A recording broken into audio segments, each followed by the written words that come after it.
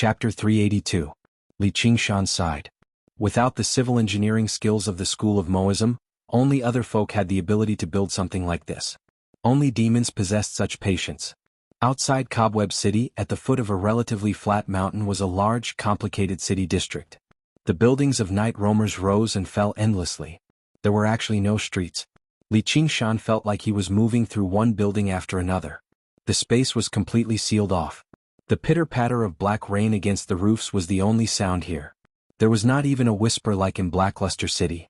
There were only exchanges of hand gestures, auras, or blades. The night roamers here were clearly much more powerful than in Blackluster City. Black figures drifted past him silently. Even when they saw the matriarch Yi Mingzhu, they would pass by in a hurry. Isn't this the territory of the Spider Shadow clan? Li Qingshan's voice alarmed a large region. Numerous pairs of eyes looked over from the darkness as if he had done something extraordinary. They were rather hostile, but they only looked away when they saw the horns on his head. This is a mixed residential area in the outer city. There are people from various clans here. Yi Mingzhu still chose to communicate through her aura.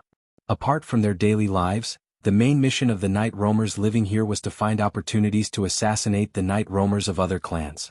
This was the battlefield of assassins. Only by passing the test here could every night roamer gain the right to enter the inner city and become part of the middle echelon of the various clans. They really don't have anything better to do. There was clearly a deep-seated grievance, yet they just had to live together. It was conceivable. Scenes from books really would appear here. People selling dumplings, people sharpening scissors, peddlers, and children would all suddenly pull out their weapons and charge at you. Being born as night roamers sure was pitiful, but he also found it rather funny. This was probably not just because of Helicoverpa Rosa's political schemes, but also because of the dark nature of the night roamers themselves. Only after entering the inner city did the situation take a turn for the better. The clans had been divided into a few large regions. Of course, it was in every single corridor. Every hall was filled with killing intent and unease. As he walked through Cobweb City, Li Qingshan couldn't help but sigh at the grandeur and delicacy of the building. It was as if every stone had been meticulously polished by a craftsman, and after a long period of time, it had become even smoother and heavier. Spider totems could be seen everywhere like some kind of primitive worship. He even saw the existence of a sacrificial offering. In the eyes of ordinary people, a demon commander's strength was akin to that of a god. Li Qingshan was very curious. What would Helicoverpa Rosa look like after ruling this place? Could she see through his mirror image avatar? Should he tell her about the three elders? All kinds of doubts were waiting to be answered. The only fortunate thing was that monsters still couldn't learn the complicated etiquette of humans. After Yi Mingzhu reported, Lin Mingya's expression changed. Soon he received the news. Walking up the spiral staircase, Li Qingshan ascended to a higher level in Cobweb City and passed through a long, winding corridor. The stone door opened silently, revealing Li Qingshan. It was a large, trapezoidal platform that stood like a cliff. Or perhaps it should be said that it had always been a cliff. A woman in a long red dress stood on the side of the cliff with her back to them. When Li Qingshan approached, she turned around just now, revealing a stunning face. However, what Li Qingshan felt first was not stunning, but undisguised cruelty and viciousness. Her lips were scarlet as if she had just drunk human blood. Her eyes seemed to ripple with venom. Humans, even if they were evil, would do everything they could to hide it. They would find various excuses to accuse the darkness of society and the depravity of the human heart, or they would propose some sort of philosophical viewpoint to justify their actions. Whether it was a genius or a madman, all of their actions and thoughts would always be restricted by the ideals of human society. There were no exceptions. She was different. She had no morals, no humanity. She did whatever she wanted. Apart from power, she was unrestrained by anything. She was truly evil without any disguise. Even though she had taken on a human form and lived in a human building, she was still a colorful spider. It was just that she was smarter, more powerful, and more vicious. She occupied the center of the spider web, waiting for her prey to come knocking. All of this did not damage her majestic, queen-like bearing. Instead, she had a strange charm that was hard to come by for humans. Li Qingshan felt a sense of déjà vu. The figure that appeared in his mind was actually Gu Yenying. Yes, it was freedom, absolute freedom. Had he fallen in love at first sight precisely because of this temperament? Had he longed to break free from all restraints? You're the newly promoted demon general? What's your name? The one who asked this question was not Helicoverpa Rosa. Only then did Li Qingshan notice that there were 3 demon generals beside her. One of them was a pale, handsome man wrapped in a cloak. His short hair was messy and his eyes were gloomy. This reminded Li Qingshan of the legendary vampires. The other one was a bald man with bulging muscles. He was as tall as 2 people. His body seemed to be surging with endless power, and his eyes were constantly surging with a strong desire to fight. The last one was an old man with a hunchback. He was extremely small and skinny. As he sat there, he bent over like he was unable to bear the burden. His hunchback that bulged out of his clothes became the most eye-catching part of his body. Every single movement he made was very slow. Even his voice was extremely slow. He was the one who asked the question. Li Qingshan had to take 3 breaths before he finished. Any one of them was a distinct and unique existence. However, beside Helicoverpa Rosa, they were almost ignored by Li Qingshan. From the moment he stepped on the platform and saw that red figure, before he could see her face, all his attention had been attracted by this bright red figure in the darkness. Of course, he was no longer the boy from the mountain. He immediately regained his composure. He was just thinking, if the one he saw back then was her, would he also fall in love at first sight? Your Excellency Dragon's Nail, I am North Moon. I have just passed the heavenly tribulation and have come to see Spider Queen. Li Qingshan bowed. And also Excellency Strong Stone and Excellency Blood Shadow. Before this, Yi Mingzhu had already introduced the basic situation of the underground to Li Qingshan. Helicoverpa Rosa had dozens of demon generals under her command. Among them there were naturally strong and weak ones. The strong ones among them were called strong demon generals. They were equivalent to middle and late-stage foundation building cultivators. And the strong among the strong were the 3 in front of him. Not only had their cultivation reached the peak of demon generals, they also had powerful bloodlines that were different from ordinary beasts. They possessed power that was absolutely above ordinary demon generals. It was said that each of them had the terrifying strength to fight against multiple ordinary demon generals. In other words, if they joined forces, they could sweep away all the demon generals in this area. They absolutely could not be underestimated. Even if Li Qingshan's main body was here, he wouldn't dare to say that he could defeat any one of them. Of course, it wouldn't be that easy for them to defeat him either. Why did you put my name at the end? Helicoverpa Rosa still didn't have the intention to speak. She silently sized up Li Qingshan. Instead, it was the pale-faced Blood Shadow who opened his mouth to question first. His expression was even more gloomy. Then, Your Excellency Blood Shadow, which excellency do you think your name should be in front of? I can change it. Li Qingshan raised his eyebrows. I just casually said something and you're using it to find fault. You're really crazy. In human terms, this was called a show of strength. Among demons, this was even more of a way to show authority. Monkey kings fighting over ordinary monkeys' food might not be for the sake of eating, but to let others know who was the boss.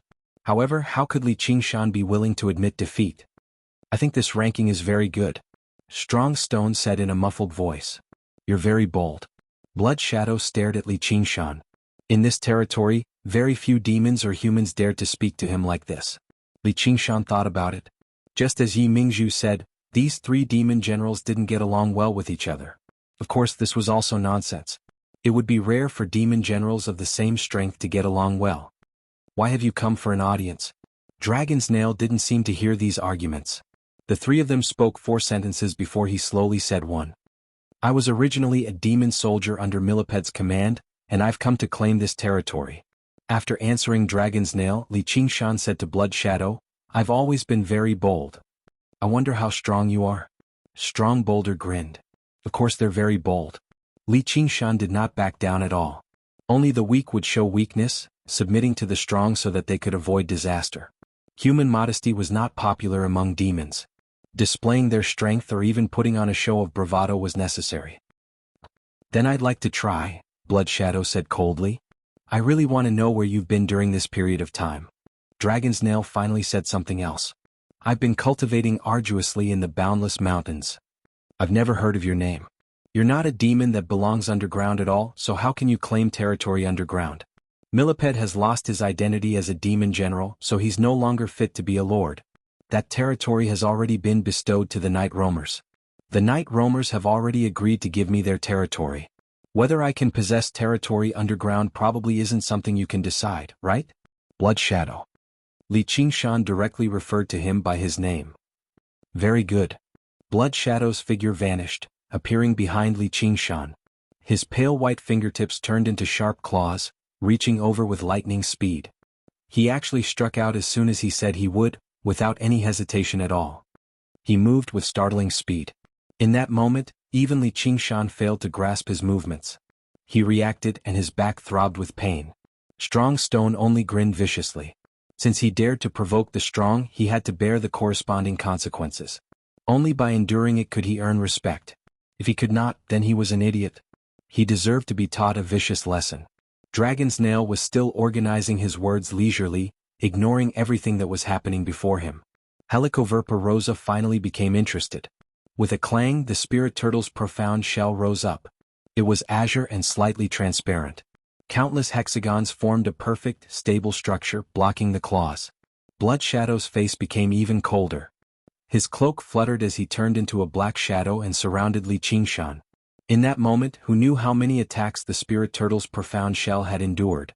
A black tornado whistled and spun, connecting the heavens and the earth. It rushed straight to the dome and scattered the thick clouds. However, it wasn't a divine ability or Dharma spell. It was merely caused by Blood Shadow's figure. Li Qingshan stood in the eye of the storm with his arms crossed. He did not move at all and looked extremely relaxed. Even after thousands of trials and tribulations, it is still strong no matter what winds blow on it. To be continued, RQ. Chapter 383. He's actually able to face Sir Blood Shadow's attacks so easily. The North Moon really isn't a regular demon general. His existence alone can change the situation underground. Yi Mingzhu backed to one side and watched on from afar. She was surprised before sinking into her thoughts. In the darkness, countless pairs of eyes also watched this startling sight. They all had different thoughts. When Li Qingshan was still a demon, even when the three elders worked together, they were unable to smash through his spirit turtle's profound shell so easily, let alone now that he was a demon general. Why don't you try smashing through the spirit turtle's profound shell at 30% strength? Blood Shadow, did you not eat today? Do you want me to try? Strong Stone's laughter drowned out the sound of the wind. He was eager to see who was stronger and tougher. Li Qingshan did not ease up either. His demon chi was being rapidly depleted. Once it reached a certain level, he would not even be able to maintain his mirror clone, let alone fight. And he could tell that Blood Shadow had restricted his attacks to a very small area the entire time. He had not unleashed his true strength. After all, this was Cobweb City. Oh right, there's something else I forgot to tell you. I'm afraid that once I tell you, even Spider Queen won't be bold enough to keep me underground anymore. Blood Shadow, come back. Helicoverpa Rosa finally said, I'd like to hear what I'm afraid of. Blood Shadow immediately returned to his original position as if nothing had happened. His face became even colder. Nothing. I just paid a visit to the Green Vine Mountain after the tribulation and got some revenge. Li Qingshan thought about it. What he had done on the Green Vine Mountain definitely would not end so easily. He would probably get back to the demons very soon. Since he could not keep it a secret, he might as well use it as a bargaining chip. He refused to believe that he would lose a demon general. Helicoverpa Rosa did not become angry at all after that. She refused to believe that the demons would use him as a scapegoat so easily. You killed the Green Vine Elder? Helicoverpa Rosa was stunned too. No, he got away. Are you toying with us? Blood Shadow said coldly. Helicoverpa Rosa's face turned cold. I never thought the old man Green Vine would be able to escape after being cut in half. Fortunately though, the three of them happened to be together, so I killed the other two. The Lone Grave Elder and the Golden Pheasant Elder? Dragon's Nail asked slowly. There was some surprise in her eyes as well. Not bad. What proof do you have? Blood Shadow asked. Evidence? The humans would soon come to question them. I'd better leave now lest I implicate the lords. Li Qingshan turned around and left. Stop. Li Qingshan stopped and turned around, only to see Helicoverpa Rosa's pupils shrink into 2 dots. If you dare to deceive me, at Lady Spider Queen's disposal. You've done very well.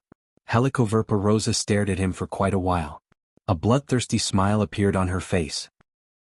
This has to do with the Treaty of Kings. This child is a source of trouble. We can't let him live. Blood Shadow advised. Blood Shadow, are you afraid? Helicoverpa Rosa turned around. Her cold voice made Blood Shadow shiver. He knew he could no longer interfere with this matter. Coward. Strong Stone sneered loudly. Lady Spider Queen was bent on war. What the North Moon was doing was perfect for the Spider Queen's taste. It was also perfect for his taste. Blood Shadow was just asking for a rebuff by saying something like that. However, this kid had killed a human Foundation establishment cultivator before, while he did not have the opportunity. Would he not make Lady Spider Queen look down on him? It was the humans who invaded the underground world en masse and killed demons. It was the disciple of the Sword Collection Palace, Fu Qingjin. He even snuck underground and used a type of incense to lure Millipede out, which led to this. It was the humans who broke the treaty first. Li Qingshan tossed out another matter. He must have used this as a precondition. His chances of being betrayed were even smaller now. From today onwards, that territory belongs to you. Helicoverpa Rosa cut to the chase. If the humans came looking for trouble, that would be for the best. Even the Dragon King had nothing to say about her actions. Thank you for your kindness, Spider Queen. There's only one matter that I'm not too satisfied with. What is it? Why is the Green Vine Elder still alive? I will definitely satisfy Spider Queen. Helicoverpa Rosa smiled afterwards. She found Li Qingshan to be very pleasing to the eye. With a capable subordinate like him, she would be a little more confident in her battles against the other demon commanders. How did you do it? Just when Li Qingshan was about to take his leave, Dragon's Nail asked slowly. The three elders were not people to be trifled with. Judging from Li Qingshan's performance just now, he might be able to protect himself, but achieving that was almost impossible. Did you just say we should kill them together? Strong Stone frowned. Yeah, I have my ways. Li Qingshan smiled and turned around to leave. Dragon's Nail pondered. Was that all his true strength? He possessed such strength right after undergoing the heavenly tribulation. If he was given time to develop, just what level would he reach? She could vaguely see the rise of a new star of the demon race. Helicoverpa Rosa's eyes flickered, but she seemed to notice something. Her smile became even more vicious and brilliant. After dealing with the matter of the territory, Li Qingshan stopped worrying. On the way back, Yi Mingzhu treated him with even more respect. She silently dismissed some of her vicious thoughts too. Clearly, he had already gained the Spider Queen's favor. If anyone killed him, they would definitely incur the wrath of the Spider Queen. No night roamer could bear the consequences, so cooperation was the only choice left. Returning to Blackluster City, Yi Mingzhu immediately went to prepare the spiritual herbs for the first transaction. She wanted to exchange them for the talismans in Li Qingshan's possession. At this moment, Yi Liubo played a crucial role. Li Qingshan did not understand the exact value of spiritual herbs and talismans underground, but Yi Liubo knew very well. That was not all. She understood the importance of this resource to the clan, as well as the clan's ability to endure it all. She was sharp-tongued, constantly pushing the bottom line of the Spider Shadow clan, or even pushing it a little further. It made the elders who negotiated with her glare at her furiously. They were almost tempted to draw their blades and stab this traitor to death. Yi Liubo was fearless as Li Qingshan sat nearby behind her. She was filled with confidence, desperately demonstrating her value as a servant. She also treated this as an opportunity for revenge. She even drew an arcane treasure that said, "If you don't want to negotiate, I'll find another clan to work with," forcing the Night Roamer elders to turn purple. Such a large number of talismans and spiritual artifacts had indeed surpassed their own value. It was of great strategic significance. If it were not for the fact that Yi Mingzhu had returned from Cobweb City and told them that Li Qingshan had already caught the eye of the Spider Queen, they really would have considered falling out with him. In the end, it was Li Qingshan who could not stand it any longer. A high-grade talisman was going to be exchanged for a 1,000-year snake gallflower. Even if it was an open robbery, it would not be so vicious. He cleared his throat. Liubo, respect. He did not care too much about a high-grade talisman or two. The Spider Shadow clan would have other uses in the future. Pressuring them too much was not a good thing. Yi Liubo glanced at Li Qingshan grumpily. All she could do was lower the price, and only then did the elders ease up. In the end, they came to an agreement. That was, they exchanged for it with a minimum price. Li Qingshan obtained 11 spiritual herbs, and none of them were younger than 500 years old. Above ground, even 100 talismans would not be enough to exchange for a single one. That was truly a huge profit. After becoming a demon general, he had higher requirements for the quality and quantity of elixirs. Although elixirs such as chi-gathering pills and chi-amassing pills were still being produced, the efficiency was still not as good as when he absorbed the spiritual energy of heaven and earth. From demon general to demon commander, he had to cross a millennium. Just the pills he obtained were simply a cup of water on a burning cart of firewood. Now that he had finally found a new way, His heart was filled with indescribable joy. I can live for 1,000 years? Li Qingshan suddenly came back to his senses. Unknowingly, he already had a lifespan of 1,000 years. This kind of feeling was very strange. The lyrics went, borrow another 500 years from the heavens, but he had already reached twice this number, far exceeding the extravagant hopes of mortals. What was he going to do with these 1,000 years? Once he thought about this question, he was somewhat at a loss. However, he quickly came to his senses. Of course, he would do what he wanted to do. In his previous life, he had read many books about how painful it was to live a long life. His evaluation of it was only 4 words: moaning without illness. What he wanted to do, even 1,000 years wouldn't be enough to do. My dear daughter, don't feel unhappy. This is just a temporary measure. You know that I have always doted on you the most. Otherwise, I would not have given the territory to you. You need to do everything you can to win his favor. It's best if you can make him fall in love with you. I can tell that he likes women too. This will bring great benefits to our entire Spider Shadow clan. In this region, he'll definitely become a powerful figure that won't lose to the 3 sirs in the future. Yi Mingzhu called Yi Liusu to one side and said earnestly while taking advantage of the negotiation. I've never known how to win the favor of others. Are we supposed to rely on demons and not fight for it with our own cultivation? As long as we still live in this region, the status of other folk will never be higher than demons. You need to understand this. The Bat Shadow clan is only bold enough to act so arrogantly because of Sir Blood Shadow. As long as you do this well, the position of matriarch will be yours in the future. Chapter 384. Yes, mistress. Yi Liusu closed her eyes, but she refused to accept it inside. My good daughter, I'm doing all of this for your own good. You'll understand in the future. Yi Mingzhu let go and gently touched Yi Liusu's face. After completing the deal, Li Qingshan immediately set off on his journey back. After being scratched several hundred times by Blood Shadow, a lot of his demon chi had already been depleted. If this dragged on, he would probably not be able to maintain his mirror clone for much longer. Blackluster City completely vanished into the darkness behind them, and the sound of the waterfall grew closer and closer. The 3 of them traveled against the flow, and after an hour, Li Qingshan suddenly stopped. What's wrong, master? Yi Liubo asked. Yi Liusu frowned as if she had sensed something as well. You're just haunting me. Let's go. Li Qingshan picked up Yi Liubo and sped up. Blood Shadow unfurled his cloak and whistled up the waterfall. He was like a huge black bat. His teeth protruded from his mouth, making his handsome face seem very vicious. He said, North Moon, are you bold enough to fight me? Let me see just what you're capable of, killing the elders of the 3 mountains. His voice was not loud, but it pierced through the cavern like an invisible sword, reaching Li Qingshan's ears and producing an ear-piercing hum. You're bold enough to hunt me down? Aren't you afraid of Mime Spider Queen's punishment? Li Qingshan called out. Wild gusts of wind wrapped in wind blades shot out with his voice. I won't kill you.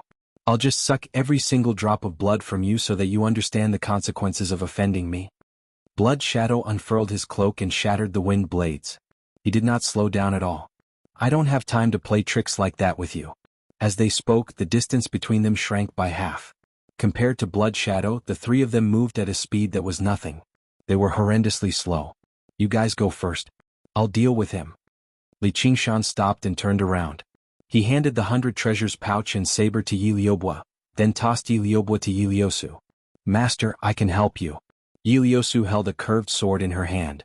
It's rare for you to have such loyalty, but his target is me. Protect Liubo and yourself. This is an order. Yi Liusu didn't say anything and left immediately. Li Qingshan turned around and flew towards a nearby cave. Blood Shadow arrived in a flash, almost without any hesitation. He immediately chased after Li Qingshan. At this moment, Li Qingshan's aura suddenly disappeared. Child's play. Blood Shadow sneered. The sound waves spread like a fine filter, leaving no gaps. Immediately, Li Qingshan's figure appeared. As the chase continued, the distance between the 2 of them rapidly shortened. The wind whistled and the figure moved swiftly. In Li Qingshan's eyes, the deep cave was like a roller coaster, undulating and wriggling like intestines. Suddenly he stopped in his tracks. The cave in front of him was cut off. It was a dead end. Li Qingshan let out a breath. It's about time. He pressed his hand on the rock wall. Blood Shadow had already sensed the situation in the cave. The corner of his mouth curled up and he instantly turned into the cave. He saw Li Qingshan 1,000 feet away. To him, this distance could be covered in a breath's time. Rumble. Tremors filled the cave. Cracks instantly covered the rock wall, and thousands of kilograms of earth and rocks fell. Li Qingshan's mocking face. Smoke and dust rose, and the sound wave detection was interrupted. Don't even think of escaping. Blood Shadow advanced instead of retreating.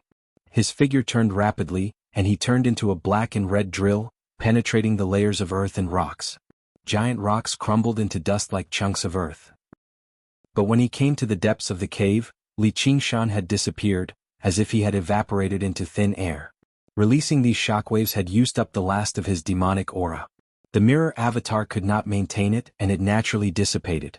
Very good, I have already remembered this name and this smell.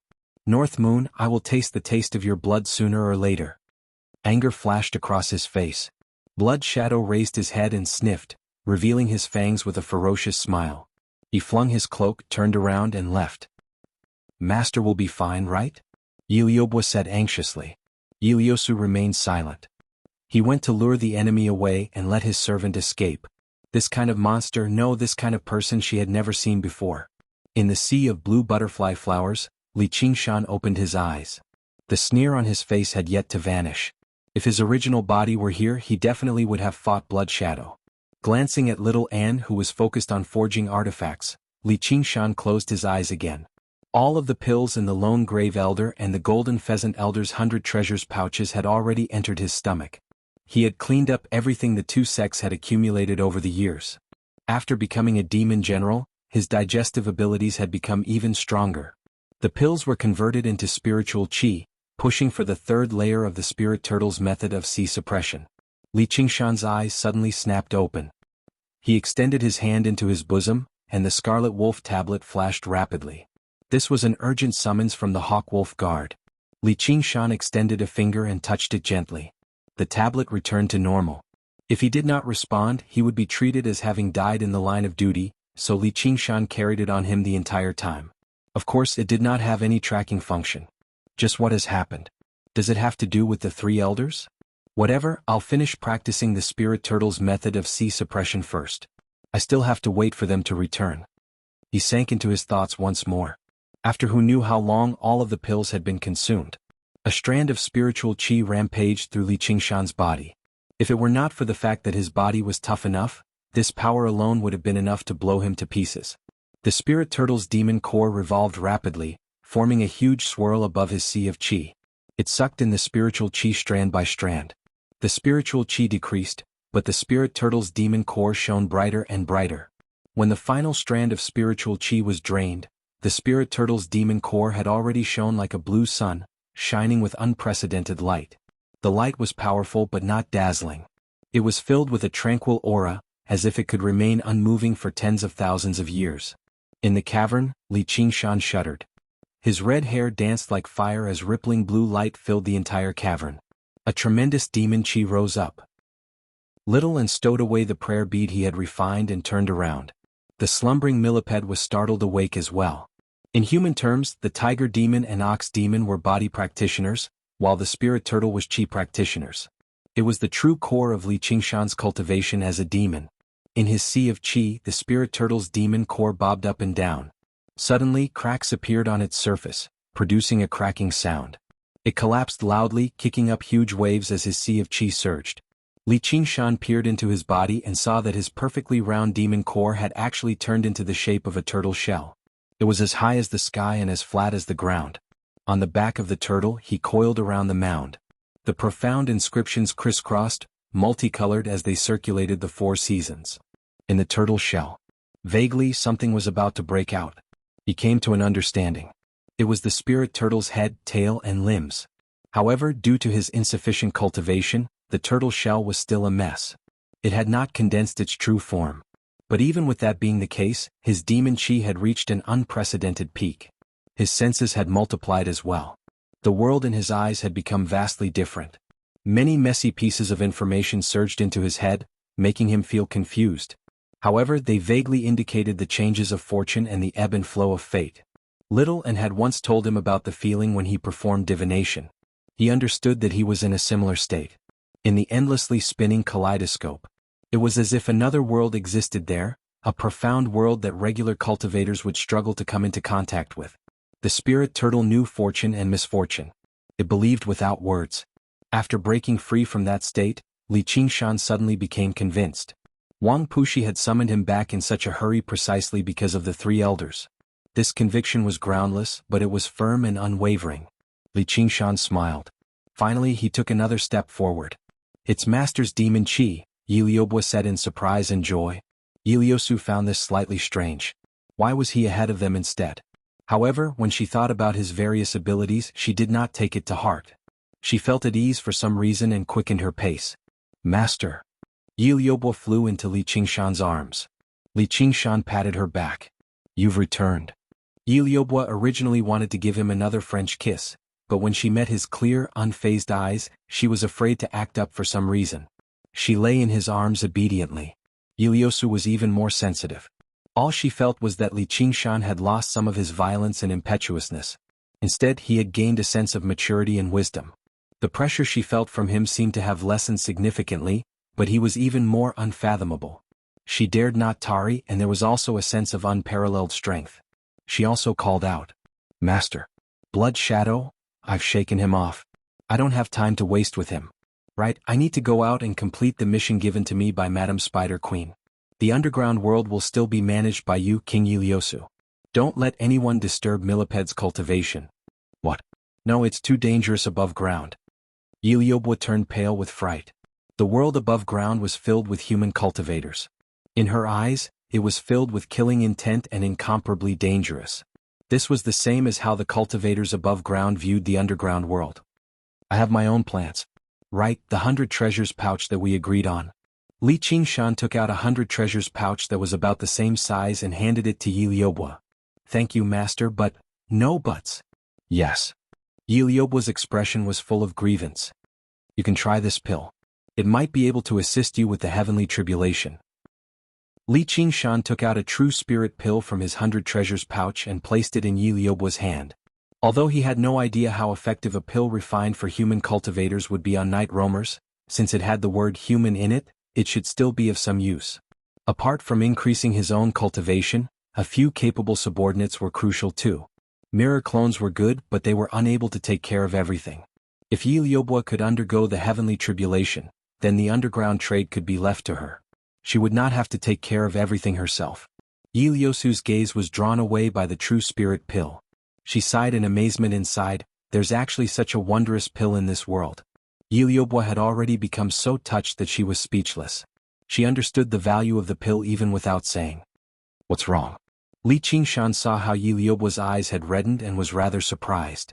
"Ever since I was young, no one has ever treated me so well. I definitely won't let you down, Master." Li Qingshan was rather embarrassed.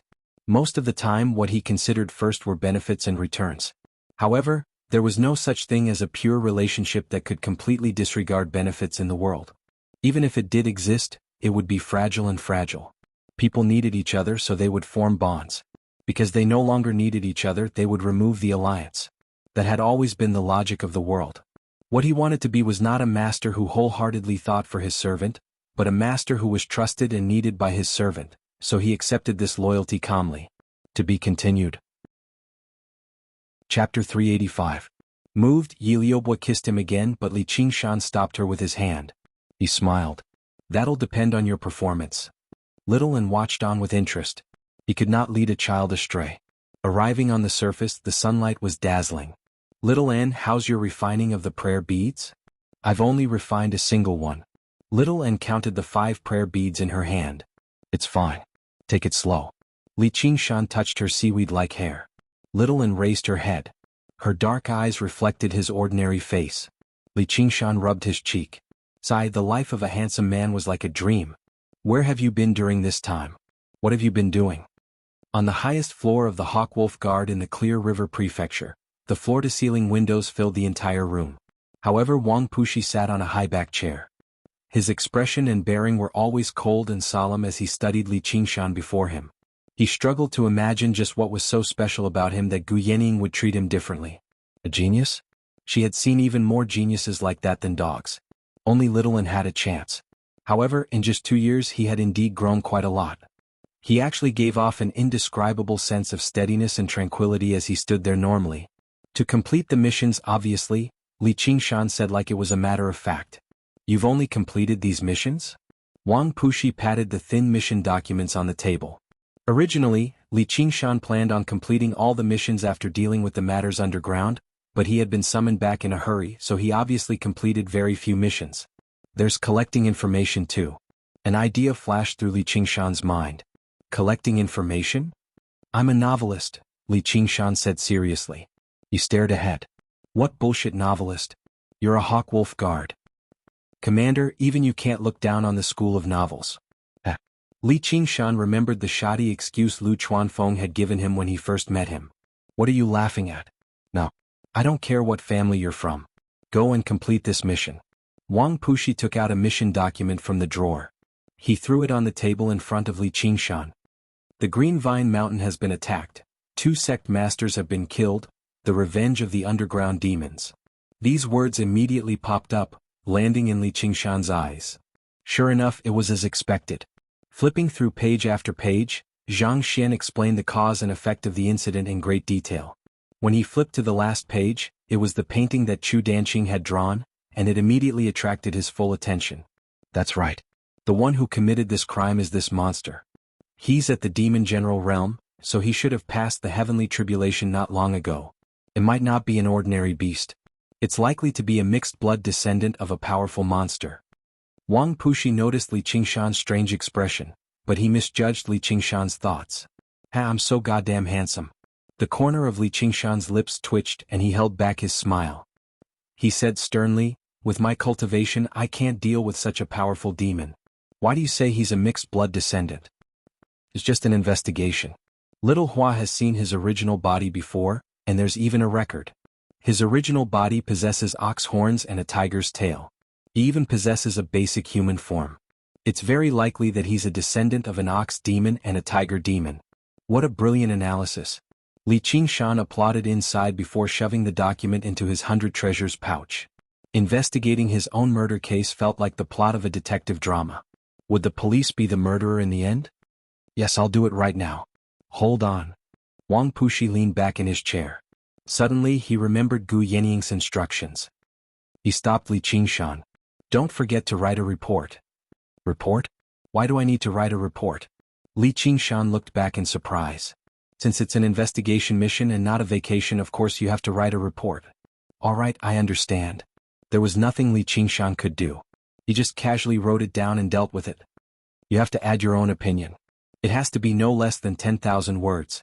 Wang Pushi added. Since it was Commander Gu's instructions, regardless of whether he could understand the meaning behind it, he had to complete it 100%. Anyway, he didn't need to complete it. Bang. Li Qingshan flashed back and slammed the table. Commander Wang, you're not messing with me, are you? Who needs to write so many words in a report? You're a novelist, right? So what if I am? If you are, then scram and write it. I won't forgive you if you miss one word. Wang Pushi's cold aura surged out. Bang. Li Qingshan flew into the wall of the corridor, and the door closed in front of him. Li Qingshan exhaled. Novelists were people too. Writing 10,000 words, wasn't that asking for his life? At this moment, 2 familiar figures appeared before Li Qingshan, staring at him in surprise. Here. Diao Fei and Great Hero Yu. Li Qingshan blinked and made out their faces. They were actually 2 familiar people he had not seen in quite some time. Qingshan, I've been ordered to investigate with you. As the first senior brother of the Green Vine Mountain, Diao Fei would definitely be involved in this case. Really? You're a Scarlet Wolf Guard now. Congratulations. Li Qingshan saw Diao Fei's uniform. I should be the one congratulating you. 8th layer Qi practitioner. How did you cultivate? Diao Fei was filled with disbelief. Back then on the dragon ship, Li Qingshan was only a 1st layer Qi practitioner, an insignificant little Qi practitioner. In just a few years he had undergone such a great change. I just casually cultivated. Alright, I'll leave the report this time to you. Li Qingshan smiled resplendently as he wrapped his arm around Diao Fei's neck like he was very familiar with him. Apologies. I really want to help you, but Commander Wang has specially ordered that only you can write this report. No one else is allowed to interfere with it, Diao Fei said unnaturally. Although he could feel that Li Qingshan's aura had become much calmer now, the feeling from back then was just too deep. He could not stand with a vicious tiger. All right then. The corner of Li Qingshan's lips twitched. He let go of Diao Fei. Great hero you, why have you come too? Alright, were you injured on the Green Vine Mountain? Fortunately, I wasn't injured. It's been 2 years and you've become an adult. I've come to seek refuge with Zijin. Do you still remember that girl? Yu Shuquang glanced at Diao Fei from the corner of his eye. Of course. She's a genius of our 100 schools of thought. It's a pity that you're too old so you can't join the 100 schools of thought. That's fine. You can still cultivate in the Clear River Prefecture. If you need my help, just let me know. Thank you, but I have to return to the Green Vine Mountain. Yu Shuquang beamed. Sure enough, he still had not forgotten about his old friend. Afterwards, he became helpless. It'll be dangerous. The sect master has already issued a summons, recalling all the disciples. If you don't return, you'll be treated as a traitor. You mean the Green Vine Elder has returned to the Green Vine Mountain again? Li Qingshan's eyes flickered slightly as he asked slowly. Yeah. Yu Shuquang lowered his head and sighed. Diao Fei suddenly shivered. In that moment he felt like he was under the claws of a tiger, shivering. However, this feeling only lasted for a moment. When he returned to his senses, all he heard was Li Qingshan smile. Looks like I have a report to write. Was it a false impression? Let's go. Li Qingshan yawned and stretched. That old man really doesn't take my words seriously. But that's fine too. In the hall below, Little Ann sat on a bench for resting, leaning on her hands as she waited for Li Qingshan. She swung her legs around. Suddenly her ears twitched. She heard a voice that she found to be slightly familiar. Afterwards, she immediately recalled the person's name and appearance. Zijin, you better stay here. The Green Vine Mountain is far too dangerous. Perhaps that demon will return. You haven't seen it, so you don't know how terrifying demons are, Yu Lian persuaded painstakingly. How do I not know how terrifying demons are? It's exactly because there's danger that I want to go take a look. I've already made up my mind. You don't have to persuade me anymore. Yu Zijian frowned slightly. She was determined. It had been 2 years. She also wanted to go back and take a look. Yu Lian failed to persuade her, so all he could do was sigh. His gaze drifted through the hall aimlessly, quickly sweeping past a tiny figure. Yu Lian looked away again, looking at Little Ann's face in the end. Although he did not possess Little Ann's impressive memory, Little Ann had left a deep enough impression on him. He could not help but make his way over. You're that first senior sister, you're here too. Do you know each other, senior brother? Although they had never met before, they were no strangers. Yu Zijian had heard of Little Ann, the greatest genius of the 100 schools of thought. The primary disciple of the school of Buddhism obviously had the right to be referred to as first senior sister. First senior sister? 10th layer Qi practitioner? Yu Lian was surprised at first before becoming surprised again. The aura she gave off had clearly reached the peak of Qi practitioners, the 10th layer. If it were not for the fact that she was so special, he basically would have suspected that he had mistaken her for someone else. Yu Lian crouched down. Do you still remember me? I'm Yu Lian. Where's Niu Juxia? Isn't he with you? I do. You're the delivery man. You can talk. That was great. Oh my, Zijian, what are you doing? Yu Lian was overjoyed, but he felt his wrist tighten. Looking back, he saw that Yu Zijian's expression had changed. She had become extremely serious. Senior brother, are you talking about Niu Juxia? She's the child I told you about, the one who was with Niu Juxia. She's very pretty, but she can't talk. She can talk now. Alright, why are you here? Are you really at the 10th layer? Yu Zijian let go of Yu Lian's hand. At first, her head was a mess. Various thoughts flashed through her head, as if she had a fleeting flash of inspiration. It was extremely important, but she was unable to grasp it no matter what. Little Ann, let's go. At this moment, the three of them made their way down. Li Qingshan called out from afar, and Little Ann leapt off the bench and ran over to grab Li Qingshan's hand. Li Qingshan glanced at Yu Zijian before waving his hand and summoning a cloud. After becoming a demon general and reaching the 3rd layer of the spirit turtle, using water techniques felt as simple as blinking an eye. The cloud he summoned was both large and fine, so he even had to control it a little. Yu Shuquang saw how Yu Zijian stood there without moving, so he thought Yu Lian had already convinced her. He called Yu Lian over, but Yu Lian was rather confused as well, but he had no time to think too deeply about it. They boarded the cloud and were about to fly off. A flash of inspiration appeared in her head, connecting everything together. Yu Zijian suddenly turned around and called out to Li Qingshan's back. Niu Juxia. P.S. There's only a single chapter today, so please forgive me. I need to think about the plot carefully. To be continued. Chapter 386. Yu Shuquang was alarmed. He looked at Li Qingshan.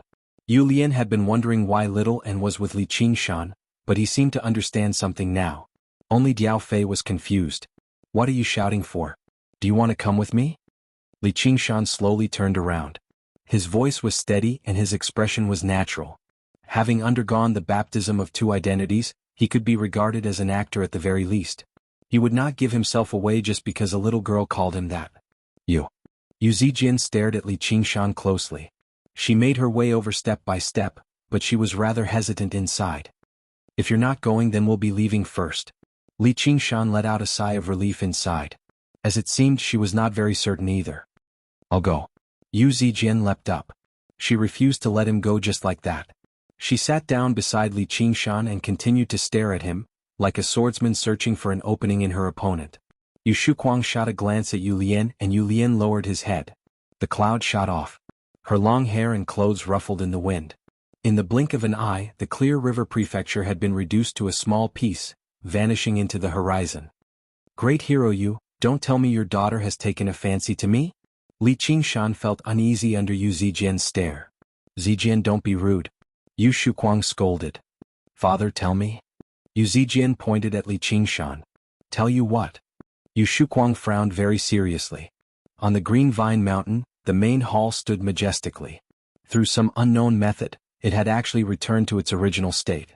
Fellow Fu, the Sword Collection Palace really does live up to its reputation with its wondrous techniques. The Green Vine Elder's hair and beard were tangled together, shining like silver. At first glance, he seemed rather like a hermit, someone of great virtue and prestige. However, his eyes were filled with respect as he looked at the young man before him.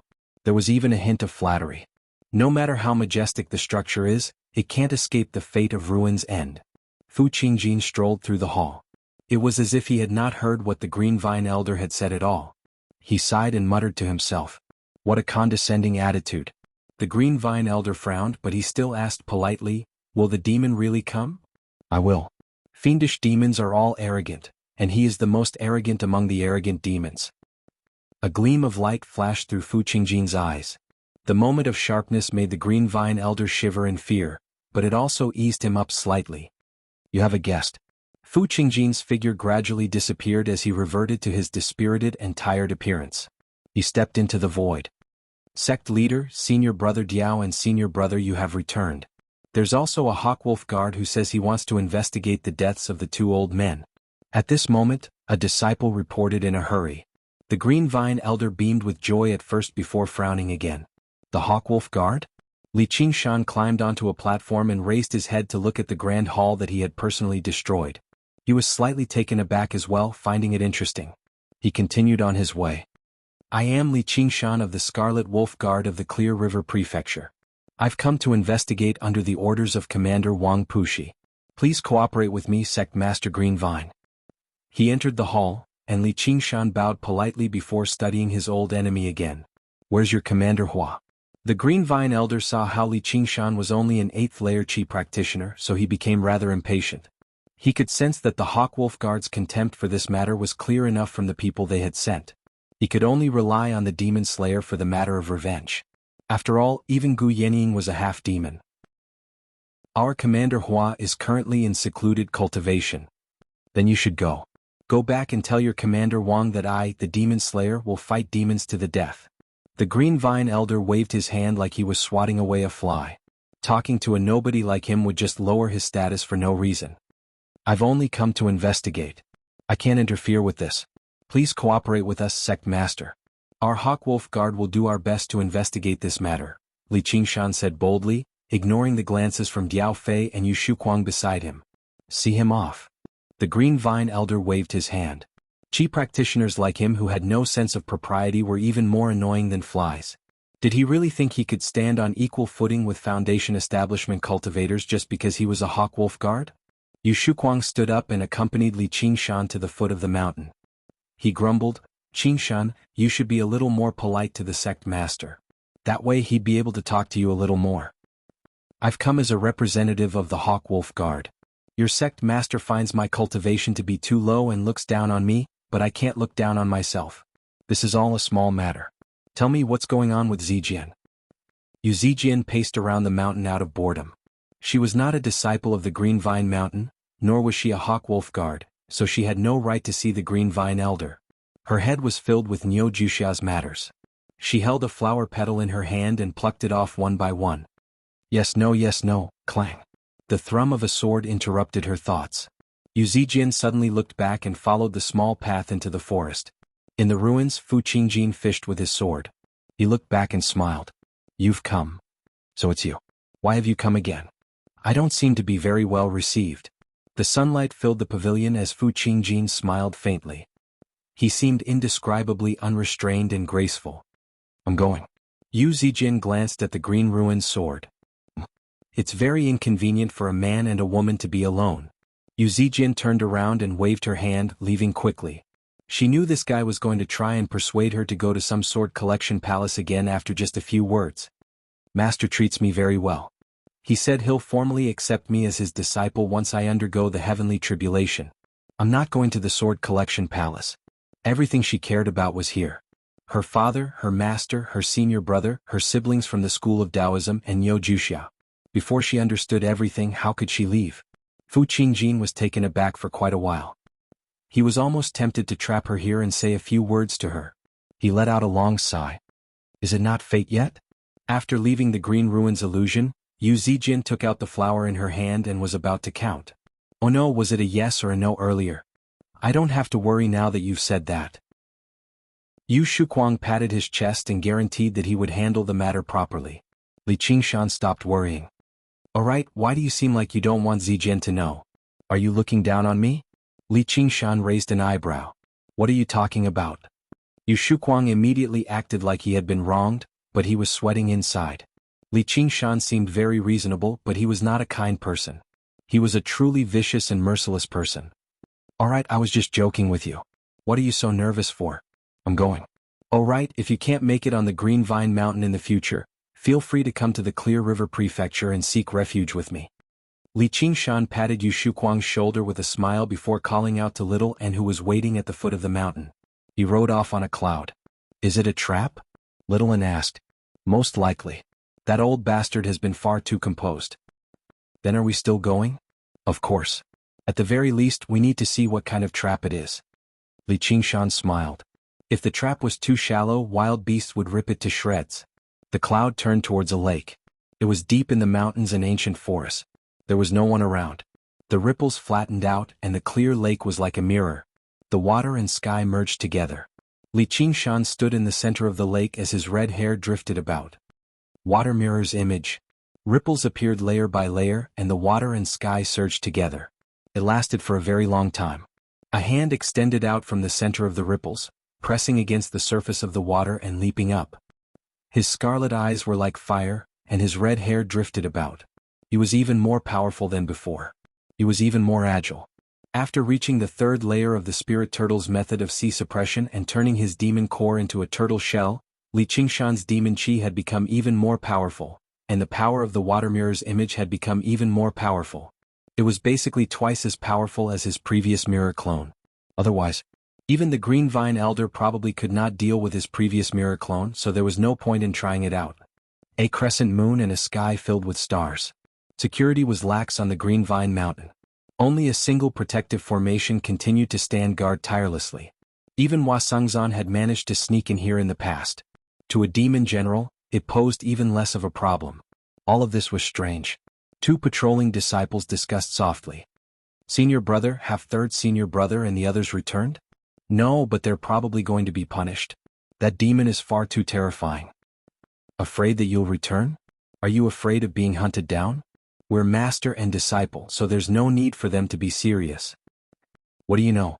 I'm not afraid of being hunted down. Being an independent cultivator is far too difficult. Even master is bold enough to return, so why wouldn't I be? At this moment, a figure made his way around a large tree and appeared on the mountain path. Who's there? Senior brother, it seems like demon chi. Oh no, it's a demon. Using the moonlight, they finally made out the newcomer's appearance. They did not look at the horn on his head, nor did they look at the ice blade in his hand. They forgot about all of these characteristics. Only his scarlet eyes flickered in the darkness, even more profound than the moon and stars. Li Qingshan did not hide his demon chi or figure at all, making his way up the mountain step by step. The two patrolling disciples stood on the mountain path, staring blankly at the figure walking towards them. Even their courage to flee or call for help had collapsed. It was like a mountain was crushing down on them. "Excuse me," Li Qingshan arrived before them and said softly.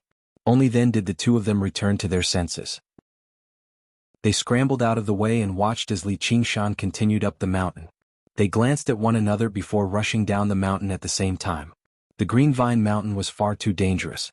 They would never return this time. In the hall at the top of the mountain, the Green Vine Elder suddenly snapped open his eyes.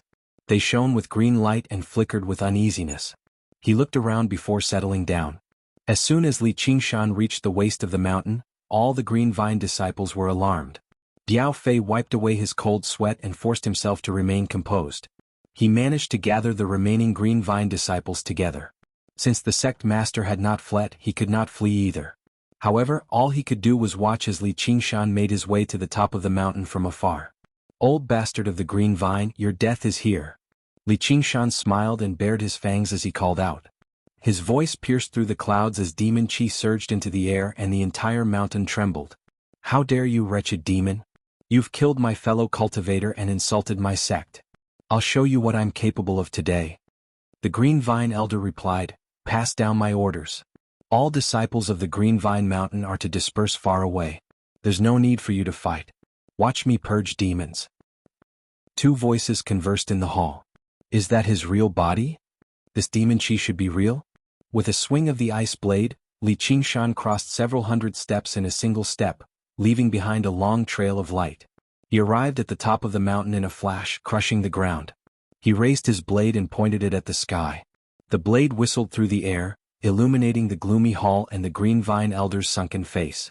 P.S. His mental illness has improved. To be continued. If you like this work, you're welcome to vote for me.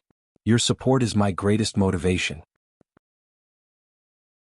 Chapter 387. Evildoer, today is the day you die. Xiao Chen swung his green vine staff down and shattered the saber light. Greenwood transforms into a dragon. Dragon battles in the wild. The Green Vine Elder slapped himself, and green light erupted, expanding and turning into an azure dragon with scales and horns.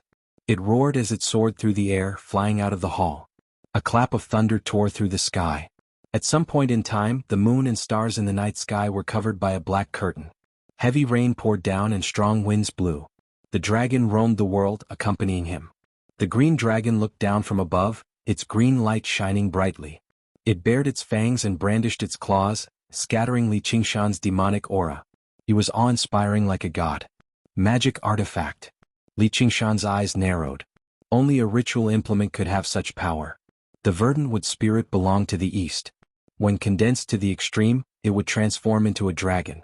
This was not just the power of an arcane artifact, but the embodiment of the Green Vine Elder's entire cultivation. Xiao Chen's vision darkened. The azure dragon let out a long roar and pounced down. It was like a surging azure wave, sweeping up the sky with an unstoppable momentum. Die, demon! Boom! Billions of raindrops scattered in all directions, piercing through countless leaves. Li Qingshan abandoned his saber and used his fist to punch the azure dragon's head. Waves of energy flowed through Xiao Chen's legs and spread throughout his entire body. Unexpectedly, he was somewhat unable to block it. He was pushed down the mountain by the azure dragon, his feet leaving two deep grooves in the ground. Li Qingshan dismissed his underestimation. He truly was the leader of the three elders after all, a foundation establishment cultivator who had cultivated for a century. When he unleashed a life-threatening attack, it was extraordinarily powerful. He grinned. "If you hadn't pretended to be dead that day and the three of you had teamed up, I wouldn't have been able to kill them so easily." "Shut up, evildoer." The Green Dragon Demon Slayer. The Green Vine Elder was enraged. He no longer possessed any elegance at all. He spread his arms and a green light surged out like a tide. The azure dragon shone brightly, and its body swept over, wrapping around Li Qingshan. Its 4 dragon claws dug deeply into the ground, extending thousands of roots into the Green Vine Mountain. Even though his divine strength was astonishing, it was still difficult for him to use it. He wanted to kill Li Qingshan on the spot. Boom. Another clap of thunder resounded in the sky. But it couldn't suppress Li Qingshan's growl, Zhen. Shockwaves surged, and visible ripples appeared on the azure dragon's body as it roared. The disciples of the Green Vine Mountain watched on from afar. He tottered about. Looking up, the Green Vine Mountain was actually trembling gently, as if it was trembling under the power of the powerful demon. Li Qingshan's dragon body shattered and he shot into the sky. However, in the span of a breath, another dragon roar sounded from beneath their feet. The azure dragon's figure coiled up and actually chased after them again. It opened its mouth and spat out a ray of green light. Li Qingshan frowned. He used the spirit turtle's profound shell and green light shot out. Suddenly they transformed into thousands of vines and branches, entangling and pulling him down. It was like a frog spitting out its tongue to catch insects. With a flash of the blade, the long tongue was severed. But immediately more vines stretched out like an endless green wave. The ice blades danced wildly like sharp wheels spinning rapidly. They tore apart the wave, but there was no end to it. He wants to exhaust my strength. Take out the leader first. Li Qingshan guessed the Green Vine Elder's plan. He sucked in a deep breath and let out a great roar at the azure dragon. The tiger demon's slaughter roar. Fierce winds surged and thunder rumbled faintly. A black pillar of wind spun and rushed into the azure dragon's mouth. It immediately swelled up and thousands of wind blades shot out, shattering the azure dragon. At the same time, a pair of half-transparent wings of wind unfurled on Li Qingshan's back. With a flap, he vanished into the sky. In the next moment he appeared in the main hall, above the Green Vine Elder's head. He wielded his blade with both hands and swung down. The second innate ability of the tiger demon, giving wings to a tiger. With the fierce winds as his wings, he controlled the divine wind and soared through the sky. Li Qingshan's scarlet hair was like fire, and his eyes narrowed to the size of needles. Killing intent surged out and poured into the blade. No matter what your trap is, as long as I kill you, it's all for nothing. Die. Defense Talisman Formation. The Green Vine Elder was surprised, but he did not panic. With a wave of his hand, 7 talismans lined up in a row. They shone brightly and turned into 7 layers of light. The first layer, the second layer, the third layer. The ice blade pierced through the third layer of light without any sluggishness. Its sharpness diminished and its momentum was thwarted. You wretched demon. The Green Vine Elder stared at Li Qingshan in hatred and fear. He formed a series of seals with his hands, and the shattered azure dragon outside the hall actually reassembled, flying back into the hall. There's no end to this. Li Qingshan made up his mind.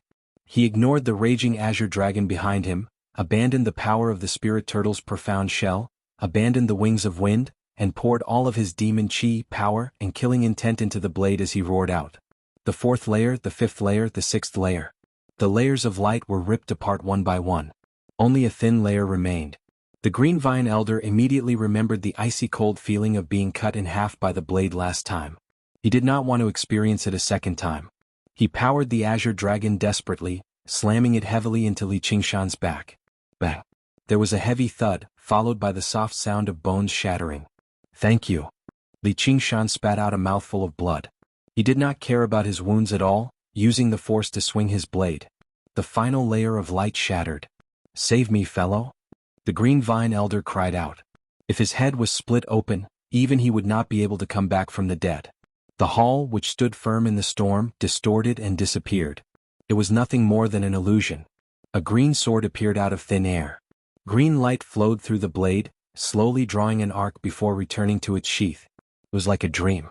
The broken blade spun into the air and stabbed into the ground. A thin, red mark appeared on Li Qingshan's throat. He was calm. God damn it, I've got nothing better to do anyway. I'll assassinate him once a day with my clone. I'd like to see how many times you can protect that old coot. And he smiled. Fellow Fu, what do I do now? If that wretched demon sends his clone to assassinate me every day, what should I do? The Green Vine Elder was filled with worry. He truly was the wisest of the 3 elders. He immediately thought of this. I'll help you cast down a Tai dust formation of disintegration on the Green Vine Mountain. Even if demon generals fall into it, only death awaits them. You don't have to worry. Sigh, that's all we can do. Though I'm a mighty sect master. If I'm scared off by a demon general, what dignity do I have left? What dignity do I have left for the demon slayer? The palace master has already negotiated with the Dragon King of the Sea. He won't just let this matter slide. If the demons refuse to give an explanation, then all we can do is fight. The Green Vine Elder thought that's what you want. If that really happens, I'll probably be even more afraid of leaving my home and roaming around. Sect Master Diao Fei came to see him with a group of disciples. He did his best to suppress his fear and avoid looking at the mess on the top of the Green Vine Mountain. Yu Shuquang followed behind. He made up his mind, no, I have to come up with an excuse to leave the Green Vine Mountain and seek refuge with Li Qingshan. I feel like doing this is very wrong. We should abide by the Treaty of Kings and allow humans and demons to coexist peacefully. What the hell are you writing? Open your dog eyes and count. Are there even 10,000 words? Chapter 388. Every single character in the report was the size of a cup, and the handwriting was terrible. It seemed crooked like a child's careless homework. As for the content, it seemed to further prove this point. It's not good for demons to kill people. It's not like the Green Vine Mountain is innocent. Why do they have to hold some herb-gathering ceremony? Of course, demons are still wrong. They need to be punished. It was just a few sentences, vague and ambiguous. Commander, it's not that I don't want to write it, but the sect master of the Green Vine Mountain refuses to cooperate. I don't know what to write either. I can't just make it up. Li Qingshan laid out his hands and said helplessly. I don't care. You'll make it up whether you want to or not. You're the commander and I'm the commander? Wang Pushi used his authority as the commander to force Li Qingshan to submit. You're far too unreasonable. Humph, that's what you get for being arrogant.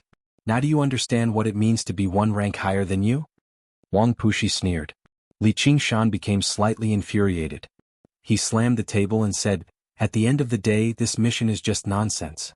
Whether they die or not has nothing to do with me. It's not like I'm familiar with them. The Green Vine Elder doesn't take a measly chi practitioner like me seriously at all, so why would I have so many thoughts for them?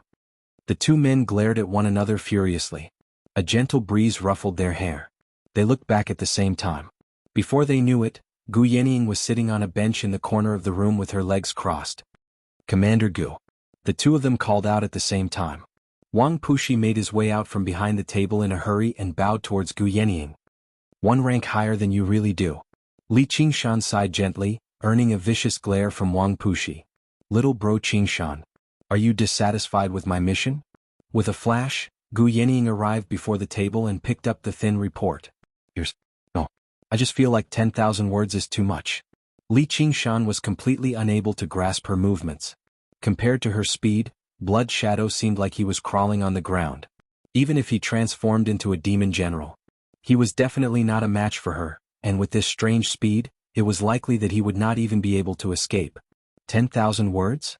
Gu Yenying laughed. Old Wang. You're abusing your position to avenge a personal grudge. This subordinate doesn't dare. The mission given by the commander must be completed 100%. Doing so half-heartedly is a disgrace to commander's love for him. Wang Pushi paid no attention to Li Qingshan's angry glare. Did you return after seeing the Green Vine Elder? Gu Yenying suddenly asked. Her gaze became as sharp as a hawk's, as if she could see through him. Yes. Li Qingshan lowered his head, not daring to look at her in the eye, for fear of exposing himself. Then we've missed out on a great show. The demon went to the Green Vine Mountain again. If it weren't for Fu Qingjin, he almost killed the Green Vine Elder again. Gu Yenying leaned against the table. Cross your arms. Commander, was the demon slain? Pressed Wang Pushi. No, it's just a clone. Just a clone possesses such strength. If the main body had taken action, probably not even Fu Qingjin would have been able to handle it. Gu Yenying glanced at Li Qingshan with a smile. Li Qingshan listened quietly, but he felt like Gu Yenying's gaze. She had never left him.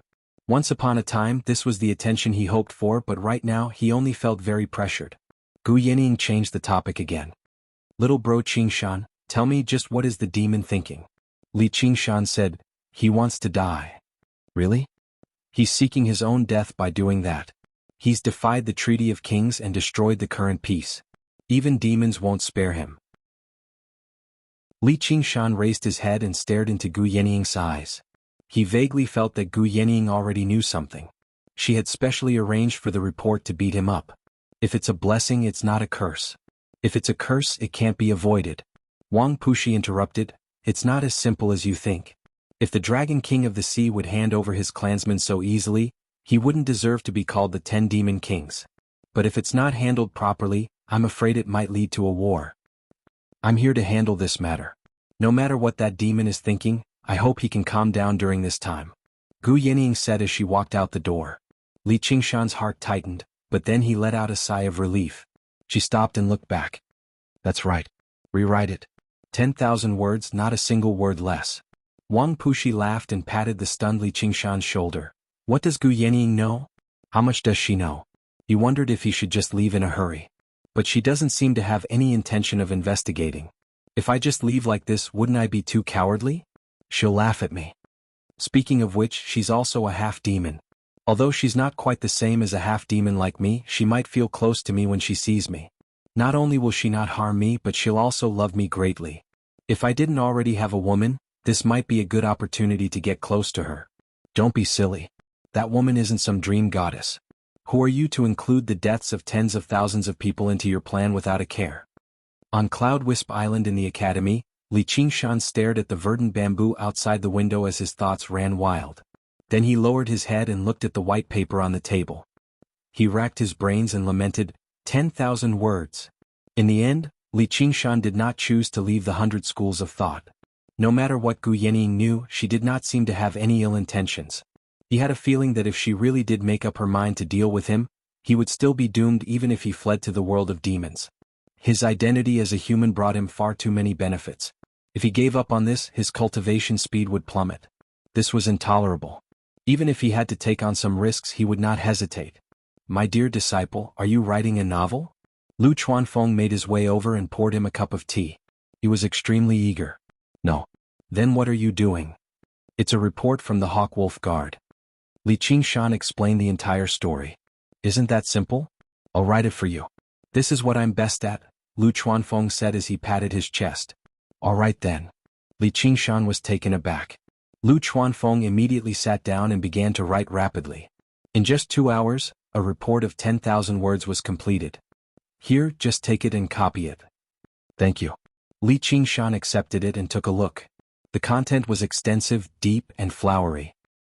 It discussed the meaning of the Treaty of Kings in depth and the conflicting relationship between humans and demons. Even Li Qingshan found it very enlightening. He developed some admiration for Lu Chuanfeng. My dear disciple, I have something to discuss with you, Lu Chuanfeng rubbed his hands and said in embarrassment. What is it? Can you lend me some spiritual stones? Lu Chuanfeng poured another cup of tea for Li Qingshan.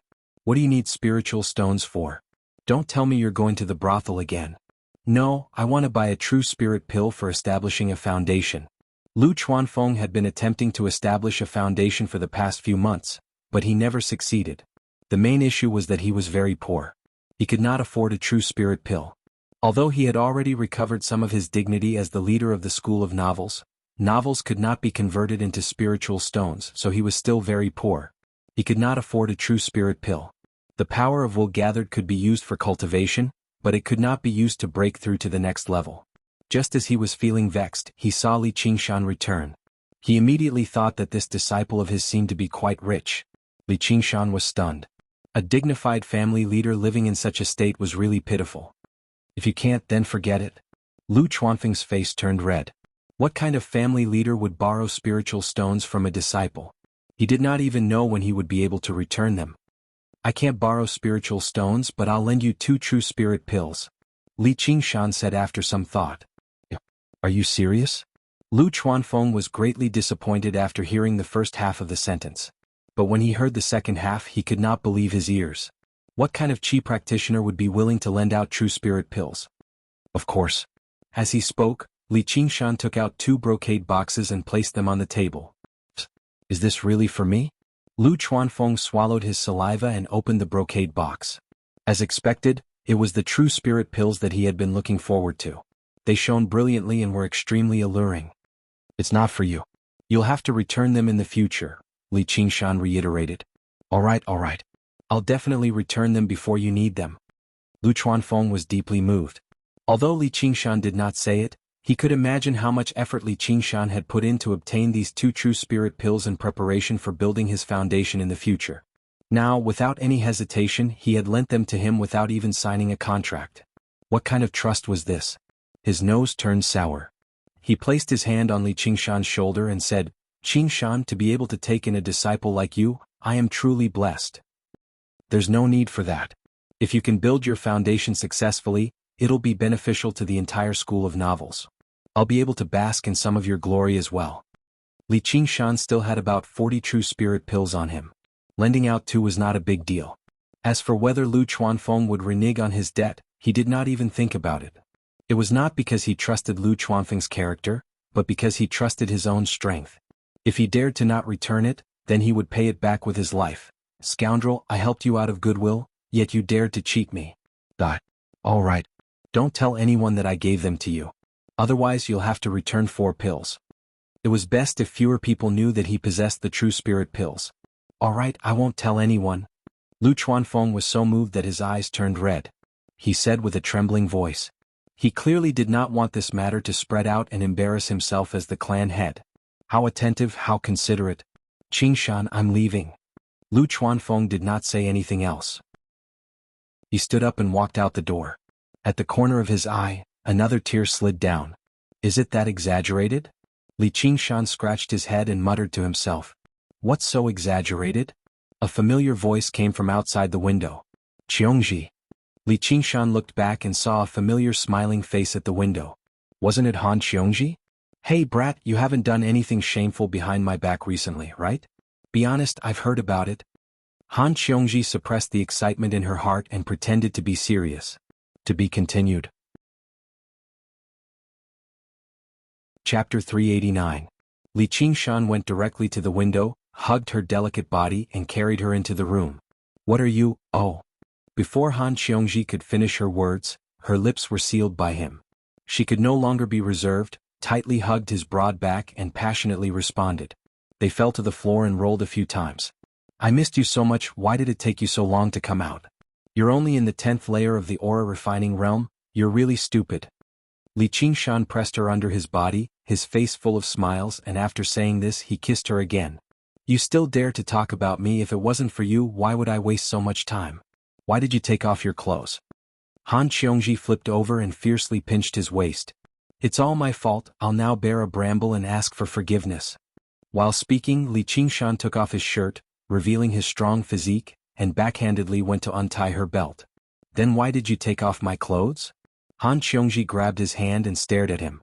You made me alone in this room for so long, shouldn't you bear a bramble and ask for forgiveness? Li Qingshan turned her over and rode on her, grabbed her hands and pressed them on both sides. I almost let you get away with it, tell me clearly, what have you been doing all this time, what's going on with you and Ruexian? Otherwise, don't even think of touching a single hair on my body. Han Qiongji struggled, but she couldn't break free. What a great strength and still so unreasonable. Do you believe me or not? Li Qingshan leaned down and stared into her eyes. He had gone through a lot of trials and endured a lot, but as long as he could calmly embrace her, it was worth it. Han Qiongji looked up at his bright and fiery eyes, already believing him in her heart.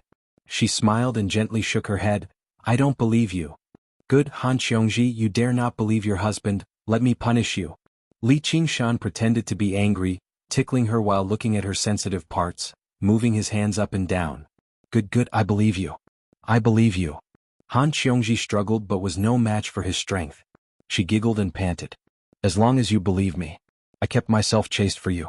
If you don't believe me, you can verify it yourself. Li Qingshan raised his hand and closed all the windows. With another wave of his hand, a faint blue light screen enveloped the room. How do we verify this? Stop. Han Qiongji struggled helplessly. The clothes on her body became less and less, and the redness on her face became more and more intense. However, there was only joy in her heart, and even a trace of expectation.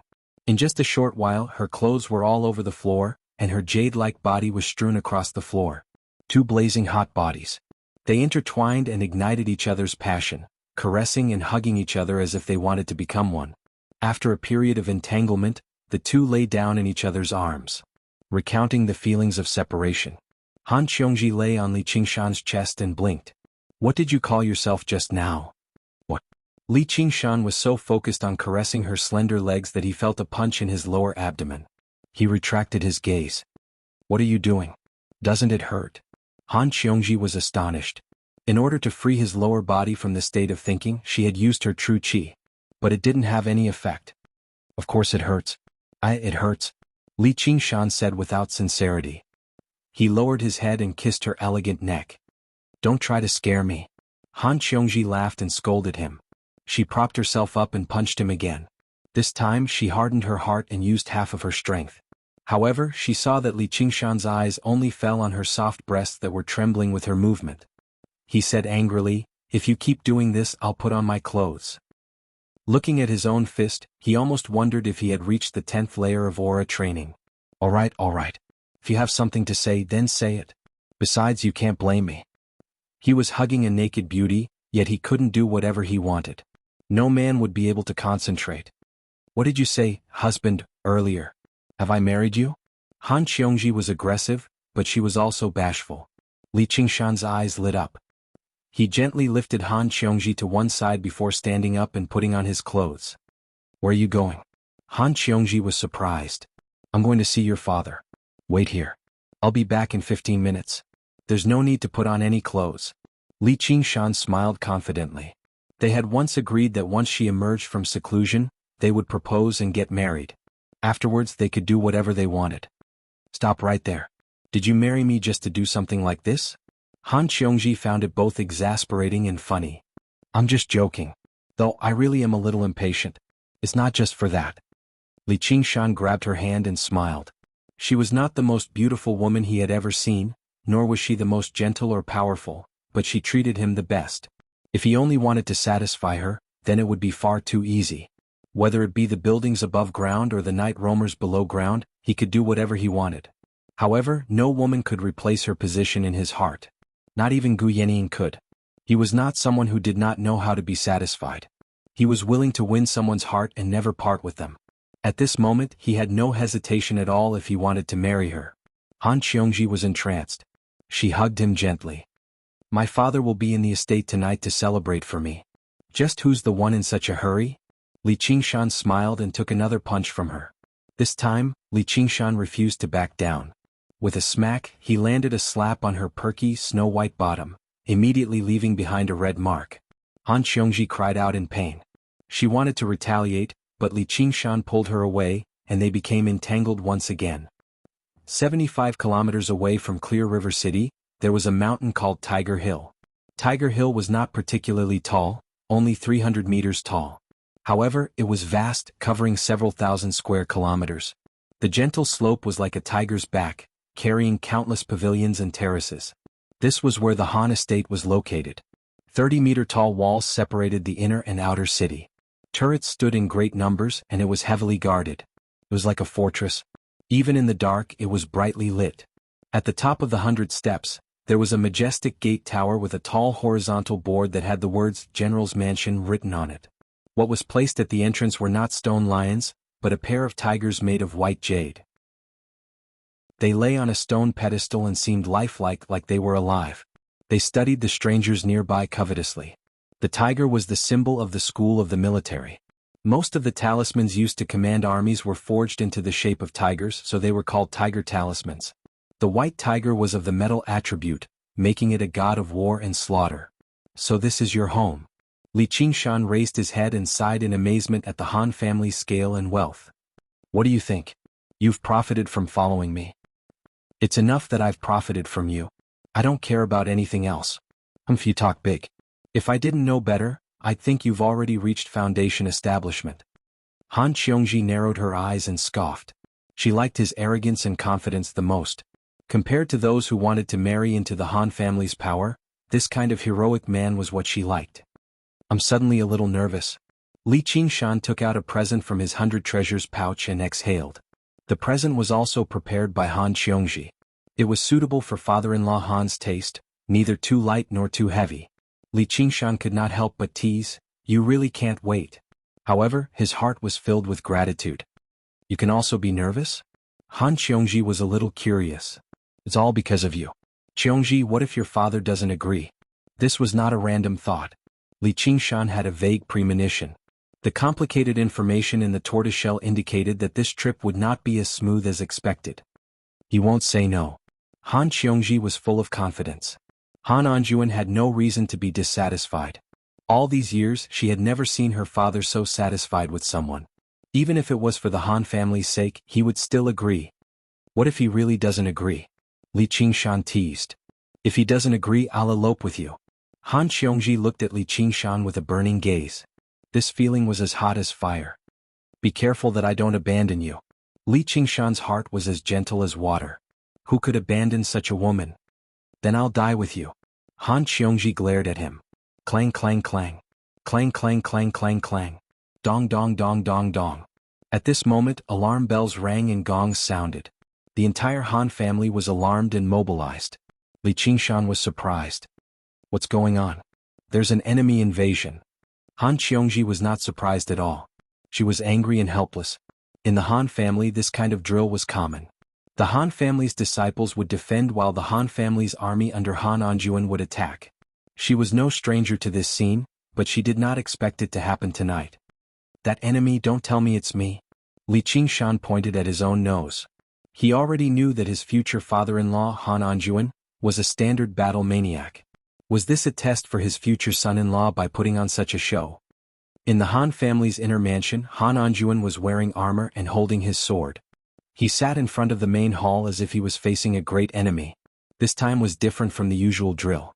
The stalwart tiger guards stood solemnly on both sides. Their faces were hidden in their armor, and their eyes were fixed on the front. They were not ordinary disciples of the Han family, but a real army known as the Han family's army. Under the leadership of Han Anjuan, they had fought against demons, mutants, and evil cultivator sections. Every one of them had been through hundreds of battles. Even though they stood still, there was a murderous aura that soared into the sky. This time, for Li Qingshan, Han Anjuan had gathered both the Han family's disciples and the Han family's army.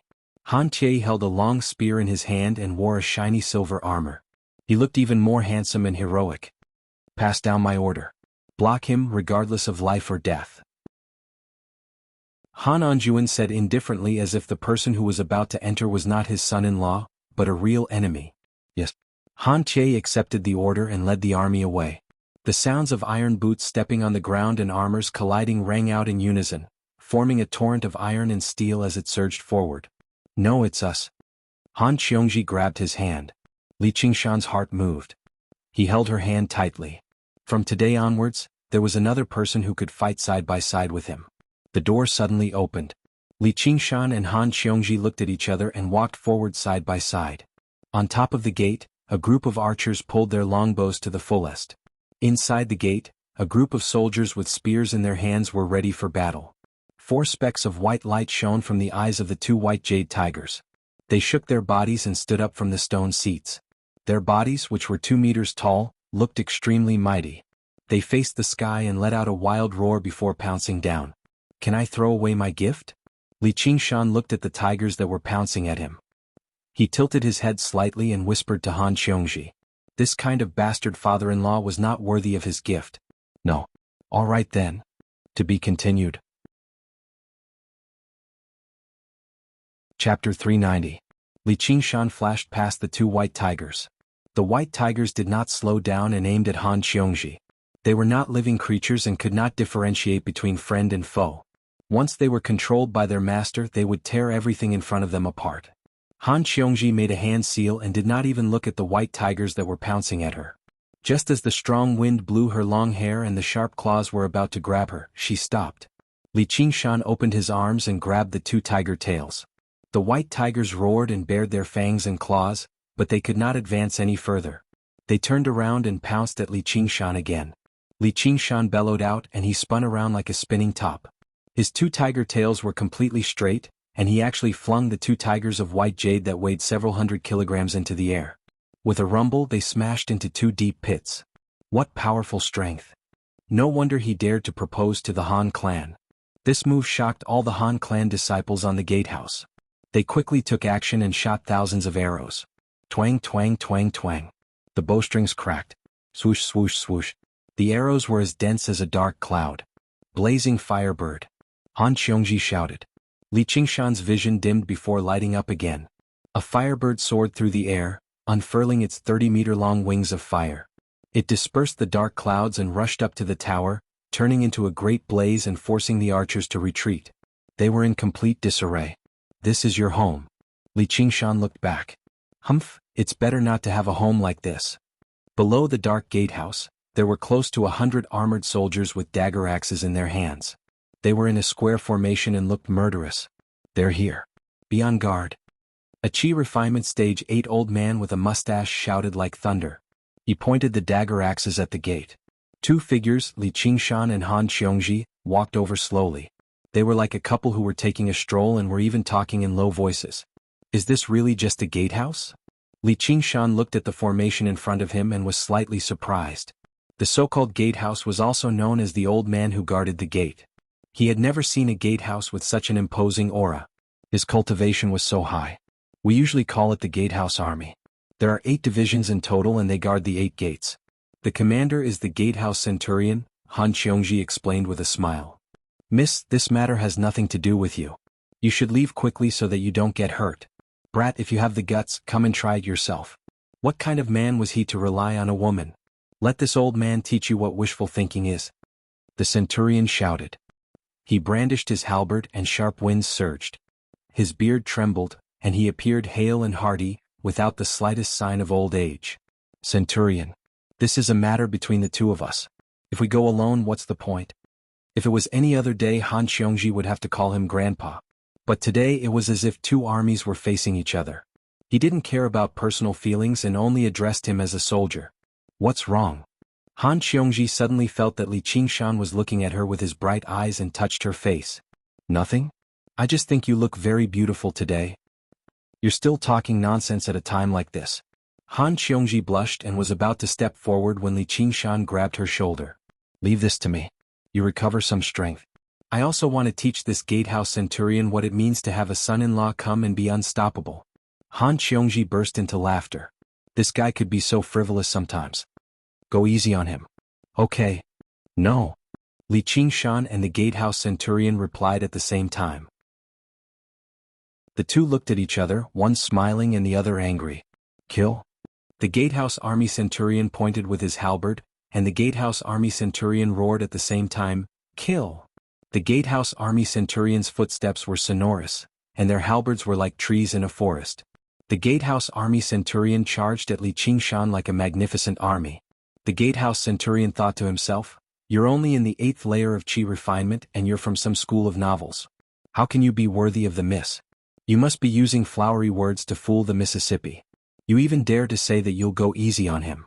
You really don't know what's good for you. Do you think we old soldiers are ordinary Qi refinement cultivators? No matter how I look at it, it's 100 against 1 and I'm also in the 8th layer of Qi refinement. Boom. A loud noise interrupted the gatehouse centurion's thoughts. In front of him, the soldiers screamed and flew into the air, slamming into the wall of the gatehouse army gate. From afar they were like a monster charging at them. Wave-treading style. The waves under Li Qingshan's feet surged, and he charged forward like an arrow released from a bow, straight into the army formation. Vortex style. The waves in Li Qingshan's right hand spun rapidly, and his whole body was like a giant drill as he charged forward. When he touched the soldiers, he bounced off and was sucked into the halberd, breaking into pieces. Wherever he went, people and horses fell. In an instant, he pierced through the army formation and arrived in front of the gatehouse centurion. Watch out, sir. The centurion was taken aback. He had never imagined that his gatehouse army would be so vulnerable. How could he possibly back down? With a loud roar, his halberd shone brilliantly, shattering the tiles beneath his feet. Wielding the halberd with both hands, he thrust it toward Li Qingshan with all his might. The dagger axe and the drill bit collided fiercely. The sound was like an electric saw cutting through metal, but it only lasted for a moment before the dagger axe was sent flying. The centurion retreated in shock. The webbing between his thumb and index finger was torn apart. The water ripple drill drilled into his body in an unstoppable manner. His protective jinchi was as fragile as paper, and his shining armor was torn into pieces. My life is over. The centurion let out a long sigh in his heart. He had never thought that he would die here after spending his entire life fighting. The terrifying might of this battle technique was something that he understood clearly the instant they clashed. Flesh and blood would not be able to block it. He did not feel any pain either. When he lowered his head, he saw that he was completely naked, but he was not injured at all. When he looked up, he saw Li Qingshan standing in front of him, smiling at him. He could not help but be stunned. All of this took a long time to describe. From the moment Li Qingshan used the vortex technique to defeating the centurion, it took less than a breath's time. Han Qiongji was rather surprised as well. She had already known that Li Qingshan's abilities were impressive. Even Chu Tian, who had a higher cultivation as a qi practitioner, was not his opponent. He definitely could not be stopped by the gatekeeper army, which was why she told him to hold back a little, just to avoid harming this old man who had watched her grow up. However, she did not expect him to win so quickly and cleanly. Moreover, he did not hurt the centurion at all. Her heart was filled with pride. This was the man she valued. He could always surprise people. Anyone who looked down on him would be blind. I've lost. You do have some skill, but it won't be so easy from now on. I advise you to retreat as soon as possible. If you're not careful, you might lose your life. The centurion said solemnly. There was no longer any contempt in his eyes. Being able to break through the wild goose formation was not particularly impressive. He could just about do it. However, being able to tear apart his clothes without hurting him at all proved that he still had a lot of strength left in him. His control over his combat skills had also reached the realm of minute subtlety. If it was a real life or death battle, these 100 people would probably be killed by this brat with one hand. Where did the young miss find such a monster? She did have a good eye. Elder, you'd better block him. Han Qiongji walked to Li Qingshan's side and pointed at the centurion's lower body. This old man deserves to die for dirtying Mrs. Eyes. The centurion's face turned red and he hurriedly covered his lower body. Anyway, I've been dirted many times recently. I'm used to it, Han Qiongji thought. She hooked her arm around Li Qingshan's. Let's go. How's your recovery? Li Qingshan asked. You're so fast. How would I have time to recover? Yes, as a man, how can I be too fast? Don't worry, madam. I'll try to slow down in the future. Li Qingshan chuckled. Han Qiongji kicked him. Don't think I don't understand. This is my home. I've never seen a home that knows how to build a barbican. After saying that, the two of them passed through the gate. Li Qingshan stopped in his tracks. In front of him was a large open space. There were high walls on all sides and watchtowers and battlements. It was a barbican. The only way to pass through the barbican was through a huge black iron gate about 1,000 feet in front of them. An elegant man with a long beard and a tall hat was playing the guqin on top of the tower. Uncle Chao's zither is still as pleasant as ever, Han Qiongji said as she introduced him to Li Qingshan softly. This Uncle Chao is Chao Gan. He's my father's military advisor.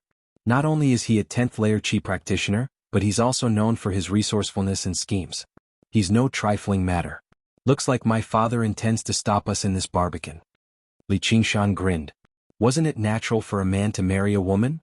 Why was this old man acting like he was guarding against a thief?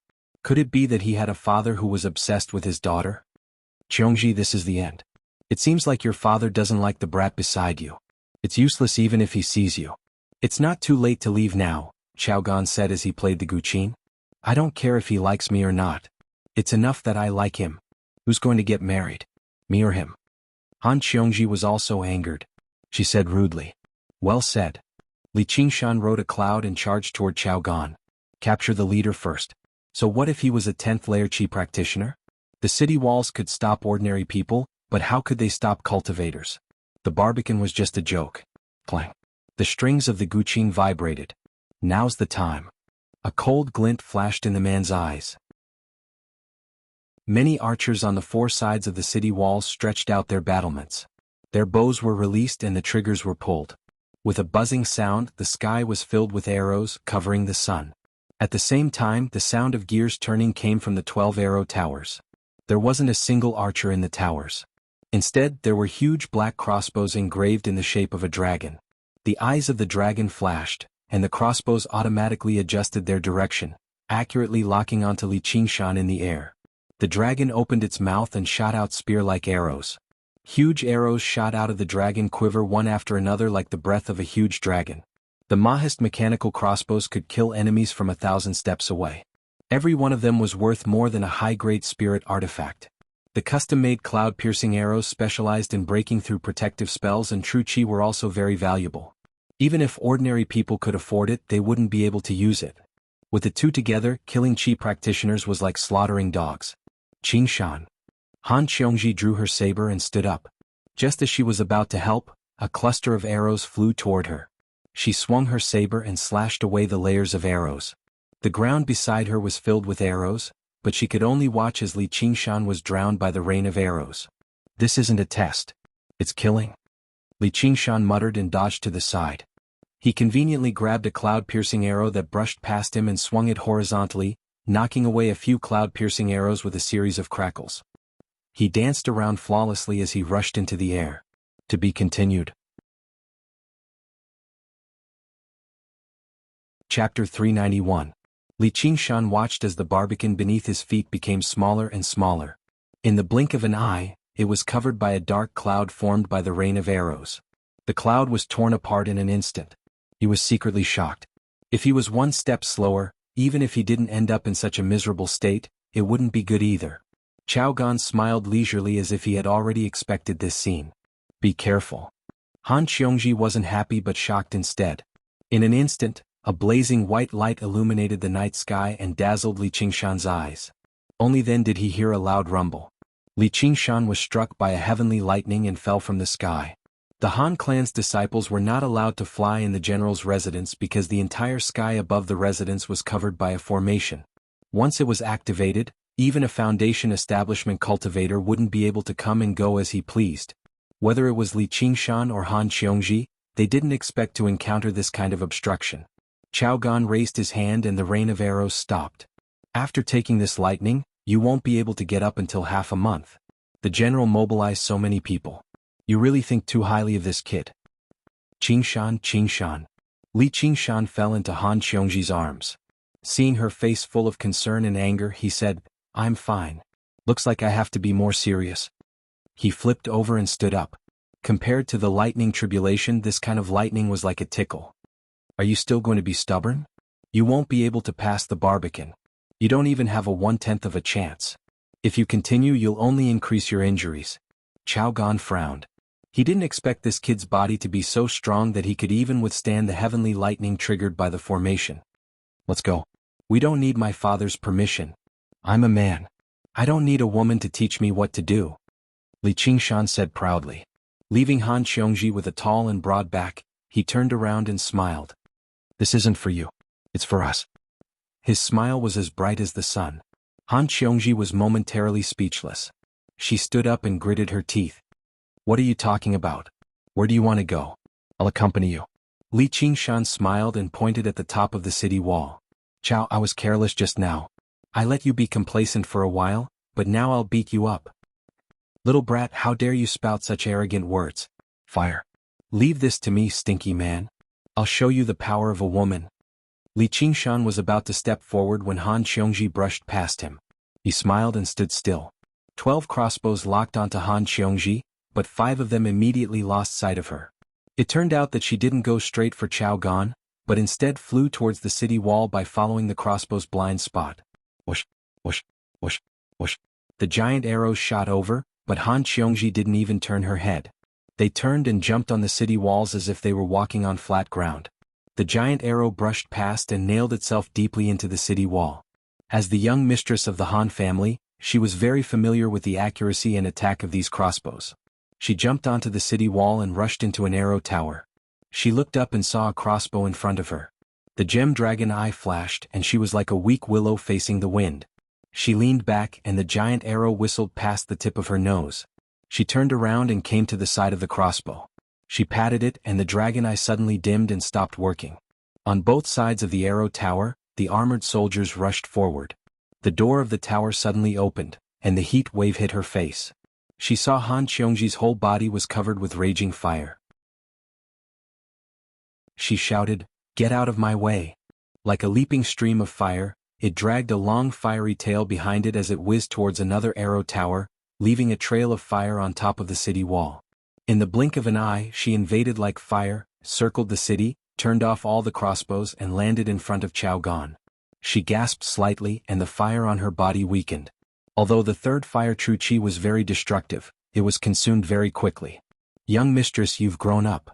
Chao Gan sighed. His fingers moved quickly and the music became chaotic. The sound waves turned into sharp blades. With a clang, Han Xiongji took a step back. Her saber swam around her to block the sound waves, but a thin cut appeared on her cheek. She knew that Chao Gan's cultivation was deep, far above hers. Moreover, he was waiting at ease and had the initiative. If this dragged on, it would be difficult for her to win. She made up her mind, and the flames on her body burned brightly. Just as she was about to swing her saber, a figure blocked her. Chaogan was slightly surprised. Seeing that Li Qingshan was covered in a thin layer of water, he felt disdain. "You want to block my music with a mere water screen?" He played the zither even more urgently, like a basin full of pearls falling into a jade plate. However, the water screen on Li Qingshan was unexpectedly tough. The sound waves created countless ripples, but they could not penetrate it. After reaching the third layer of the spirit turtle, the effects of various water spells cast by Li Qingshan had become extremely powerful. Facing the sound waves, he strode forward. Dance of heavenly music. Chaogan pressed and clasped, and the 7 zither strings were stretched to the limit. They released extremely violent sound waves, piercing and tearing the water screen. Before Chaogan could rejoice, a black shadow enveloped him. Li Qingshan looked down and 2 red dots flickered. Bang! Li Qingshan said nothing. He grabbed the zither and swung it around, slamming it against Chaogan. "Are you done?" Chaogan spun and crashed into a group of soldiers rushing over to help, crushing them. His eyes were filled with disbelief. How could a mere 8th-layer Qi practitioner block his dance of heavenly music at such a close distance? Li Qingshan's clothes were tattered. He grabbed and pulled, revealing his bronze skin, which was completely unharmed. The zither in his hand trembled as if it wanted to return to its master's side, but how could it rival Li Qingshan's strength? He frowned and twisted it with both hands. Although it was a rare high-grade spiritual artifact zither, it was much more fragile than weapons like blades, so how could it endure Li Qingshan's strength? It immediately let out a painful groan. "My zither!"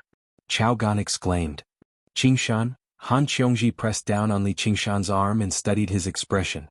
"Are you angry? Didn't I tell you not to fight? I can't just watch him hurt you." Han Qiongji touched her cheek. She had gotten used to this kind of small injury since she was young. Li Qingshan and Han Qiongji roared in unison and poured all their true qi into it. Han Qiongji was forced to retreat step by step until she reached the city gate. She suddenly abandoned her spear and punched the chests of the 2 of them. At the same time she shouted, "Trap the enemy!" Li Qingshan blocked with his arm, but he only swayed slightly, and Han Qiongji was sent flying. Looking back, all he saw was that the 300 soldiers had already fallen into the coiled snake formation before he knew it. A huge snake coiled around, sucking Han Qiongji into the formation. It called out, "Don't worry about me. Go see my father and explain things to him." Li Qingshan did not hesitate to charge into the formation and came to Han Qiongji's side. The 2 of them were back to back, surrounded by enemies. Han Qiongji said, "Fool, why did you come back? If I go alone, what's the point of it?" To be continued. Chapter 392. During the bitter battle, the formation kept changing. Snake formation, tiger trap formation, dragon trap formation. There were no flaws in the changes. The same formation was like heaven and earth compared to the one used by the military disciples. 300 people silently waved their spears. Li Qingshan roared and charged, but he couldn't break out of the encirclement. There was also Han Tie constantly commanding the formation. If he was alone he might have a chance, but with 2 people he couldn't advance any further. In the blink of an eye Han Qiongji's true qi was exhausted. She was sweating profusely. Fighting against a military formation alone wasn't something a normal qi practitioner could do. Seeing a row of spears stabbing towards her, she couldn't stop them. Her waist tightened and she was pulled back by Li Qingshan. "Hold me tight." Li Qingshan carried her on his back. The situation was even more critical. Han Qiongji leaned on his back. Suddenly she felt a gust of wind coming from behind. As he turned around, 3 spears stabbed into his body.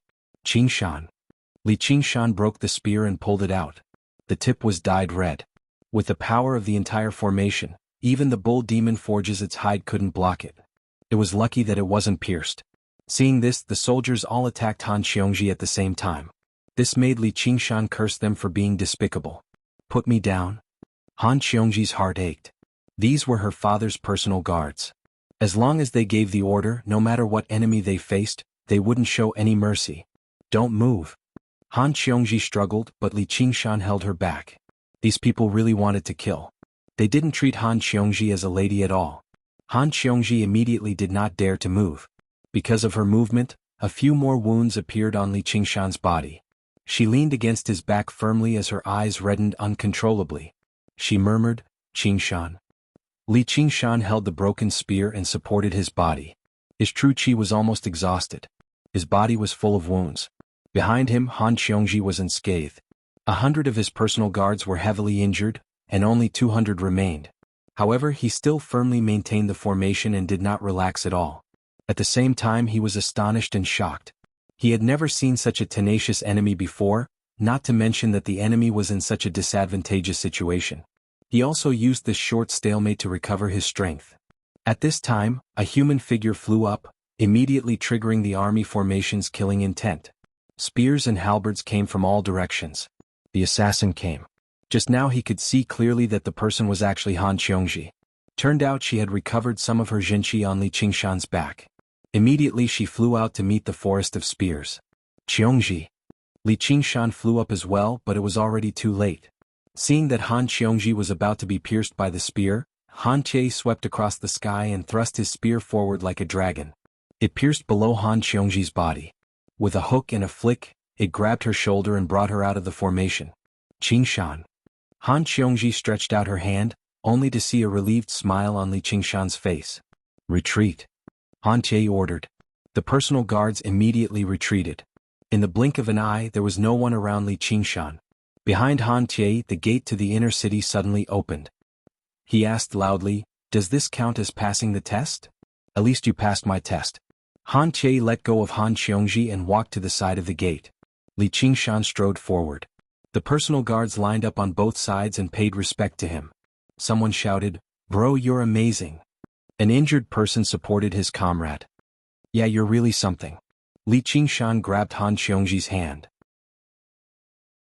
The two of them walked into the inner city together. "Where's the gift? Can I keep it for myself?" "No.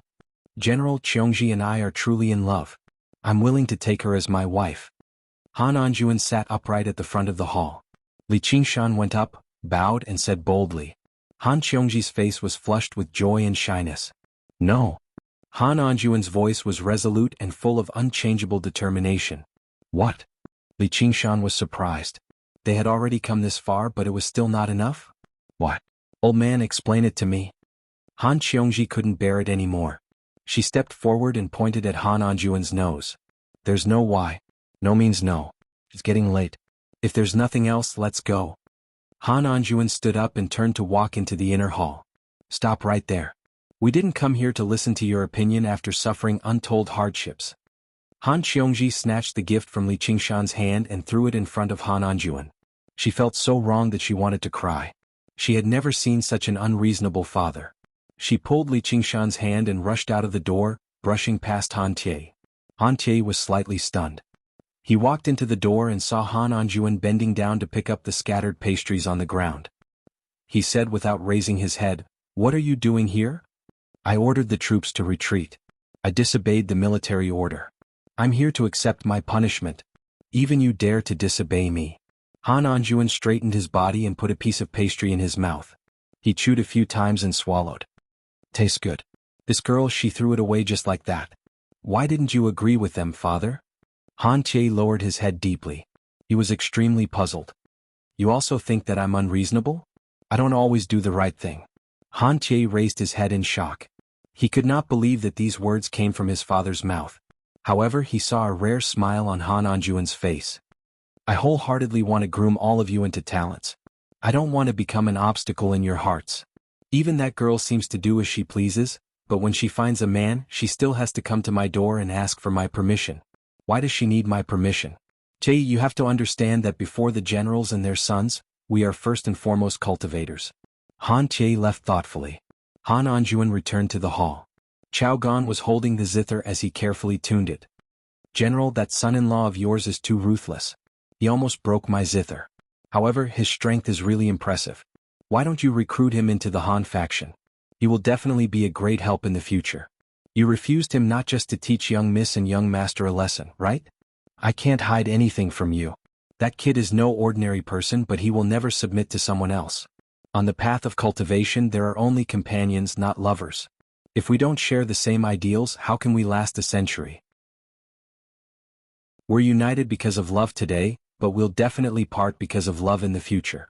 The title of husband and wife only adds to the shackles. Ha, that's fair enough. When two balls of fire are gathered together, it seems like they're blazing, but it's difficult for them to last for long. In my opinion, it'll be difficult for them to last a few years. Young Miss will definitely understand your thoughts in the future. The two of them left the general's estate, but they did not return to the 100 schools of thought. Instead, they arrived in Clear River City in one of Han Qiongji's courtyards. Han Qiongji remained silent the entire time. Li Qingshan had no idea how to persuade her. I think it's still because my cultivation is insufficient. Once I cultivate for a few more days, I'll destroy your father's personal army. He won't have anything to say then. Are your wounds fine? Han Qiongji finally asked. I'm fine. Li Qingshan's body had always been tough. After using a few more water healing techniques, he had already made a full recovery. Then let's get married right now.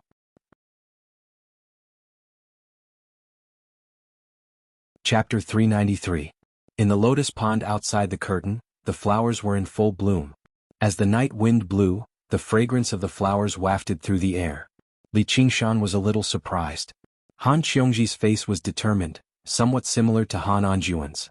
She opened her red lips and said again, Qingshan, let's get married. You've decided? Li Qingshan embraced her. Yes. Han Qiongji nodded and leaned against his chest, listening to his powerful heartbeat. This was the sound she always wanted to hear. Why don't we wait a little longer? As long as we insist and let your brother say a few good words, your father will agree. Li Qingshan wanted nothing more than to be with her right now. However, this kind of private commitment might cause her to completely fall out with her family. This was not what he wanted to see. No, you don't understand my father's temperament. Once he has decided on something, even 9 bulls can't pull him back. I spoke to him like that just now. Father must be furious. He probably won't recognize me as his daughter anymore, let alone agree to our marriage. It's all my fault. Li Qingshan patted her head and sighed. He didn't think that a marriage between a man and a woman would actually become like this. From now on, I can only rely on you. Don't let me down. Han Qiongji tightly wrapped her arms around Li Qingshan's waist, revealing a little weakness. She left the Han family, disobeyed her father, and lost everything she once had in a single night. This kind of loss was far from what outsiders could imagine. However, she did not regret it. From now on, the man in her arms was her everything. What, Miss Han, without the Han family's support, you've become a weak little kitten. Then I'll have to properly bully you. Li Qingshan smiled and buried his head in her neck, taking a deep breath of her fragrance. You dare? Your current cultivation is not as high as mine. Cultivation is a small matter. It still depends on strength. If it only depends on cultivation, I don't even have the qualifications to pursue you. How could I coax Miss Han to elope with me? Wait until I build my foundation. See how I'll deal with you. How the hell did you train? They were whispering. Dark clouds covered the moon and the stars, and the courtyard was pitch black. Her voice disappeared and a few red candles lit up, illuminating her bashful face. I'm going to take a bath. She extricated herself from his embrace and turned around gracefully. Her waist swayed as she walked behind the curtain. Me too. Li Qingshan couldn't help but follow. Han Qiongji raised her hand to stop him. No, not today, please.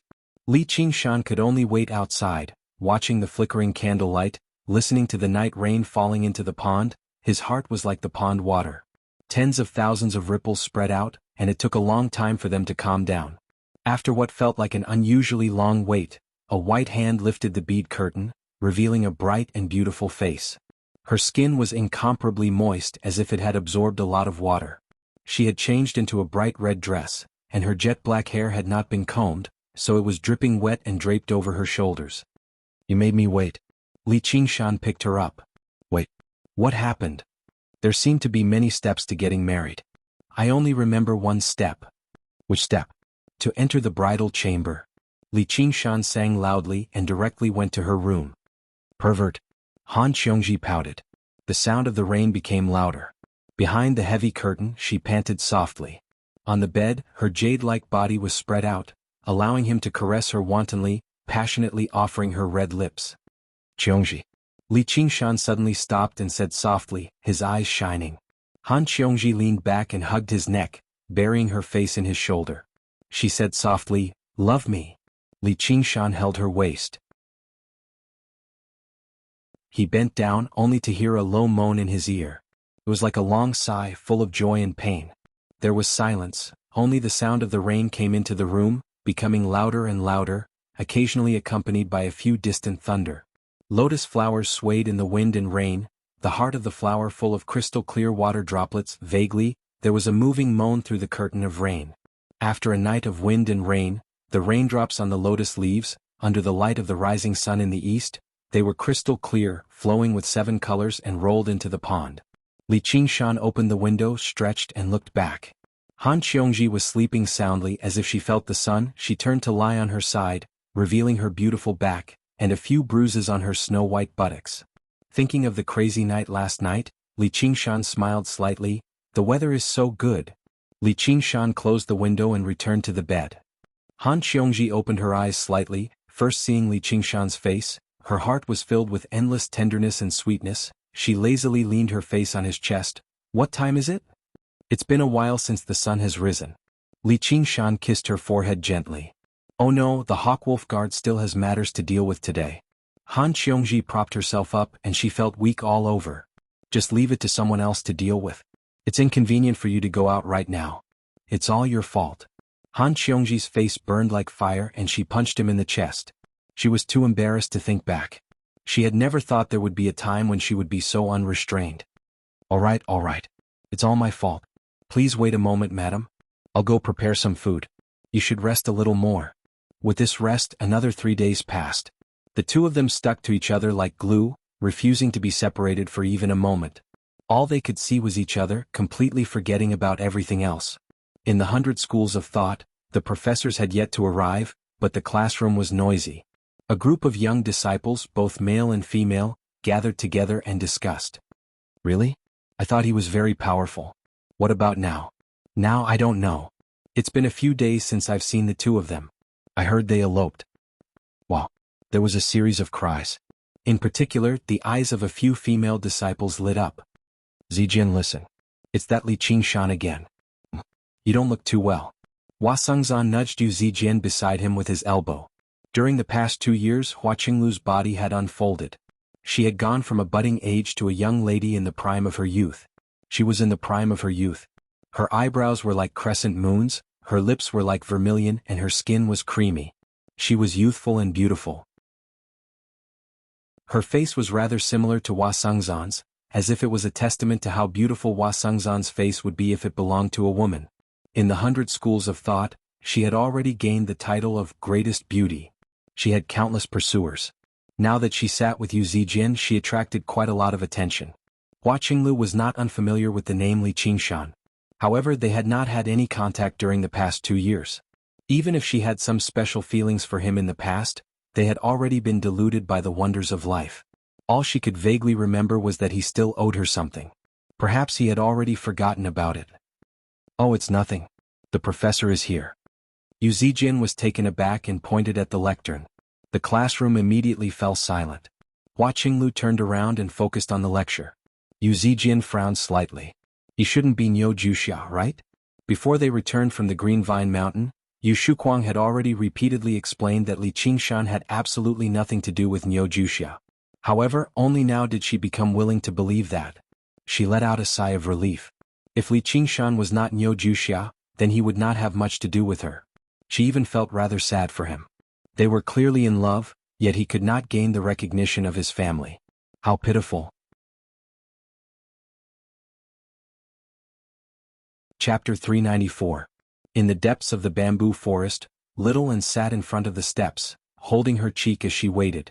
The sky was filled with stars. Tonight he still hadn't returned. Because Lu Chuanfeng was in seclusion and Li Qingshan often went out, the two young disciples were brought along by Sun Fubai. Cloud Wisp Island was truly empty.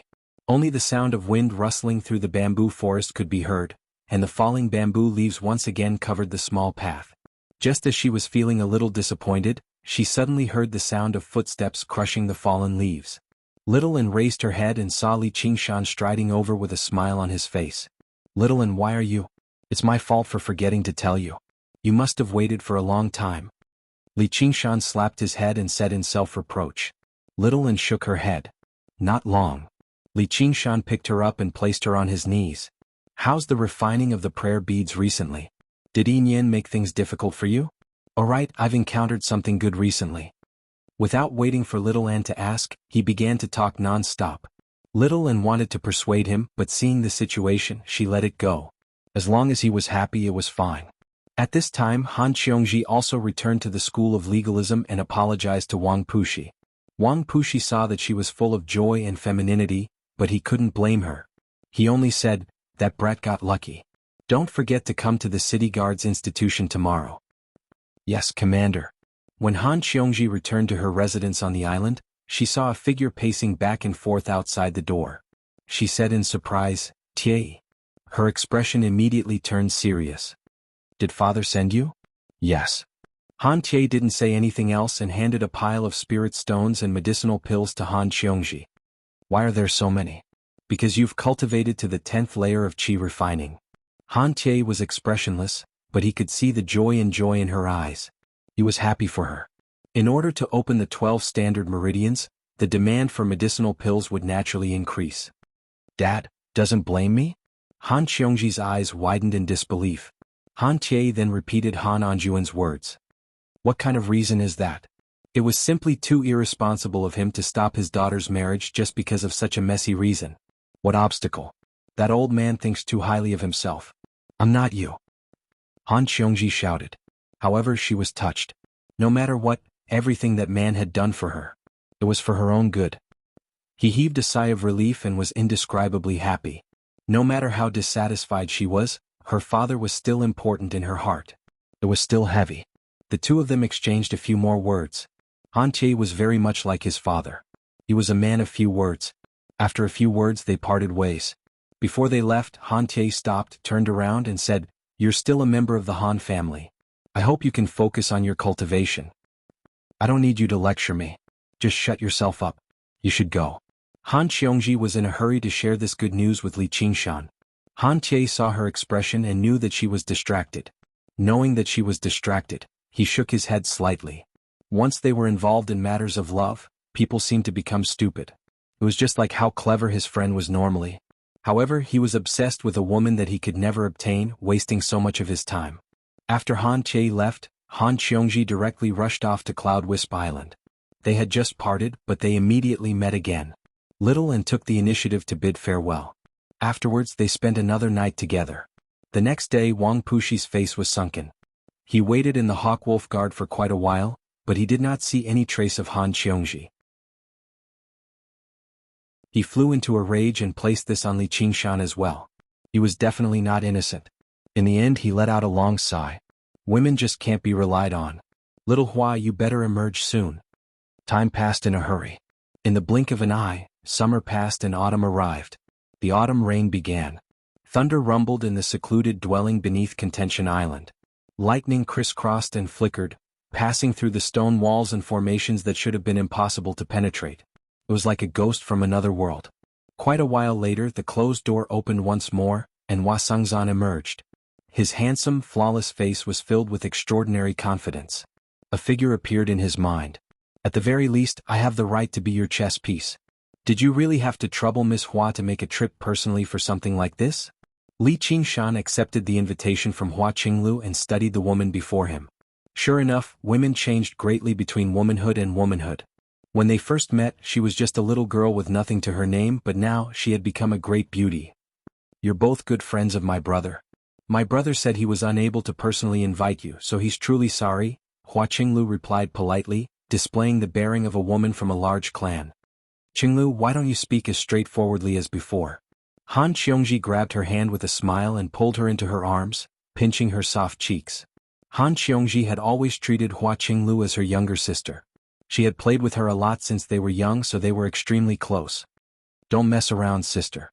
I'm just afraid that if I'm too intimate you'll get jealous." Hua Qinglu blushed slightly and glanced at Li Qingshan as she giggled. Everyone in the 100 schools of thought knew about their relationship now, but the final development also exceeded everyone's expectations.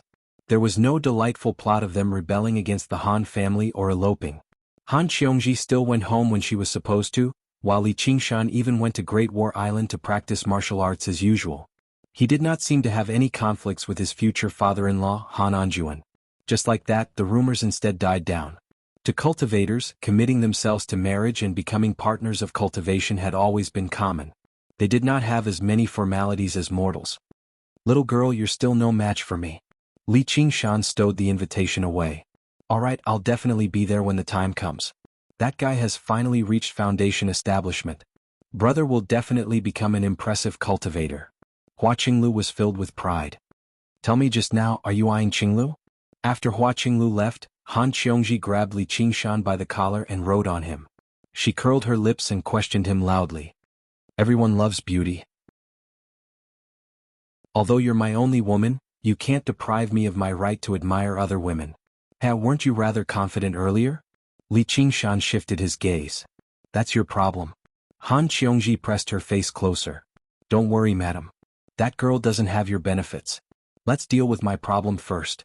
Li Qingshan laughed aloud as he picked up Han Qiongji and made his way into the house. The estate of the Hua family that resembled a city was decorated with lanterns and streamers. The entire city was jubilant. It did not seem like a banquet but more like a grand celebration. To cultivators, marriage, children, or the four great joys of life were not as important or joyful as breaking through. As a result, the Hua family invited guests from everywhere. This was the time when guests gathered. Flying beasts and flying shuttles hurried over with cultivators. There was no lack of foundation establishment cultivators among them. Among them, a cloud passed through the curtain of rain and landed in front of the gates. The gates were wide open and people flowed in and out. As soon as Li Qingshan stepped into the city, the rain stopped. The formation above the city activated, and the rain flowed down along the invisible hemispherical barrier. Under the illumination of the city's lanterns, it was a magnificent sight. Han Qiongji waved away the servant who had come to lead the way. The servant clearly recognized Han Qiongji, so he left with a smile without asking for an invitation. With great familiarity, Han Qiongji followed the winding paths and corridors and arrived before the tower-like building in the center of the city. It seemed like a glorious, towering fire tree. Under the fire tree, the two siblings, Hua Sengzan and Hua Qinglu, personally received the guests at the gates. They were both dressed splendidly and stood under the glorious lanterns. They seemed like a pair of immortals and all the guests sighed in admiration. In particular, Hua Sengzan had always been a rare beauty in the world. After successfully establishing a foundation, his bearing became even more romantic. The female cultivators who passed by basically all stared at him. Qingshan Qiongji, you're here. When Hua Sengzan saw Li Qingshan and Hua Qinglu, he welcomed them with a smile. He did not become arrogant because of his increased cultivation. He was just as cultured and refined as before, making people feel like they were bathing in the spring breeze. His smile even contained some sincerity. Although it had been a long time since they last saw each other, they did not feel like strangers anymore. Instead, they felt closer to each other. That's right. You didn't come out after so long. I even thought you died in there. Li Qingshan patted his shoulder with a smile, but Han Qiongji did the same. It's a joyous occasion. Don't say such unlucky things. Hua Sengzan's smiling gaze moved between the two of them. The two of you as expected. When I first heard about it, you really did give me a fright. Who told me what's the point of having a man? I just found him pitiful. Han Qiongji's face reddened, but she still tried to defend herself. And who told me that I don't know what deep love is? Li Qingshan coughed dryly. I was just playing along. So you were just playing along with me? You misheard. I said I was young and ignorant. I was young and ignorant. Hua Sengzan laughed aloud and patted Li Qingshan's shoulder. Then how much do you understand me now? Li Qingshan raised an eyebrow. You still haven't forgotten. Hua Sengzan asked, have you? What have I forgotten? Hua Qinglu and Han Qiongji interjected. With the sharp intuition of women, they sensed that something was amiss. That's hard to say. Li Qingshan snickered and exchanged glances with Hua Sengzan. Both of them shared a tacit understanding. Who would have thought that the very first friendship between them was actually because they both liked the same woman? You can go in first. I'll come find you later. At this moment, more guests arrived. Hua Sengzan said and went to receive them. Tell me clearly. What is it? The two of them made their way into the building. Han Qiongji pressed on with her questions, but Li Qingshan only dodged the question. When he became anxious, he said, This is a secret between men. What are you, a woman, meddling in? Li Qingshan stopped and looked back. Hua Sengzan's face was radiant as he welcomed and sent people off. His features were picturesque and handsome. Even men would be moved. The heavens had blessed him with such amorous beauty, yet he just happened to fall in love with a woman he could not obtain. Was this also a joke of the heavens? He obviously would not forget. After all, she had left behind such a deep memory. However, there was no need for him to dwell on it all the time. Taking pity on the person before him was the most important, wasn't it? He smiled as he pacified the unhappy Han Qiongji. At the end of the day, she still could not understand the thoughts of those in love. At this moment, a familiar figure appeared at the door. His face was bleak and his green clothes drifted about. Fu Qingjin. To be continued, RQ. Chapter 395. Fu Qingjin stood alone in his tattered, green clothes. At first glance he seemed like an abject swordsman, but he immediately attracted everyone's gazes. Even the main character of the night, Hua Sangzan, was unable to compete with him for the limelight. Compared to the Sword Collection Palace, the Hua family seemed like a local tycoon. Even though they were known as the greatest clan in the Clear River Prefecture, there were 81 prefectures across the entire Green Province, but only one Sword Collection Palace existed. That's Fu Qingjin of the Sword Collection Palace. The sword in his hand is one of the 10 renowned swords of the Sword Collection Palace, the Green Ruin Sword. He's a very powerful figure. Han Qiongji introduced softly. Really? I think he's only an early foundation establishment cultivator, the same as little Hua. Don't look down on him. His Green Ruin Sword is an extremely powerful arcane treasure. It's said that it inherited the wills of past masters of the Sword Collection Palace. Not only is it startling in power, but it advances at a godly rate too. He'll definitely become a great figure who can move freely across the Green Province in the future. Han Qiongji introduced to Li Qingshan extremely seriously, telling him to guard against arrogance and to not look down on the heroes of the world. However, all she saw was a confident smile appear on Li Qingshan's face. Don't worry, your man definitely won't be any worse than him in the future. You're shameless. I think you're overestimating yourself. He's currently a liaison for the Demon Slayer. Several dozen sects of various sizes in the Clear River Prefecture have all joined the Demon Slayer. They're all under his command. With your measly cultivation, you're not even worthy of carrying his shoes. Suddenly they heard a familiar voice. Li Qingshan and Han Qiongji turned around in surprise, only to see Wang Pushi standing with his arms crossed. Commander, aren't you going a little too far with your words? Sigh, you sure are dressed up nicely today. Li Qingshan saw that Wang Pushi was dressed in new clothes. He was neat and tidy from head to toe. He was bright and beautiful. I've said it before. You'll achieve something. Fu Qingjin studied Hua Sangzan. Then thank you for your auspicious words, sir. Hua Sangzan was polite but distant. Although they were both foundation-building cultivators, there was a world of difference between them in terms of strength and future prospects. Fellow Taoist Fu's visit truly brings light to my humble abode. It was no longer Hua Sangzan's turn to speak. It was Hua Sangzan's father. The head of the Hua clan personally came out to welcome them with a face full of smiles. Behind him, a group of foundation-building cultivators came down from upstairs. There were men and women, young and old. They came from the various sects of the Clear River Prefecture. They were all important figures like elders and sect masters. They all bowed to Fu Qingjin as if to prove what Wang Pushi had said. Even if he wasn't a member of the Demon Slayer, he still had to go up and greet him. In this land, Fu Qingjin was already an influential figure. He could decide the life and death of a sect with a flip of his palm. Ah, isn't that the Vermilion Clothes sect Master Shao and the Red Cloud Valley's second elder? With so many foundation establishment cultivators appearing all at once, the Qi practitioners all sighed in amazement as they discussed among themselves. Fu Qingjin seemed to be enveloped by a dazzling halo, while Hua Sangzan had instead become a fringe figure. Li Qingshan smiled. Commander, since he's so powerful, why don't you hurry up and receive him? I'll receive you. The Demon Slayer is the Demon Slayer, and the Hawkwolf Guard is the Hawkwolf Guard. Wang Pushi shot a glance at him before leaving in a huff. Among the crowd of people who stopped and looked up, he was extremely conspicuous and the crowd made way for him. What's wrong with old Wang today? Why's he so angry? Li Qingshan asked in confusion. You don't pay much attention to the matters of the Hawkwolf Guard, so you don't know. There's a recent case that has something to do with the Vermilion Clothes sect. Every single disciple of the Vermilion Clothes sect had to complete a trial mission when they left the sect. It was called Staining Vermilion Clothes with Blood, and they had to personally kill 100 people. The mission sounded bloody, but it was fine if it was classified as upholding justice. There were countless bandits in the 1500 kilometers of the Clear River Prefecture. Finding a random sect of the Jianghu and killing a few would basically not be in vain. However, there was a disciple of the Vermilion Clothes sect who had once worked as a stable driver in a wealthy family when he was young and was bullied. As a result, he used this mission to return and kill the entire family. However, even if he included the men, women, young, old, and maidservants, there were only 71 of them.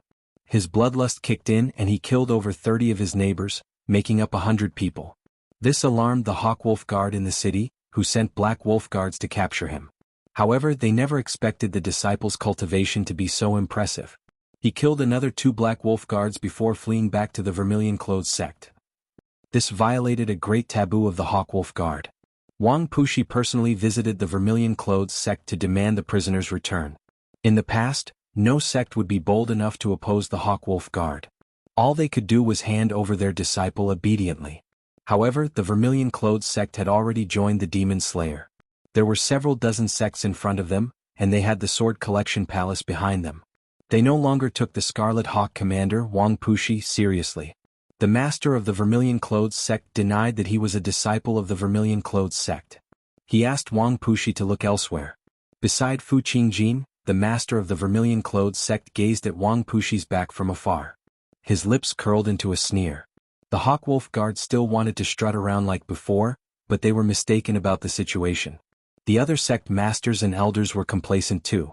Cultivators should have followed their hearts and done whatever they wanted, yet they were constantly restrained by the Hawkwolf Guard. It was truly displeasing. Today they could finally hold their heads high. Everyone escorted Fu Qingjin back upstairs. Han Qiongji said, "It's not just that. The cases have been very difficult to handle recently. As long as they involve sects, they'll all end up unresolved. It's no wonder the commander is so angry." She looked around before saying to Li Qingshan secretly, "Now that little Hua has emerged from secluded cultivation, there might be something big happening soon." Li Qingshan shivered inside. The war between humans and demons had yet to begin, yet the battle on the surface had already begun. There would probably be no peace on the surface in the future either. The surface of the water that had remained calm for several millennia began to ripple. The conflict between humans and demons was only the largest vortex, but it had led to countless vortexes with hidden undercurrents. Any single vortex could devour lives. "Don't be afraid. I'll protect you." Han Qiongji could clearly sense Li Qingshan's nervousness, so she rubbed his head with a smile. The two of them teased each other a little. However, Han Qiongji was mistaken about something. Li Qingshan was nervous not because he was afraid, but because he was excited. He did not dislike a peaceful life, but he was more than willing to treat this world as a paradise for adventures. "Have all the guests arrived?" Hua Sengzan asked his sister. "A few haven't arrived yet, but they might not be coming. It's about time. Let's go in." Hua Qinglu glanced at the name list.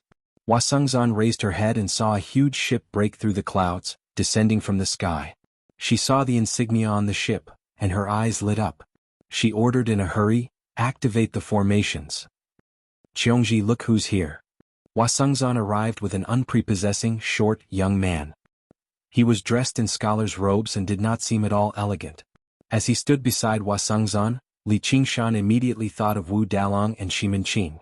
However, no one dared to underestimate this Wu Dalong, as he had already reached foundation establishment. "Shanqing, you've returned from Pine Suff Academy." Han Qiongji also beamed with joy. To be continued, RQ.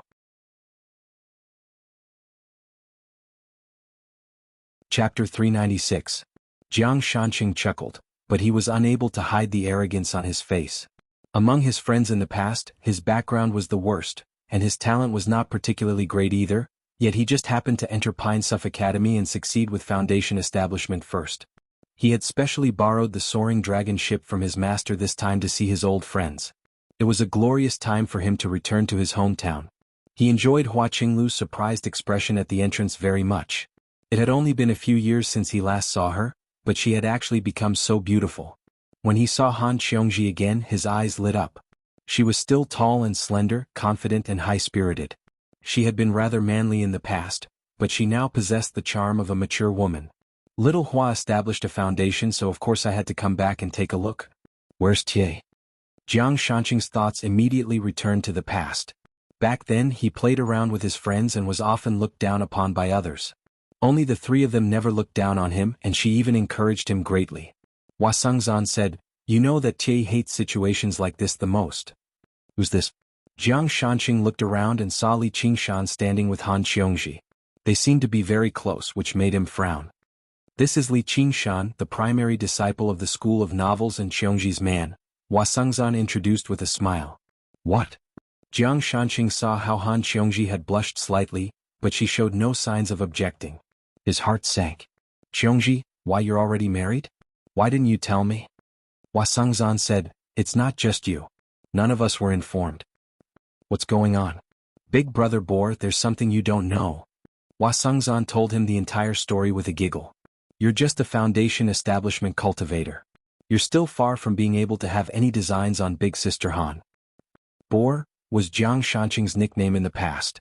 In the past, Hua Qinglu had looked down on Jiang Shanqing. She found him to be timid and very gloomy. Hua Sengzan didn't take it to heart when he brought out such an imposing manner today. But she couldn't stand it. If he hadn't taken her brother's place, how could he have entered Songsof Academy? You've already... Even though Jiang Shanqing had already cultivated to a level where he could control his vital energy, his face still reddened immediately. It was as if he had been struck by lightning. He had wanted to return to his hometown in glory and fulfill his long-cherished wish, his former dream lover. She had become someone else's woman. "Blockhead, why aren't you saying anything? This is my friend Jiang Shanqing." Han Qiongji blushed slightly. She became even more beautiful, bumping into Li Qingshan. Li Qingshan smiled the entire time. He could tell what Jiang Shanqing was thinking with a single glance. "Kid, you've come far too late. I might not be Shiminqing, but with my physique I can't compare to you. At least he is a Wu Erlang much better than you, brother." He clasped his hands and said, "Li Qingshan greets fellow Jiang. In the future, I will definitely get Uncle Han to agree to this marriage and hold a grand wedding for Qiongji. When the time comes, I will definitely inform everyone. I hope fellow Jiang can come as well." "Qiongji, isn't your insight a little too poor? This person's cultivation is so low, so it's no wonder Uncle Han won't agree. What primary disciple is he? Novelist? Did I hear that right? Doesn't it seem like any random person can become the primary disciple?" Jiang Shanqing's expression became uglier and uglier. A mere 8th-layer Qi practitioner actually dared to speak to him like that? Does he think he can stand on equal footing with me just because he's connected to Qiongji? In particular, his victorious attitude made him feel like there was a fishbone stuck in his throat. "I can kill 10 people like you with a single wave of my hand." "Jiang Shanqing, what are you blabbering about?" Before Li Qingshan could say anything, Han Qiongji's expression changed. She called out coldly, "It's not up to you to tell me who I like. Qingshan, let's go." She pulled Li Qingshan, about to make her way into the building. She tried to pull him away, but he did not budge at all. She cursed inside. This man was not someone who could be mocked. Li Qingshan sniggered. "Random people can be like that, but not wild boars. You better go back and look in the mirror, sir. You're affecting my appetite by standing here." Jiang Shanqing was furious. Li Qingshan's face merged with the countless mocking faces in his head. He was about to strike back, but Hua Sengzan grabbed him and pulled him upstairs. "Qingzan, let go of me. Today is my celebration, so can't you give me some face? Qiongji really will hate you for injuring him." Jiang Shanqing shot a vicious glance at Li Qingshan. Killing intent flickered in his eyes. If he had the opportunity, he would definitely make this kid die a horrible death. Li Qingshan recovered his silent smile. "I'm not going to stoop to the level of someone who's about to die." Han Qiongji said in irritation, "Will you die if you say anything less?" "I will." "Can't you be a little more mature?" "I can't." Li Qingshan raised an eyebrow. "I'm an 18-year-old man. I'm at the age of youth and childishness. Are you jealous?" Han Qiongji was taken aback. She studied his expression in interest. "Ah, just because of that wild boar?" Li Qingshan said in disdain. "He's still my friend after all. Can't you be a little more polite? He hates it when people call him that. It's not like I called him that first. Who the hell would be friends with him?" "You're calling me a ghost. Sure enough, you're jealous. Whatever, I understand. Petty men. If I find a woman and call you ugly and unworthy of me, you'll feel displeased too, right? Can you find one?" Han Qiongji said in disdain. "Qinglu, it's all up to you." Hua Qinglu followed the two of them. Just as she listened in with interest, Li Qingshan suddenly turned around. His expression seemed to say, "I'll leave this important task to you." "I wouldn't dare." Hua Qinglu stuck out her tongue. She was as cute as she could be. "I watched you grow up after all. You're not even going to help me with something like this. I remember that you still owe me something." "Huh? Who did you watch grow up? You're clearly the one who owes me." "Sai, I've become muddle-headed because of your big sister Han. Sister, if there's anything you want, feel free to tell me." "What big brother? Aren't you ashamed? Alright, was what you said earlier true?" "What? The wedding." The light of happiness surged through Han Qiongji's eyes. As it turned out, he had been thinking about this the entire time. "I've become muddle-headed from anger. I can't remember." "Don't you dare." Han Qiongji glared at him. Li Qingshan laughed aloud. "Now that you've reminded me, I've remembered again. As a man, I'll keep my word." As they spoke, the banquet began. Delicacies flowed out like flowing water. Musical instruments and dancing made it even more beautiful. Gatherings of cultivators were not as particular about etiquette as regular people. Compared to a banquet, it was more like a gathering. People who knew each other gathered in groups, chatting and laughing. Han Qiongji chatted with a group of legalist disciples. Just as Li Qingshan was bored, he suddenly saw a group of people in a corner. There were many people gathered, but it was silent. He walked over to take a look. Chu Danqing was currently painting someone. He had just finished a painting when he felt someone pat him on the shoulder. He turned around. "It's you? Come, let's go drink." Chu Danqing did not turn down the offer, apologizing to everyone. He followed Li Qingshan to the side and sighed. "Thank you." Someone had accidentally pointed out his identity and he was asked to paint. In the end, he painted one painting after another, unable to stop. In particular, the female cultivators begged him with seductive voices. He had no idea how to turn them down. "Don't mention it. Drink." Li Qingshan picked up a cup and shoved it into her hands. "Spare me." Chu Danqing's face was bitter. If he lost face in front of so many people, he would even consider killing himself. "Don't worry. If you make a fool of yourself, I'll knock you out." Li Qingshan laughed aloud. "Count me in as well?" Jichenzi walked over with a smile. A beautiful woman with a striking bearing followed beside him. Her cultivation was also at the 10th layer. She was the primary disciple of the School of Music, Qin. She asked with a smile, "Junior sister Little and isn't here?" Afterwards, the primary disciples of the schools of Moism and Agriculture walked over too. Before long, apart from the primary disciples who had yet to arrive, the primary disciples of the schools of thought had all arrived. The chief disciples of the various sects walked over and called out to their friends. They drank with one another, regardless of whether they had ever met before or not. Right now, they all referred to each other as senior and junior brothers, which made them seem very close. Jichenzi raised his cup. "Let's all have a drink. Our 100 schools are of the same breadth and branch, so we should get closer every day." Li Qingshan smiled. As it seemed, everyone had sensed the commotion and had begun to take action. If the 100 schools of thought were treated as a single sect, then they would be the largest and most powerful sect in the entire Clear River Prefecture, occupying the most resources. Primary disciples like them would be the elite disciples of this sect. The various sects banded together. The Hawkwolf Guard was not the only one who would be provoked. The 100 schools of thought's leading position and everyone's interest would be affected too. The 100 schools of thought that had originally been lax silently mobilized themselves. "So lively. What are you guys talking about?" Han Qiongji arrived behind Li Qingshan and placed her hand on his shoulder with a smile. Hua Sengzan had succeeded with foundation establishment. If nothing went wrong, she would become the next primary disciple of the School of Legalism, so she obviously had the right to take part. The other disciples of legalism knew better than to approach them. Wu Zhen also gazed at Li Qingshan from afar. His feelings were very mixed. Who would have thought that the unlucky disciple of the School of Novels in the past would be able to sit there safely? Although his cultivation was the lowest among them, only at the 8th layer, he had already proven his talent and strength countless times. No one dared to underestimate him. Hua Qinglu secretly made up her mind. Even if she did not have her elder brother's talent, as long as she cultivated diligently, she would definitely be able to secure a place among them in the future. Qian Rongji pursed her lips. It seemed like there were more opportunities. Coincidentally, in another corner of the hall, the first senior brothers and senior sisters of the sects had gathered together before they knew it. They chatted and laughed as they gazed over coldly. The hall seemed to be bustling with people, making it a mess. However, There was a clear division between the disciples of the 100 schools and the disciples of the sections. It was much quieter upstairs. The foundation establishment cultivators conversed softly with one another. After the initial politeness, they had unknowingly split into 3 groups. One group consisted of the various sects, while the other group consisted of the leaders of the various schools. The last group consisted of the sects that had yet to join the Demon Slayer, as well as the clans that were currently observing. The Hua family was the leader among them. Although Hua Sengzan was a member of the Hawkwolf Guard, the Hua family was connected to the various sects in countless ways.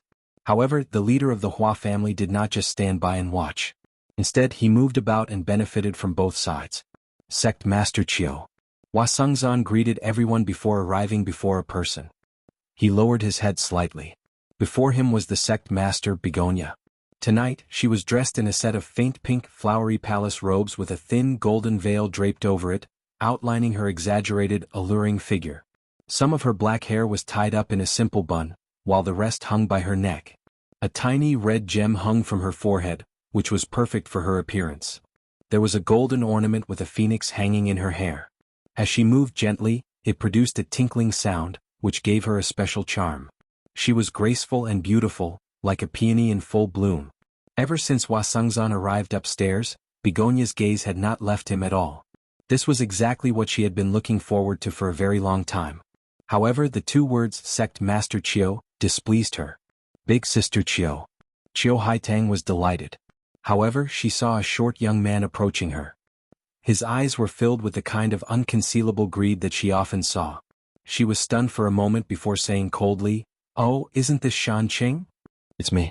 I just returned from Pine Suff Academy," Jiang Shanqing said in a hurry. Jiang Shanqing said in a hurry. Han Qiongji treated him well, but what interested him the most was still the mature and charming Chiu Haitang. "There's something I want to say to little Hua." Begonia looked away and stared at Hua Sengzan without blinking. Jiang Shanqing was rebuffed. He thought of something and went downstairs again, arriving before Han Qiongji. "Qiongji, there's something I want to say to you." Everyone stopped talking and looked at Han Qiongji. Han Qiongji looked at Li Qingshan helplessly, and Li Qingshan nodded with a smile. "If you want to speak ill of him, you don't have to. Plus, we can't be friends anymore," Han Qiongji cut to the chase in the corner of the room. "We've been friends for so many years, yet you treat me like this for an outsider. If this continues, you'll suffer. I can ask Uncle Han for your hand in marriage. He'll definitely agree. Let's just be friends." Only then did Han Qiongji understand what he was trying to say. She shook her head with a smile and patted his shoulder before returning to Li Qingshan's side. "Qiongji." Jiang Shanqing felt extremely aggrieved inside. He felt like he had failed to achieve his objective at all with his return this time. He utterly resented Li Qingshan. He was a mighty foundation establishment cultivator, yet he had actually been humiliated by a chi practitioner like this. If he did not get his revenge, he would cease to be human. Returning upstairs, he came across Begonia. Her face was gloomy and her eyes were red. "Shanqing, I want to go back. Send me off." All right." Jiang Shanqing was overjoyed. As a foundation establishment cultivator, why would he need someone to send him off? Was this not some kind of hint? Hua Sengzan extended his hand. His lips trembled, but he said nothing in the end. Begonia waited for a while before finally smiling miserably and leaving first. Jiang Shanqing winked at Hua Sengzan. "Qingzan, if you don't want it, don't blame me for beating you to it." Li Qingshan gazed out the window. The soaring dragon ship rose into the air and swirled the cup in his hand. The water rippled. In the vast and boundless lake of dragons and snakes, something was surging under the black water. A figure broke through the surface of the water and passed through the curtain of rain. It flapped a pair of wind-divine wings and flew towards the horizon. In the blink of an eye, he pierced through the clouds.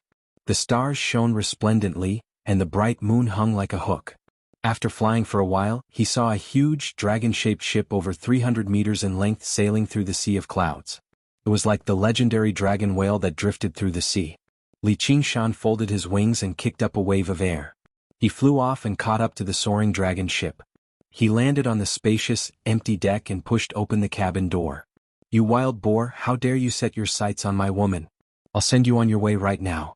To be continued, RQ.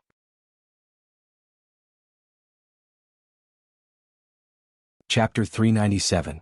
Li Qingshan stepped on the soft carpet and raised an eyebrow. All he heard was the clanking of machinery from behind the walls on the two sides of the corridor. Exquisite patterns lit up on the luxurious carpet, crawling out of the ground like vines and wrapping around Li Qingshan. The walls on the left and right flipped over. Countless specks of cold light flickered behind the pitch-black walls, and a forest of spears suddenly stabbed out. Crack, crack. Machine crossbows protruded from the ceiling. Like a swarm of locusts they rained down. The quiet corridor was immediately filled with death traps. It was a sure-kill situation. The assassination plan has failed. Li Qingshan let out a long sigh. He had known this ship would not be so simple. Haitang, drink some alcohol and cool down. Qingzan was just confused for a moment. In the luxurious cabin, Jiang Shanqing picked up a cup of alcohol and passed it to Begonia. He studied her delicate figure countless times from the corner of his eye. His eyes remained fixed on her beautiful face that resembled a crabapple flower the entire time. Begonia felt disgusted when she saw how he feigned pity and struggled to hide his face, but she still accepted the alcohol and drank it all. Jiang Shanqing was overjoyed. He passed the alcohol over and over again, and Begonia drank it all without any hesitation. From the beginning until the end he just rambled on. Begonia remained silent. Before long Begonia's face became flushed. Her eyes were like water as they drifted about. She was incomparably beautiful. There was sorrow in her eyes, but after all these years of painstakingly practicing the arts of charm, every frown or smile of hers was filled with unparalleled charm. Jiang Shanqing was basically stunned. Begonia's smile bloomed like a flower. A voice rang out from the center of the flower, "Am I beautiful?" "Yes, you're absolutely beautiful." Begonia laughed aloud. "Haitang, you're drunk. I'll help you get some rest." Jiang Shanqing could no longer hold himself back and grabbed Begonia's hand. Begonia actually did not reject him. He was intoxicated. "So, there are still many good men in the world, so why must you be so hung up on one?" "Actually, He stopped there. His expression changed as he took out an item and looked at it. It was like an exquisite palm-sized rudder, flashing with brilliance. "Someone has broken in. I want to see who is so daring. I will definitely make him die a horrible death." Having his matters interrupted, Jiang Shanqing was furious. If he missed this opportunity he would never get another one. Right now, Begonia was in a state of dejection or she would never look at him properly. Was it him? A strong sense of hope rose in Begonia's heart, and her face lit up. Jiang Shanqing felt even more uneasy. He was also afraid that Wasangzan would chase after him. Qingzan. They were friends after all. Why did you have to ruin my plans? Rays of light shot out from the center of the helm. They formed a picture in the air showing the situation of every part of the cabin. Everything came into view. In the end, it fixed on the crimson figure at the entrance of the cabin. Begonia was greatly disappointed. Jiang Shanqing eased up.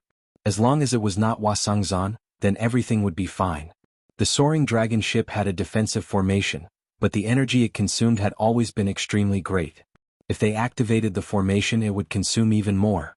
With 2 Foundation establishment cultivators present, even if an enemy attacked, they would probably piss their pants in fright as soon as they saw the symbol of their Pine Suff Academy. Jiang Shanqing activated the defensive mechanisms in the cabin as if he did not care about the intruder at all. He watched as the crimson figure was swallowed by the spears and crossbow bolts and smiled proudly. The mechanisms and traps in the soaring dragon ship were all the work of Mahist masters. They possessed startling power. Even if the intruder was a piece of steel, he would become a hornet's nest. Within the deathly silence there were creaks, and cracks. There was a series of twisting and snapping sounds. Boom. The spears snapped and the crossbow bolts scattered. Li Qingshan was unscathed. The spirit turtle's profound shell enveloped him completely. He stepped forward and discovered that the patterns on the carpet were still entangled. He frowned and the carpet was torn to pieces. His hands fell to the sides of his thighs, and he discovered that his legs were bare. He was running around naked. He plucked out a strand of red hair and turned it into a pair of trousers. He shoved his hands into his pockets in satisfaction and made his way into the depths of the cabin. What's going on? Jiang Shanqing's expression changed drastically. A terrifying sense of danger filled his heart. The figure seemed rather familiar. "You still don't remember?" Begonia sneered drunkenly. After her disappointment, her heart became even colder. Jiang Shanqing suddenly remembered the great matter that had shaken up the world a while ago. Even now the repercussions were still lingering. He had once seen a painting of the terrifying wretched demon who had killed the lone grave elder and the golden pheasant elder, as well as frightened the green vine elder to the point where he dared not leave his mountain. He looked at the image projected by the rudder. That's right, it was him. Jiang Shanqing paled in fright. The rudder in his hand shone brightly as he gave an order to the soaring dragon ship. Activate all mechanisms. Mobilize all puppets. The soaring dragon ship trembled gently. The sounds of countless mechanisms activating overlapped with each other. It was like thunder, like the roar of a dragon or whale. Li Qingshan arrived in a large cabin. An army of puppets waited there. 2 specks of light flickered in their eyes. They all turned around and looked at Li Qingshan. The crossbow bolts rained down like a black storm. Li Qingshan flapped his wings of wind and dispersed the storm. He wrinkled his nose and curled his lips. Boar, I found you.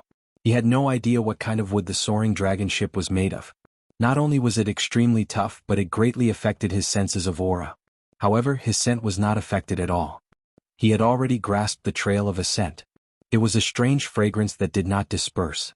With a flash, Li Qingshan followed the scent and advanced by leaps and bounds. This boar Jiang sure is a deviant. He even uses perfume.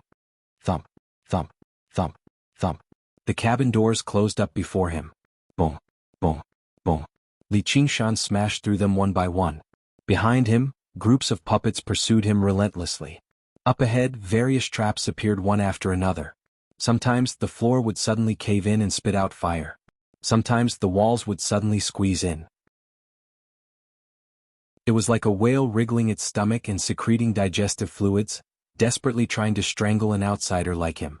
However, Li Qingshan was a foreign object. It could not digest. What do we do? Big Sis Chiu, what do we do? The ship's wheel reflected everything faithfully. Seeing Li Qingshan rush over, Jiang Shanqing sweated profusely.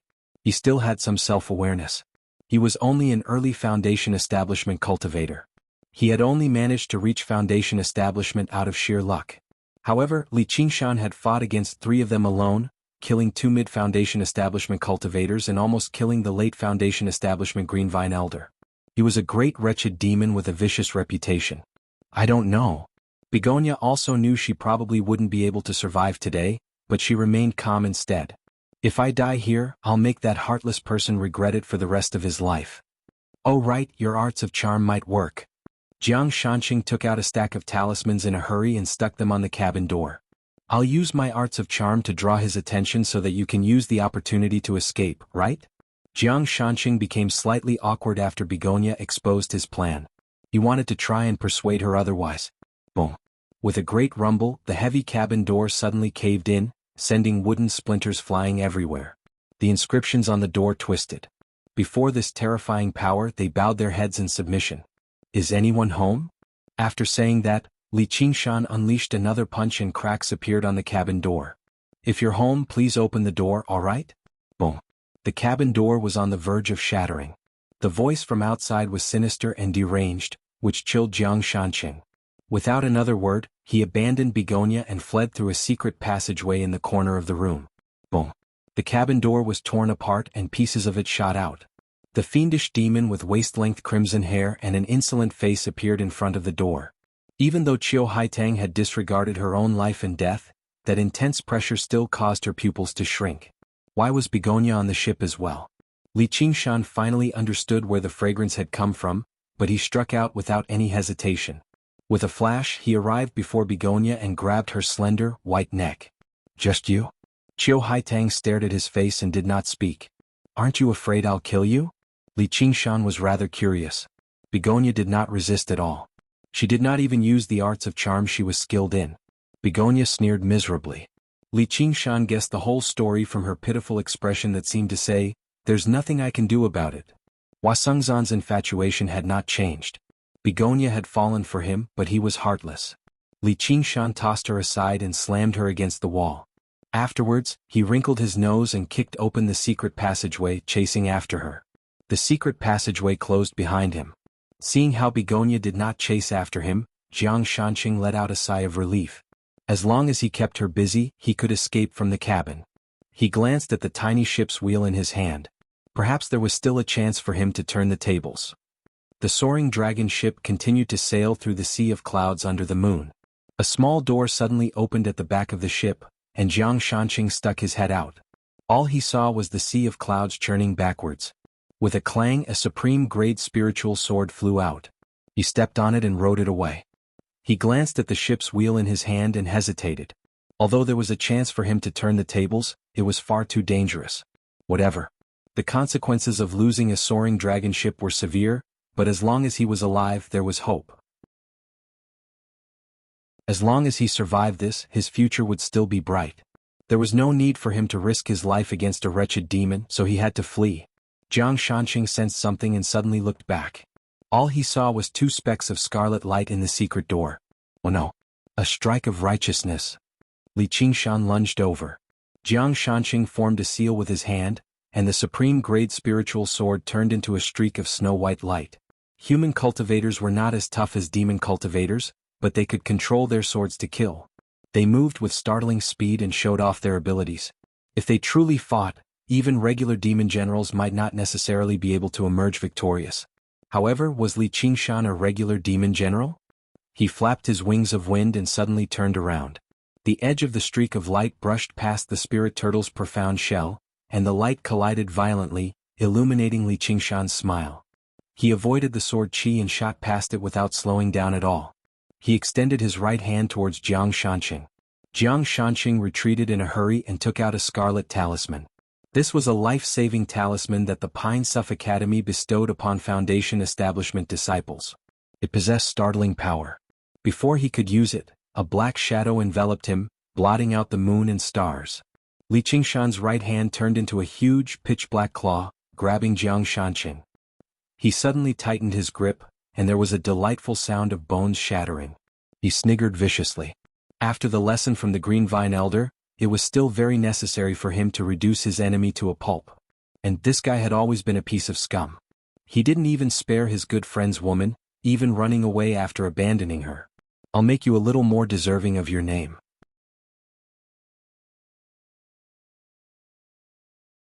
Chapter 398. The sky collapsed and the sea of clouds surged. Both of them were boundless, completely silent. Even the soaring dragon ship had stopped, as if it was silently observing the outcome of the battle. There was a flash of sparks, followed by a violent boom. Li Qingshan felt his hand heat up, and flames shot out from between his fingers. Jiang Shanqing knew he was doomed, so he actually activated the Scarlet Talisman regardless of the consequences. The calm atmosphere was violently ripped apart, whistling through the air. The sea of clouds parted layer by layer, and a great hole appeared. Li Qingshan collided with the soaring dragon ship, and he felt intense pain. His right hand had already been charred, and the huge soaring dragon ship trembled. Jiang Shanqing rode a white streak of light and fled into the distance. Li Qingshan waved his right hand, and the charred part dispersed, revealing his skin. With his recovery abilities, a wound like this was nothing, but it had depleted a lot of demon qi. He thought to himself, sure enough, no Foundation establishment cultivator can be underestimated. If I'm too careless, it really is possible for me to fail miserably. If the Scarlet Talisman had been a little closer, he might not have been able to maintain his clone due to overexertion of demon qi even with the spirit turtle's profound shell. Li Qingshan spread his wings and pursued. In a few seconds he had arrived behind Jiang Shanqing. Jiang Shanqing was charred all over. Although he was the one who had activated the talisman, it did not originate from his own power. Detonating it at such a close distance still left him heavily injured.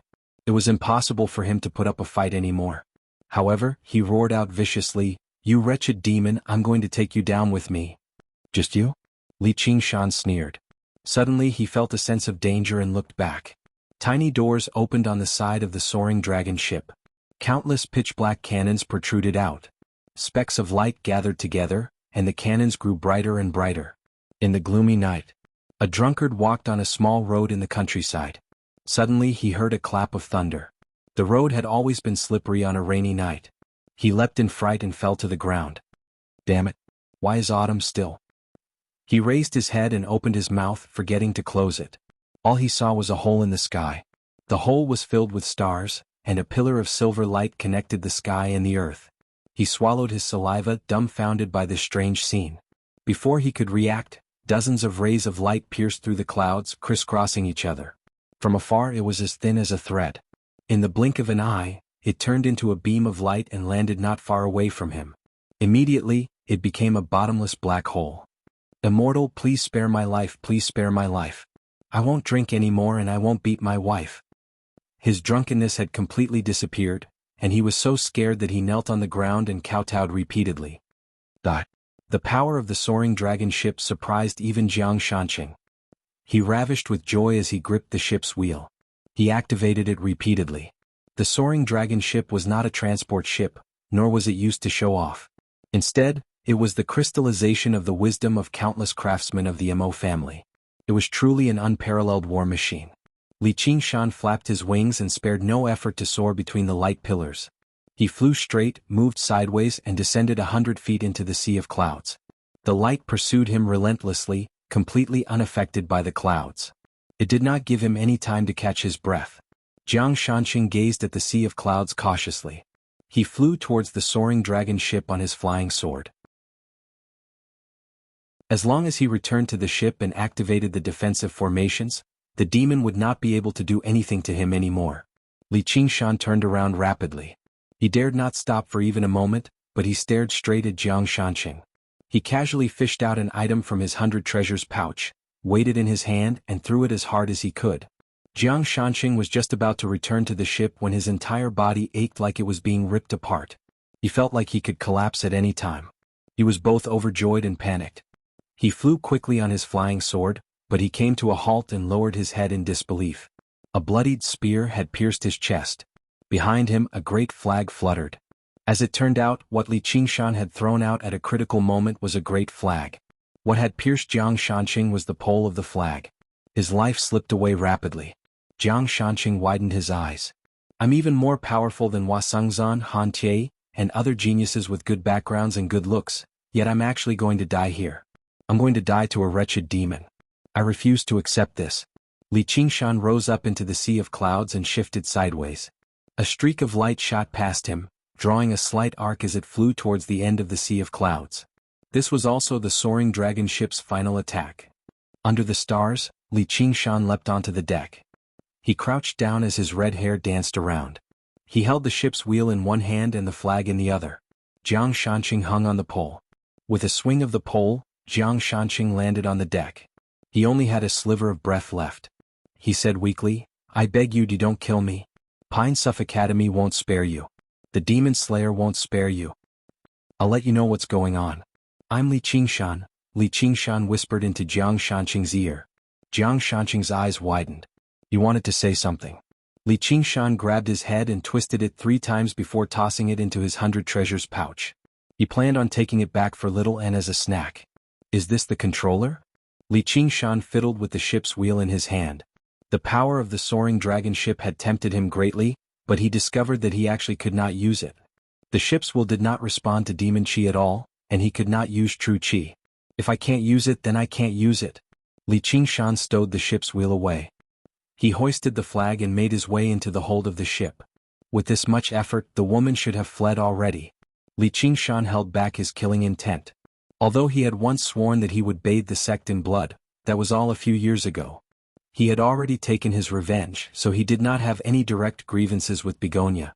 He would spare her wherever possible. She could be regarded as one of Hua Sengzan's confidants.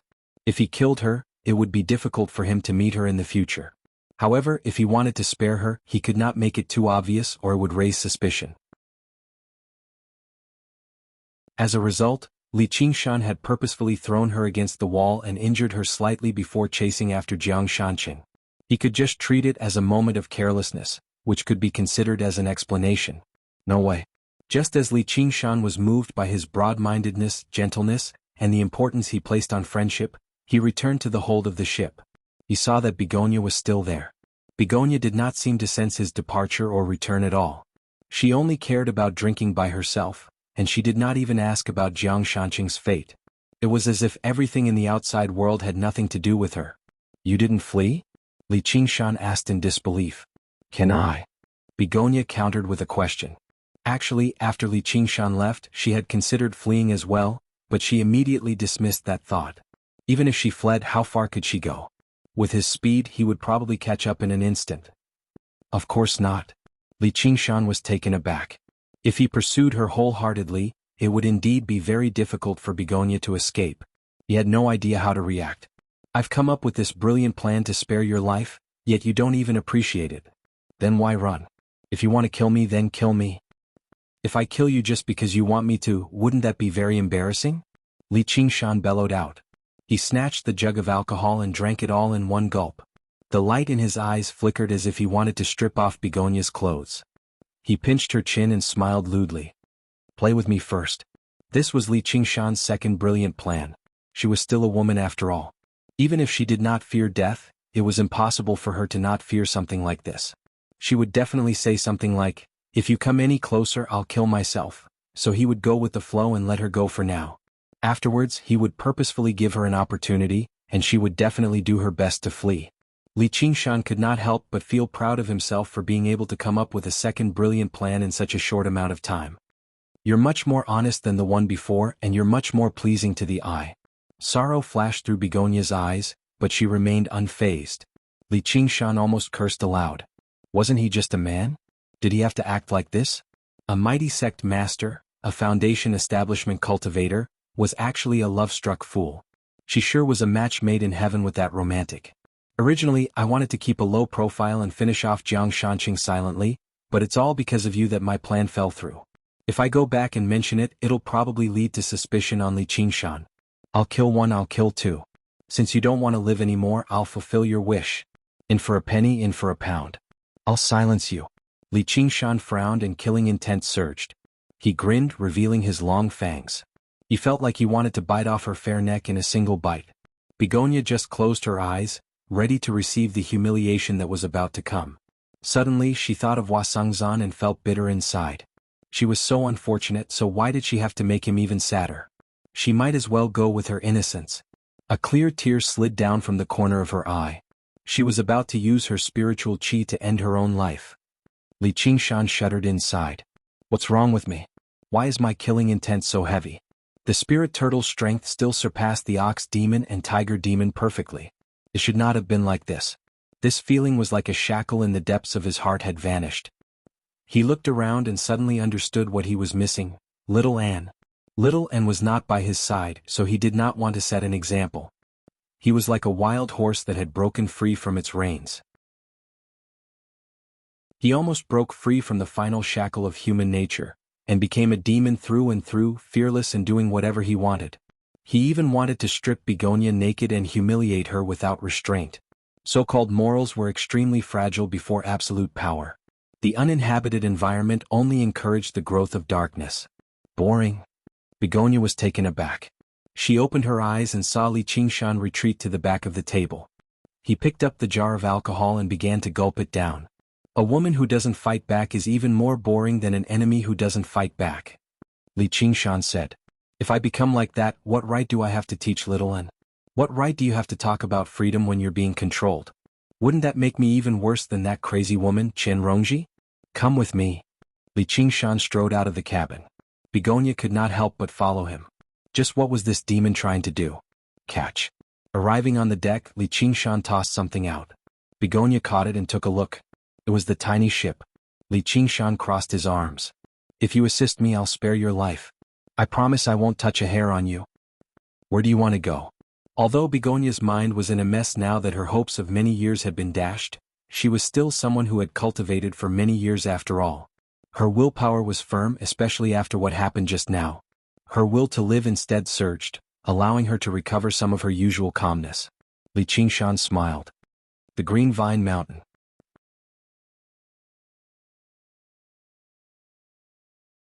Chapter 399. Li Qingshan gazed at the clouds in the direction of the Green Vine Mountain. He had already made a big deal out of this anyway, so he might as well cover it up with something even bigger. Fu Qingjin, let's see whether I'm worthy of carrying your shoes or not. You want to kill the Green Vine Elder? Begonia was alarmed. He was still not satisfied with killing a disciple of Pine Suff Academy, Jiang Shanqing. No, perhaps this was his original objective. He wanted to intercept the soaring dragon ship and destroy the protective formation of the Green Vine Mountain. That's right. Li Qingshan had originally come up with this idea on the spur of the moment. The more he thought about it, the more he found it to be a good idea. He had heard that the Demon Slayer had cast down some duality formation of disintegration on the Green Vine Mountain. It was extremely impressive, so he could use the soaring dragon ship to destroy it. Fu Qingjin, if you're bold enough to attend the banquet, I'll make the green vine elder die for you. If I help you, wouldn't I be a sinner? It can't be worse than death, right? How come I don't know whether you'll keep your promise or not? Begonia studied him. Looks like you don't have much of a choice. Li Qingshan grinned, revealing his fangs. Fine then. Begonia no longer hesitated. Just like he had said, she had no choice at all. The other reason was that she felt like he had no ill intentions towards her for some reason. This feeling was completely unreasonable. Was it just because of his extraordinary appearance that was no less handsome than Wasangzan's? She shook her head. It was not like she was actually infatuated with him. Under Begonia's control, the soaring dragon ship slowly turned around and parted the clouds, flying in the direction of the Green Vine Mountain. Li Qingshan sat on the dragon's head at the front of the ship. The breeze ruffled his scarlet hair as well as Begonia's dress nearby. She stared at his back. What happened tonight was so strange. It was completely unimaginable. She had never thought that Wasangzan would actually turn her down. She had never thought that she would almost be humiliated by a despicable person. And now she was actually helping a demon attack the Green Vine Mountain. Qingshan, what are you laughing about? Li Qingshan came back to his senses. In the brightly lit hall, Han Qiongji sat beside him and looked at him strangely. Han Qiongji said, "What are you thinking about?" "I've been daydreaming since just now." Jichenzi and the others also looked over curiously. "Are you thinking of another woman?" Zither Note teased. As the chief disciple of the music school, even her usual words would not change. They seemed to have a mysterious rhythm to them, and their voices were indescribably sweet and moving. "With a beauty like senior sister Qin here, how can I think about other women?"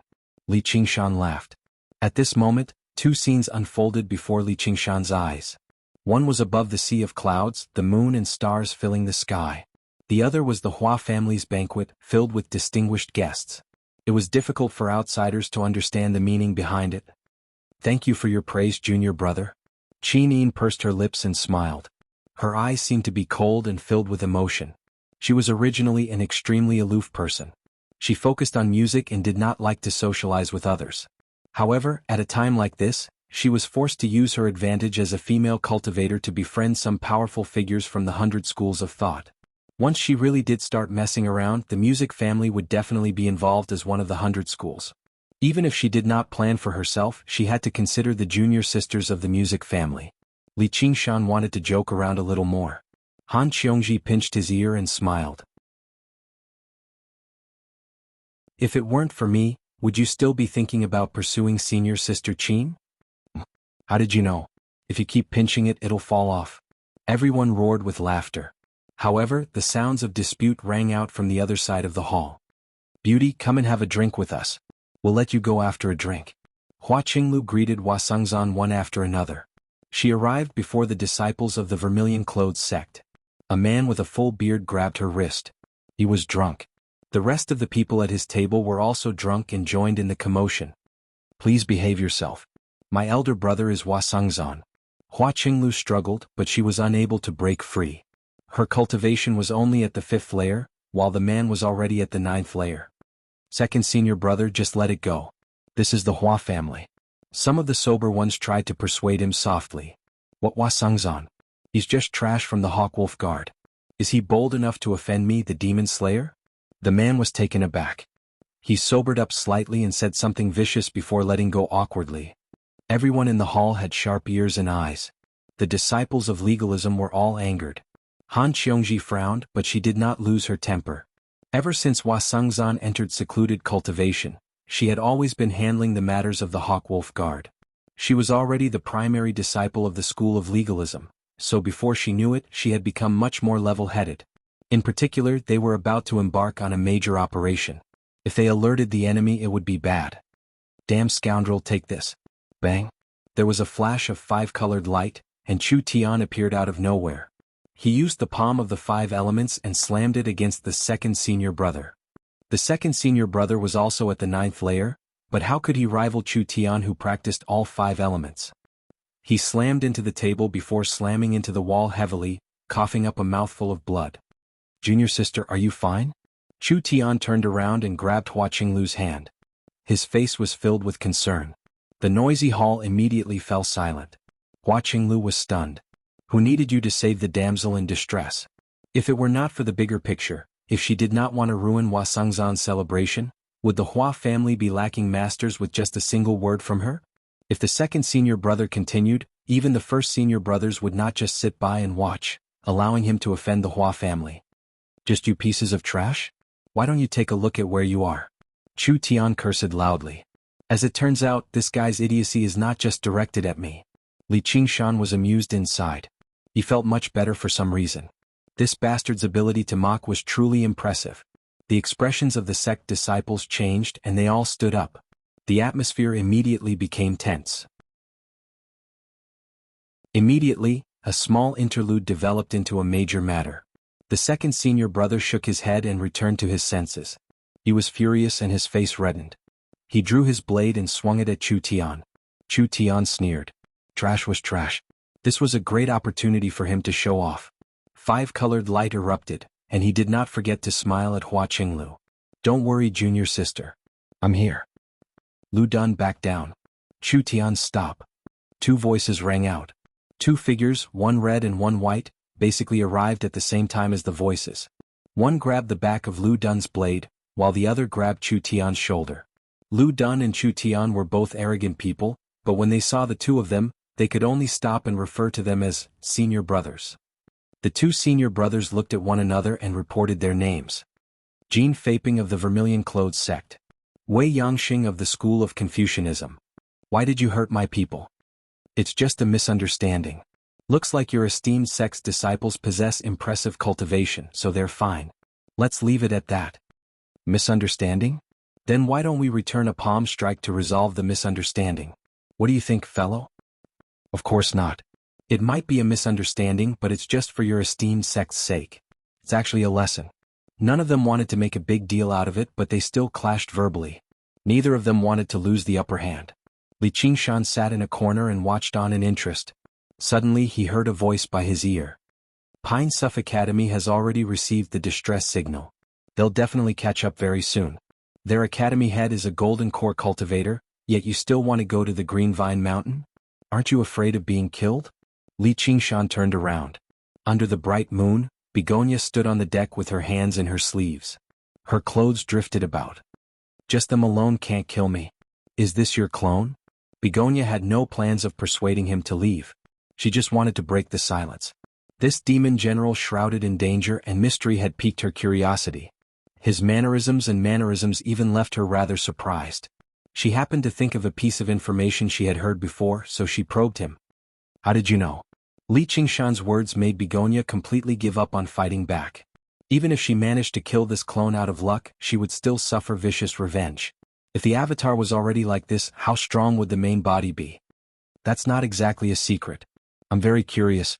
Where is your original body? Begonia immediately grasped the crux of the matter. It's time for you to satisfy my curiosity. Why do you look like you're about to die? Li Qingshan avoided answering the question. Why don't you take a guess? Begonia was tactful and did not pursue the matter. He sat down with his legs crossed. I'm guessing a man dumped you. How did you know? Begonia was surprised at first, but then she broke into laughter. My actions are already so obvious that even demons can tell? Tell me, what kind of man is it? Li Qingshan admitted that he was a little nosy. However, it was extremely interesting to explore the secrets of these familiar people as a stranger. I don't want to say it. Be careful or I'll kill you. I won't say it either. Then forget it. After a long moment of silence, Begonia frowned. Now that the person she had purposefully forgotten was mentioned, it lingered in her heart. Finally she said, he's called Hua Sengzan.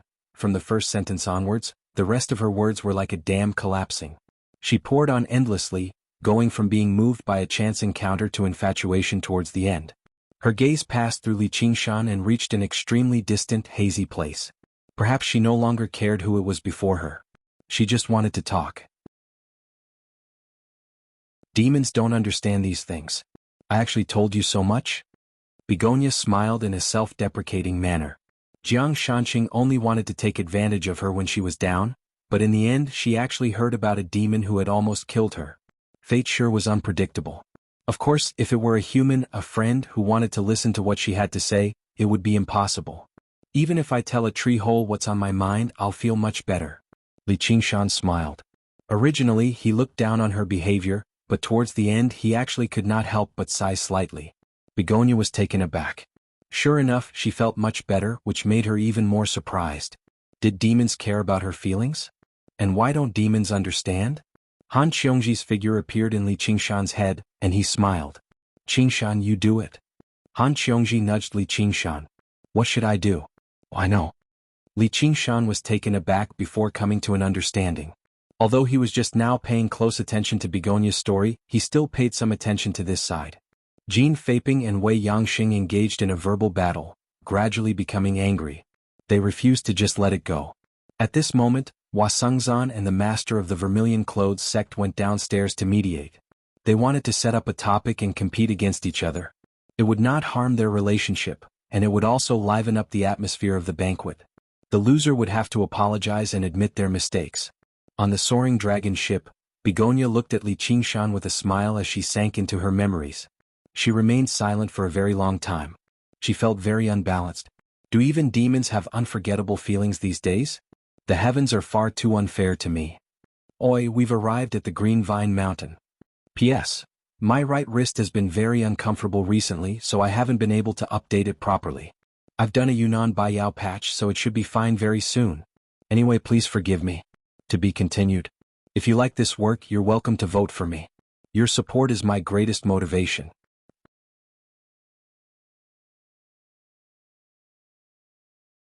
Chapter 400. The crowd split into two sides. Li Qingshan walked to the center and asked, "What do you want to compete in?" "Compete in strength. You are not allowed to attack each other. Whoever leaves this circle loses." "Don't tell me you're the one who's going to compete?" Jin Feiping drew with his finger and a circle the size of a round table appeared on the floor. Then he raised his eyebrows and looked at Li Qingshan with great interest. When the disciples saw that Li Qingshan was only in the 8th layer of Qi training, they all showed disdainful expressions. Strength was only a part of strength. Qi was the most important. Between Qi practitioners, the difference between each layer was a huge gap in strength. It also determined the level of body tempering. Without the nourishment of Qi, forcefully tempering the body would not only be beneficial but also harmful. This was common knowledge in the cultivation world. I thought the 100 schools of thought was amazing, but it turns out it's only SOSO. They can't even find a decent body tempering cultivator and let this guy come out to be humiliated. Yeah, let's wait for a good show. We have that senior brother on our side. The disciples of the 100 schools of thought had all seen Li Qingshan's strength. They retorted loudly and some even shouted, "Senior brother Li will win." For a moment the scene was extremely noisy. Suddenly a figure stood up from the crowd. It was a 9 feet tall giant. It turned out that he had been sitting there the whole time. It looked like he was about the same height as the people standing beside him. The giant walked out of the crowd and arrived in front of Li Qingshan, casting a huge shadow. His cultivation was at the 10th layer of Qi training, similar to the eldest senior brother. His eyes were like copper bells, his mouth was like a tiger's and his nose was like a lion's. The muscles on his body were bulging. His arms could really run a horse and his fists could stand on them. He was filled with a heavy and vigorous aura, especially the bulge on his forehead. He looked even more arrogant and ferocious. He looked down at Li Qingshan from above with a contemptuous smile on his face. "I heard you want to compete with me in strength?" The noise stopped and the disciples roared with laughter. Although Li Qingshan had a tall figure standing in front of him, he looked thin and weak. The disciples of the 100 schools of thought calmed down and looked at each other. They no longer had the confidence they had just now. Jin Feiping smiled. He was the one who came up with this question. He was determined to win. Horned Rhinoceros Mountains splitting art. It was said that when cultivated to the extreme, one would have the power to split mountains. He was a little slow, but there was no reason for him to lose this kind of competition. Li Qingshan saw Hua Sengzan in the crowd and grinned at him. "Bro, I've heard a lot about you." Hua Sengzan was confused by his laughter. He nodded to signal him to be careful, but he seemed to be absent-minded. He was thinking about Begonia. "I'm talking to you." The huge man glared at him with his bell-like eyes. "I am the head disciple of the School of Novels, Li Qingshan. Let's begin." Li Qingshan turned around and clasped his hands. Even though he addressed himself as this one, he didn't even mention the other party's name or sect. He was even more absent-minded than Hua Sengzan. It couldn't be helped. It wasn't easy to multitask. His voice faded away. Another burst of mocking laughter came from the other side. "What? A disciple of the school of novels? Is there such a school among the 100 schools? Li Qingshan was about to say something even more mocking, but Begonia's voice reached his ears clearly, so he shut his mouth. He stood in the middle of the circle casually. Come. Once he finished speaking, he closed his eyes as well. He was truly arrogant. The huge man flew into a rage. He wanted to use this battle to boost Bighorn Rhinoceros Mountain's reputation among the Demon Slayer and gain more benefits, but his opponent did not give him the chance. A pair of fan-like hands grabbed Li Qingshan's shoulders. He was not in a hurry to push Li Qingshan out of the circle. The huge man smiled savagely and made up his mind to break dozens of bones in Li Qingshan's body. Qingshan. Han Xiongji's heart skipped a beat. Even though she was confident in Li Qingshan, she felt that he was being too careless. The huge man exerted his godly strength on Li Qingshan, but the sneer on his face gradually disappeared. No matter how much strength he exerted, it was useless. This boy's body is 100 times harder than pig iron. Since he dares to come out and fight, he really has some skills. Don't waste time. Let's end this quickly. The vermilion-clothed sect master was a little impatient. While he's careless, I'll throw him out and let him fall flat on his face. That way I'll be able to vent some of my hatred. The huge man no longer looked down on Chu Feng. He roared, and his voice was like thunder on the flat ground. His arms bulged and he pushed with all his might. Chu Feng did not move at all. Li Qingshan smiled faintly. His eyes were tightly shut, and he looked so peaceful that he seemed to be asleep. The huge man's expression changed drastically. He used all his strength to push and pull. However, it was of no use at all. A drop of cold sweat appeared on his forehead. Li Qingshan stood there casually, but he seemed like a nail that had been driven into the ground. This was obviously not just because of his strength. After reaching the third layer of the Ox Demon and undergoing the heavenly tribulation, he felt like he had developed a profound connection with the earth. In particular, when he stood on the ground, he felt like he had fused with it. This was where the innate strength of the earth came from. No matter how powerful the huge man was, how could he shake the boundless earth? As a result, Li Qingshan did not pay much attention to this match, nor did he need to. His mind had returned to the soaring dragon ship a long time ago. Is there someone you love? Begonia's eyes flickered. What did you say earlier? Have we arrived at the Green Vine Mountain? Li Qingshan gazed down. All he saw was a sea of clouds. The thick layer of clouds obscured everything. Begonia raised the ship's wheel in her hand, and it shone with light, forming a three-dimensional map. There was a flickering dot. It was the soaring dragon ship, and the mountain below was the Green Vine Mountain. Descend immediately. Li Qingshan was overjoyed. He leapt up and waved his hand. However, the soaring dragon ship did not descend with him. Li Qingshan looked back with a frown. I said descend. I'm asking you, is there someone you love? Begonia was extremely curious. If she had not seen it with her own eyes, she would have struggled to believe that a demon could actually have an expression like that. As a result, she wanted to understand the inside story very much. Compared to this, even attacking the Green Vine Mountain did not seem important anymore. Of course. Descend immediately. Li Qingshan stamped his foot. Then tell me, do you love her? Does she love you? Are the two of you together? Begonia pursued relentlessly. Yes, yes, yes. We're going to be together for the rest of our lives. Are you done yet? Hurry up and descend this thing. You're so lucky. Luckier than me. Begonia sighed gently. The ship's wheel turned, and the soaring dragon ship slowly descended. Humph, because I'm not going to hang myself from a single tree like you. Li Qingshan was already prepared to enjoy the Green Vine Elder's dumbfounded expression. What do you mean by that? Isn't she the one you love the most? Li Qingshan shuddered, and the soaring dragon ship came to a sudden halt. Begonia's gaze was rather eager, but also rather confused. She only wanted an answer. What are you doing? I'm attacking the Green Vine Mountain. P.S. Phew, it really is much better. I've written another chapter tonight. Thank you for your concern, everyone. In return, I'll go back to my usual 8 to 6 pace. To be continued. If you like this work, you're welcome to vote for me. Your support is my greatest motivation.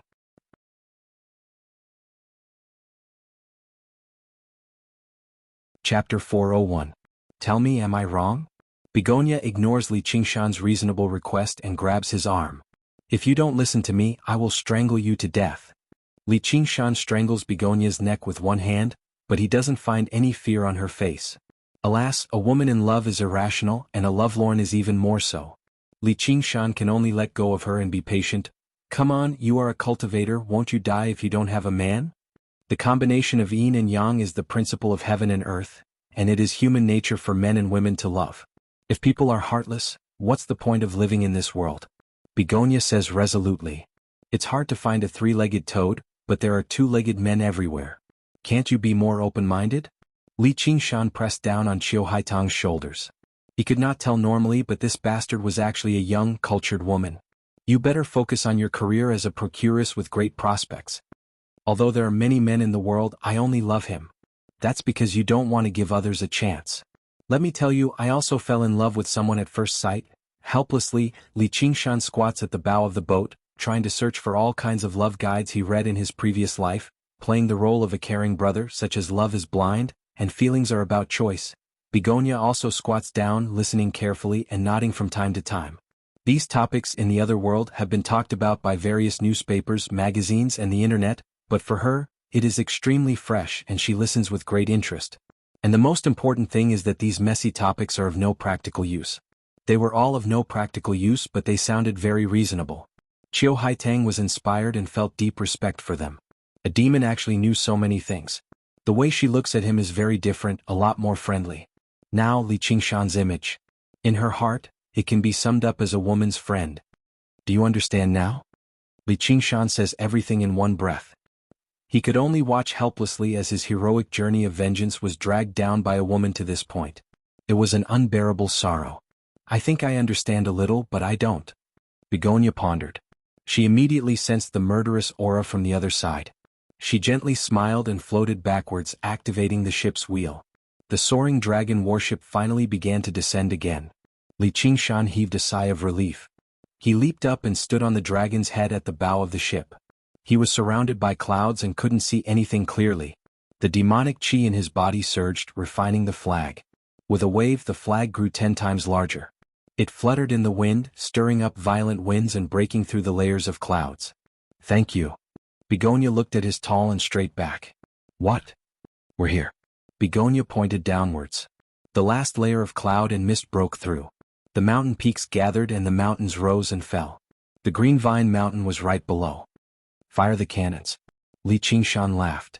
Yes, Qiu Haitang said. It was clearly such a dangerous thing, but he did it like a child's game.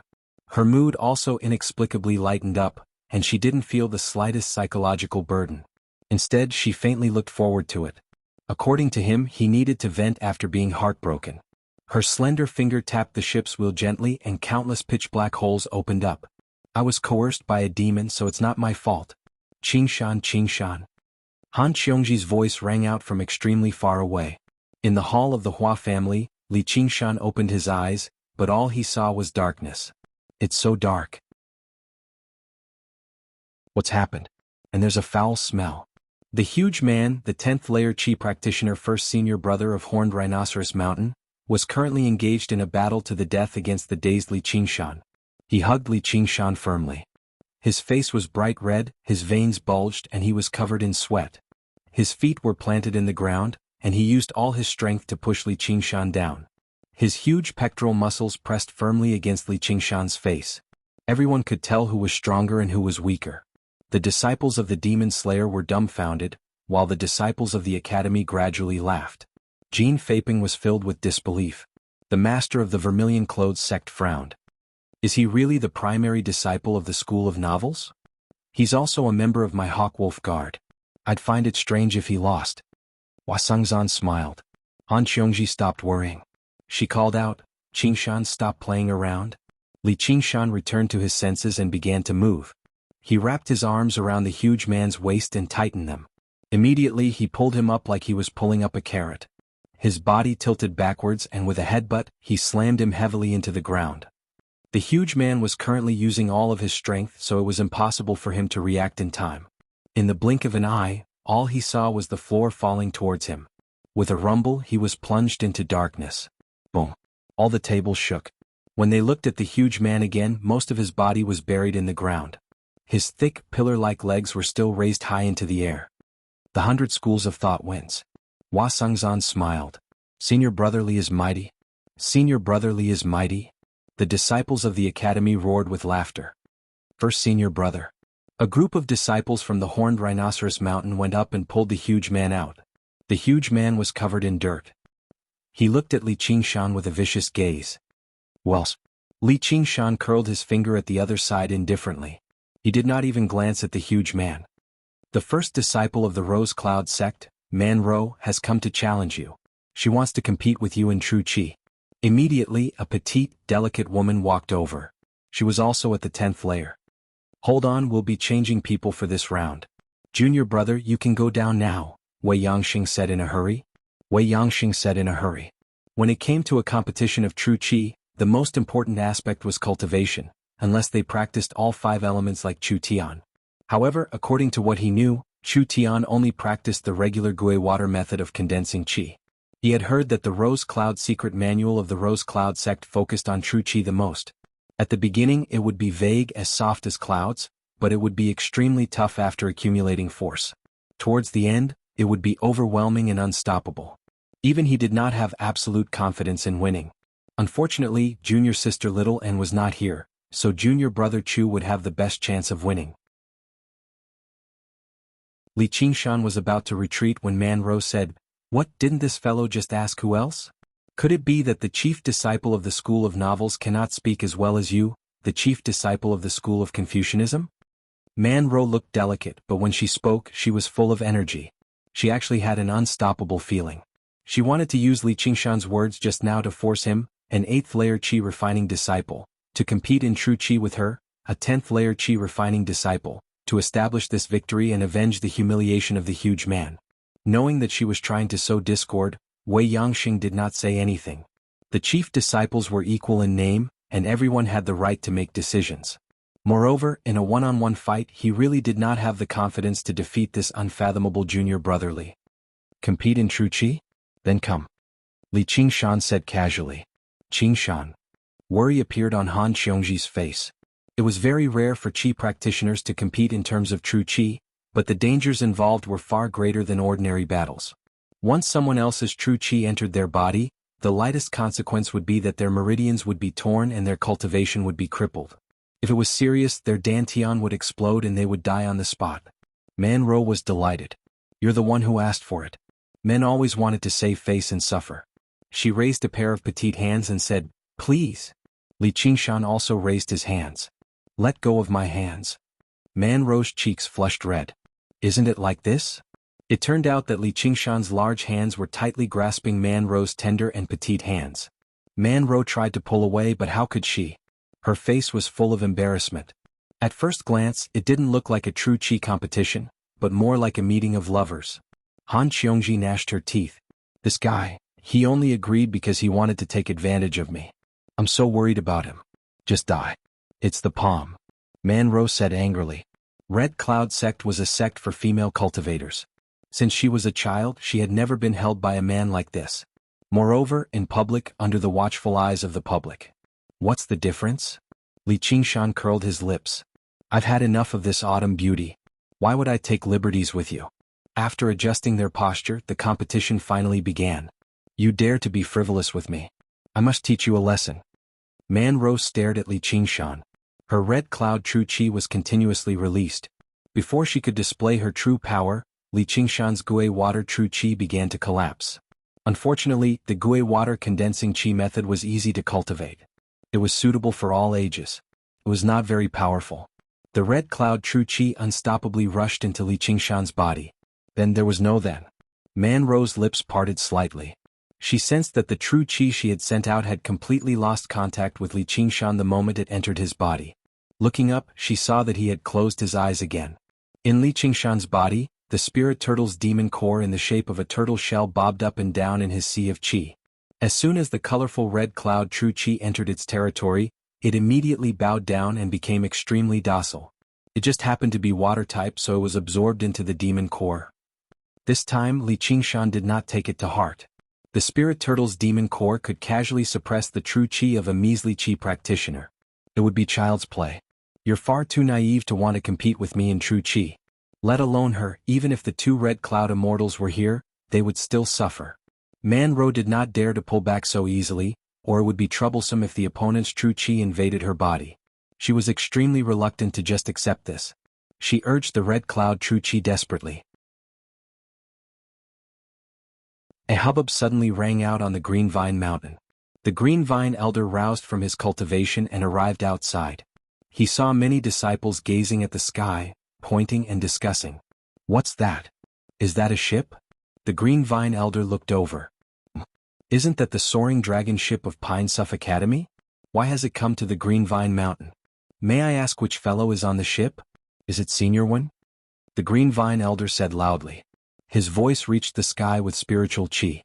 The head scholar of Pine Suff Academy, Wen Jingming, was a great cultivator who had undergone 2 heavenly tribulations.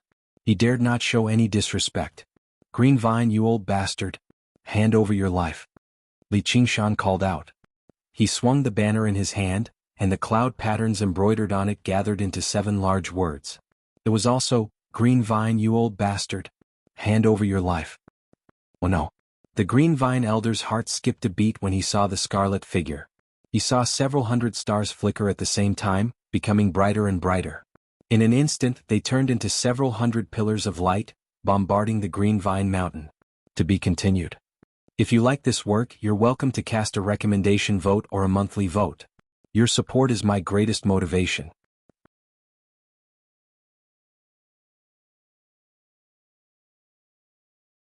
Chapter 402.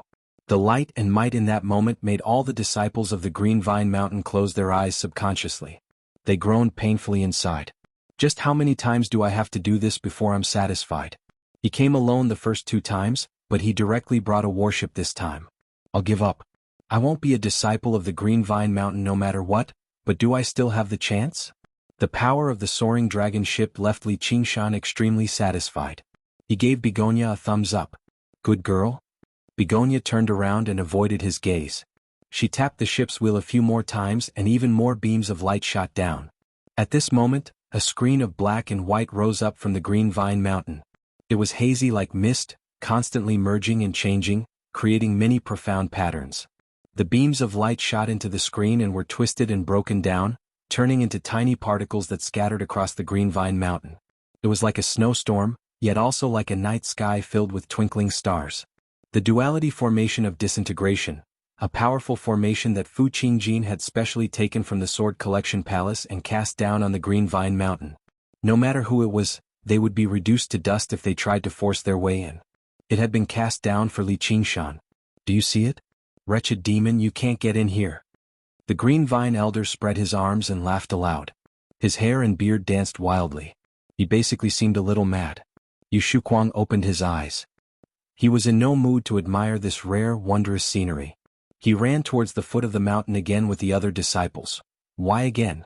The peak of the mountain and the prow of the ship were separated by a short and distant distance. Li Qingshan's scarlet eyes and the Green Vine Elder's green eyes met. "Keep firing. I'd like to see how long he can last." Li Qingshan carried the flag in his right hand. He snapped his fingers with his left hand. Without even waiting for his orders, the soaring dragon ship unleashed its full power. It flashed with light, dazzling the eyes. The moonlight pierced through the hole in the clouds, casting down a huge, silver beam of light. It dyed the soaring dragon ship silvery blue. In the pitch-black world, it seemed like an unbelievably large searchlight. The soaring dragon ship was the main character, roaring as it pleased on the stage. At the center of the ship was the core furnace. It hummed and flickered, releasing the spiritual energy that had been stored for an unknown amount of time. The blood that was delivered to every cannon was like a huge heart, beating loudly, sending blood to every part of the body, turning into furious roars and roaring dragons of light. The duality formation of disintegration did not budge. It allowed the attacks that were enough to flatten the Green Vine Mountain to fall one after another, collapsing against the mist like fireworks. It's useless. All attacks will become a part of the duality formation of disintegration's energy. It's definitely impossible to get through. The Green Vine Elder secretly communicated with Fu Qingjin as he mocked Li Qingshan loudly. That's not necessarily true. Li Qingshan had also noticed that from the beginning until now, the duality formation of disintegration showed no signs of weakening. The hazy mist instead showed signs of growing thicker and thicker. He knew the Green Vine Elder was telling the truth. However, the speed at which the yin and yang dust formation disintegrated the light pillars was getting slower and slower. In the beginning, the pillars of light would immediately turn into mist as soon as they landed in the formation, but now they scattered like fireworks before dispersing bit by bit. He believed that no matter what kind of formation it was, there would always be a limit. One was a powerful defensive formation from the Sword Collection Palace, a super sect of the Green Province, while the other was a supreme war machine that was the crystallization of a master of Moism's wisdom and efforts. No one knew who was the victor between the spear, that could pierce and destroy anything, and the shield that could disintegrate and block any attack. The two people involved, Li Qingshan and the Green Vine Elder, could only watch this grand display of fireworks eagerly and hopefully as spectators. "Bring the alcohol." Li Qingshan sat down with his legs crossed and called out. In the estate of the Hua family, Li Qingshan's second match was extremely dull and boring as expected. None of the spectators dared to make a sound. They only exchanged glances silently. As a matter of fact, they were not even sure who had gained the upper hand right now. Man Ro's expression became uglier and uglier. No matter how endless her rose cloud's true chi was, it still had a limit. Before her, Li Qingshan was like a bottomless pit. No matter how much true chi she channeled into him, she was unable to fill it up. And as soon as her true chi weakened slightly, Li Qingshan's Gui water true chi would immediately surge over. She dared not hold back at all. The dangers of a clash of true chi began to reveal itself bit by bit, baring its fangs at her. She refused to admit defeat. Whether in terms of quality or quantity, Li Qingshan's true chi was clearly below hers. However, he had used some sort of method to control the foreign true chi that had entered his body. She believed that as long as she persisted a little longer, Li Qingshan would not be able to last any longer. She would run out of energy and finally regret it. However, she was already unable to admit defeat at this moment. As long as she let out a single breath, Li Qingshan's true chi would invade her body and destroy her. In the blink of an eye, a strand of Gui water true chi flowed through her palm and into her body. It was icy cold before reaching her dantian. As long as Li Qingshan willed it slightly, even if the Gui water true chi was not renowned for its destructive power, it could still easily rip through her fragile meridians. The vermilion-clothed sect leader saw that something was wrong and wanted to intervene. However, he was stopped by Hua Sengzan, who whispered, "Before you can expel her true chi, that uncontrolled true chi will explode in her body." He transmitted his voice into Li Qingshan's ears. "Qingshan, it's about time." Li Qingshan's consciousness was pulled back to this place. He opened his eyes and saw that Man Ro's face was pale, her lips were bloodless, and there was even a trace of pleading in the depths of her eyes. She was exceptionally delicate and pitiful. Li Qingshan smiled slightly and slowly withdrew his true chi. "I lost." Man Ro's body softened. She took a step back and said softly while biting her lips. Her eyes sparkled like stars, her imposing manner was completely gone, and her voice was also very weak. She looked at Li Qingshan with eyes full of resentment, but there was also a trace of sadness. Behind Li Qingshan, cheers rang out loudly. The eyes of the disciples of the 100 clans were full of envy and admiration. With a wave of his hand, he gulped down a jar of alcohol. At the same time, Begonia took out a few jars of alcohol for him on the soaring dragon ship. The feeling of 2 jugs of alcohol entering his stomach at the same time was extremely wondrous. It was especially satisfying. There was nothing better in life than drinking fine alcohol and fighting a stubborn enemy. Multiplying this feeling by 2 made it even more satisfying. Who else? Upstairs, the school leaders chatted happily, while the sect masters were stern. They were also paying attention to the competition below. The strength of high chi practitioners could be said to represent the future of a clan or sect. A competition like this was definitely not just a game. Wang Pushi drank heartily. Although this kid's words were infuriating, what he did was still very honorable. Fu Qingjin poured and drank by himself, standing alone. His face was haggard as if nothing could faze him. He seemed like he did not fit in with his surroundings at all. He frowned and a jade tablet fell into his hand. The Green Vine Elder's flustered voice rang out. "Sir, the wretched demon has come.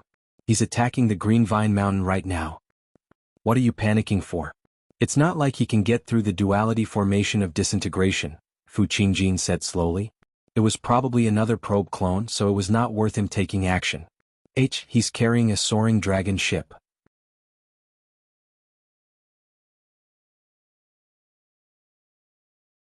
Chapter 403. Fu Qingjin's expression changed.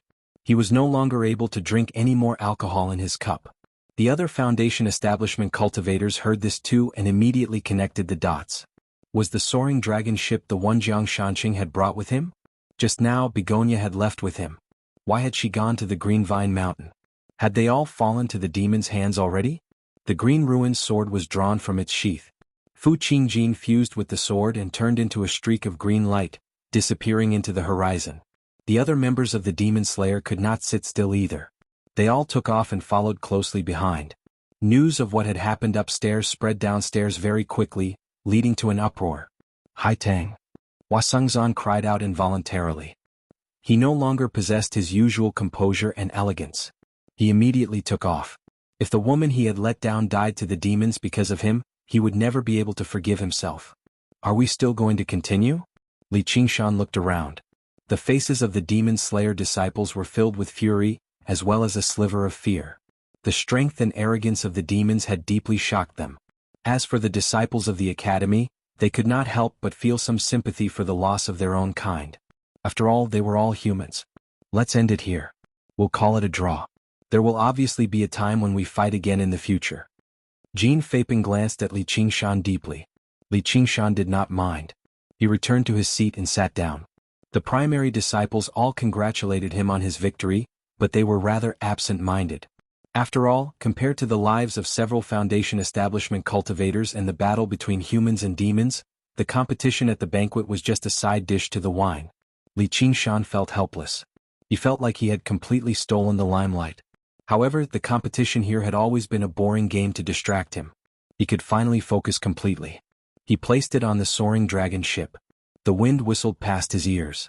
The duality formation of disintegration. After absorbing and disintegrating who knew how many attacks, the Green Vine Mountain shone with dazzling light. Everything became blurry, illuminating a range of 100 kilometers like it was daytime. How much longer do you think you have? Only then can we break the formation? Li Qingshan stood at the bow of the ship with the flag in his hand. He stared at the light and asked without turning his head. Although it was just a glimpse, the speed of Fu Qingjin's flying sword was still far beyond his expectations. According to his estimation, even if he used the wind god's wings, he would not be able to catch up. Was this the power of a magic treasure? In other words, it wouldn't take long for him to arrive here. At that time. This meant that the outcome had been decided. His plan to kill the Green Vine Elder had failed once again. I don't know. But I don't have much spiritual power left. Begonia clicks on the helm, and a picture of the Reiki reserves appears. There is only 1/5 left. Before the spear could break the shield, it had already exhausted all its strength. What do you think, wretched demon? There's nothing you can do. The Green Vine Elder stood on the top of the mountain and bellowed out. However, there's still one last move. Begonia suddenly said. What move? Li Qingshan suddenly turned around. It's right beneath your feet. Isn't this a decoration? Li Qingshan lowered his head and studied the dragon head sculpture on the bow of the ship. Of course not. This is the largest main cannon of the soaring dragon ship, the Dragon's Roar. A single attack takes up tremendous amounts of spiritual power, and it takes a lot of time to prepare as well. It's completely built for destroying structures and formations. Why didn't you say that earlier? It's too close. The ship won't be able to withstand the recoil. Then why are you saying it now? I want to. Begonia smiled, recovering some of her grace as a sect master. Then show me the power of the Dragon's Roar. All of the attacks stopped, but the rumble still seemed to linger in his head. Yu Shuquang, who had fled to the bottom of the mountain but was blocked by the formations, gazed at the sky in surprise. All he saw was the soaring dragon ship slowly rising into the air. Before long, it had vanished into the clouds. Did you make it? Before he had even finished speaking, a white pillar of light descended from above, piercing the clouds and directly striking the duality formation of disintegration. The pillar of light was so huge that it could not help but make people think of the legendary pillar. The clouds parted, revealing the soaring dragon ship above the clouds. The dragon head on the bow opened its huge mouth and let out a furious roar. The pillar of light no longer vanished in a flash. Instead, it was continuous, channeling all of its power into it.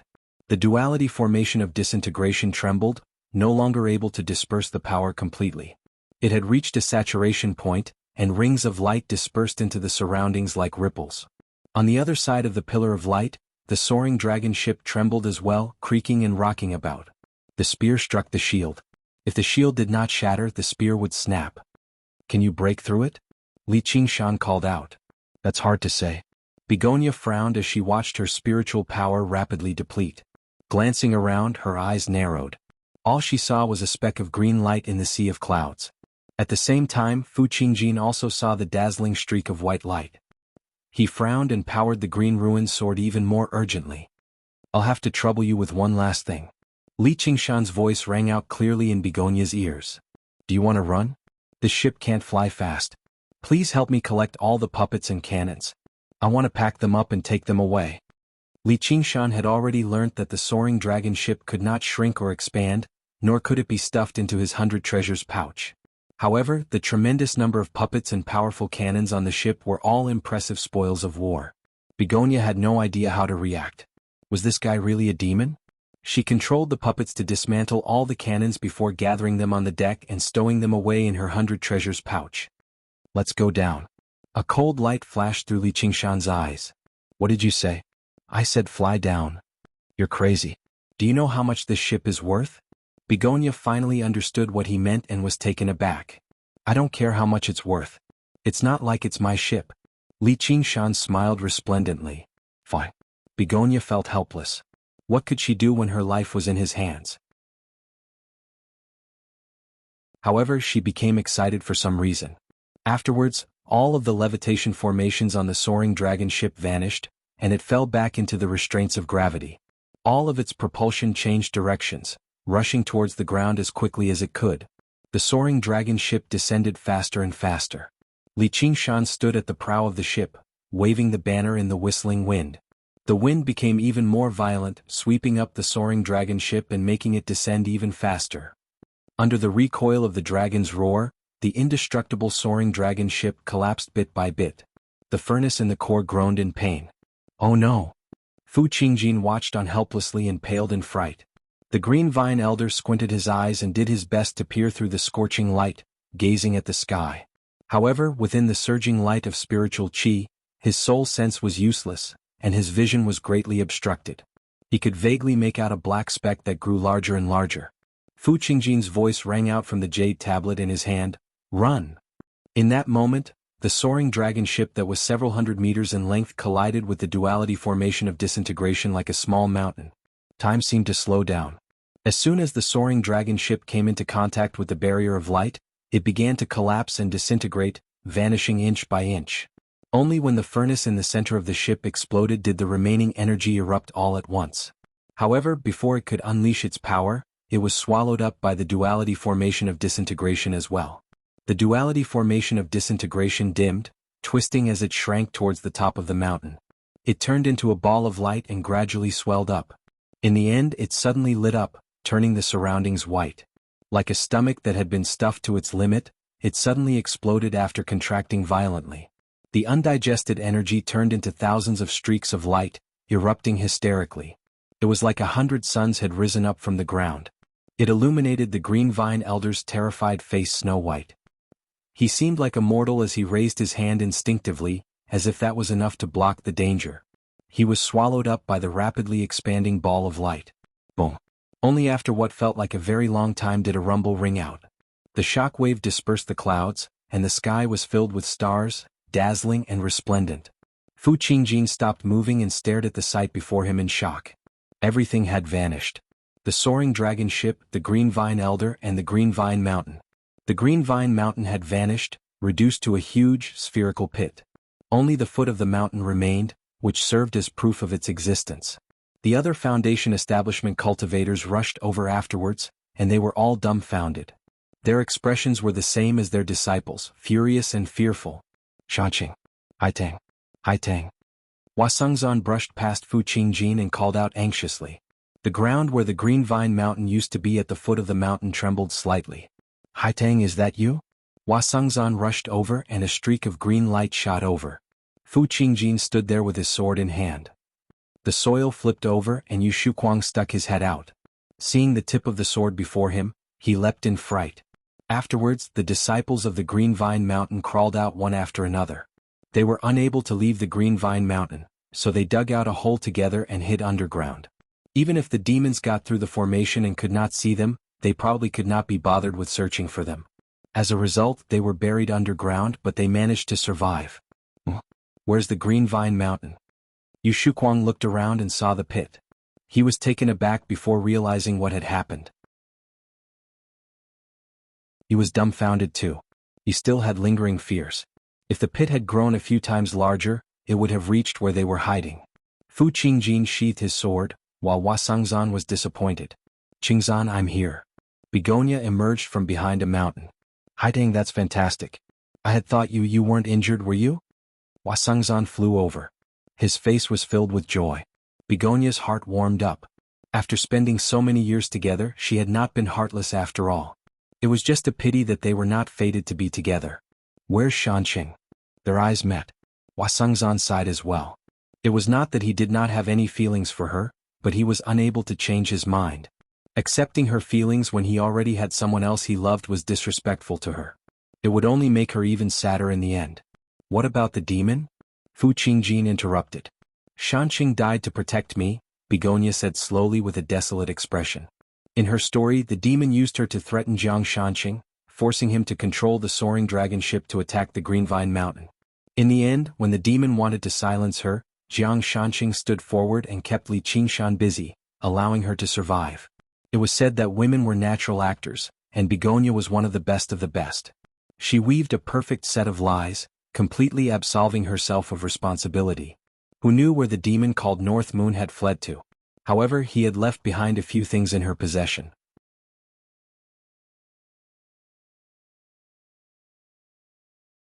Chapter 405. The patriarch stayed behind to discuss matters, while the disciples left the Hua estate. Li Qingshan and Han Qiongji naturally rode a cloud together. Han Qiongji furrowed her brows, while Li Qingshan seemed to be in thought. However, he maintained a faint smile the entire time. Qiongji, don't be sad. It's not worth it for a rotten person like that. Li Qingshan could not help but console her. What do you know? I know that he took advantage of her when she was down and disregarded his friendship with her. Shanqing just wanted to comfort her. Even if he did, what's wrong with that? It's not like they're children, so what's the point of taking advantage of her? You're just angry that he looked down on you. Han Qiongji had never liked Begonia's flowery ways. After hearing Begonia's story, she felt that while Jiang Shanqing's appearance was nothing special, he was still a man in the end. He should not be looked down on like that. So you're saying that I should be happy that he looked down on me? Then your wish has come true. I really am quite happy right now. I'm not joking with you. No matter what grievances you had when you were alive, he's already dead. I hope you can show him some respect. Do you know how ugly you look right now? I'm not joking with you either. I only respect people who respect me. I've never sought to look good to anyone. Li Qingshan smiled easily. Why, you really are unreasonable. Han Qiongji leapt up angrily and flew off the cloud, disappearing into the rain. Only Li Qingshan sighed gently. I'm not unreasonable. It was not like he was actually 18. How could he not know? Just now he should be vague about it and brush this matter aside. After spending so many days together, it was not like there was no conflict between the two of them. However, as a man he obviously would not bicker with a woman. However, Li Qingshan had always been considering something seriously, which was to confess everything to her. On this night, the war between the humans and demons was about to begin. This thought became extremely intense. At the same time, he also knew very well that it would not be that simple. When that time came, he would need her absolute tolerance. If he didn't handle it properly, the consequences would be unimaginable. He might even turn from a lover into an enemy. Thus, there was the conversation just now. But in the end, the result was not optimistic. If she could not tolerate his shortcomings, how could she tolerate him being a monster? If he could not even accept his criticism of Jiang Shanqing, how could he accept that he had personally killed Jiang Shanqing? Li Qingshan laughed self-deprecatingly. Perhaps this kind of request was too much. He had already expected such an outcome. Han Qiongji had her own standpoint and principles. He wouldn't change his mind easily just because of love. If it was Begonia, it might be possible. Forget it, even lovers and friends have their own little secrets. It's better not to force it. On the lake of dragons and snakes, the autumn rain scattered thousands of ripples. Li Qingshan sat down cross-legged and slowly absorbed the spiritual energy of heaven and earth, allowing the demonic energy in his body to recover. After a long time he stood up and used up all the demonic energy in one go. His original body returned to Cloud Wisp Island.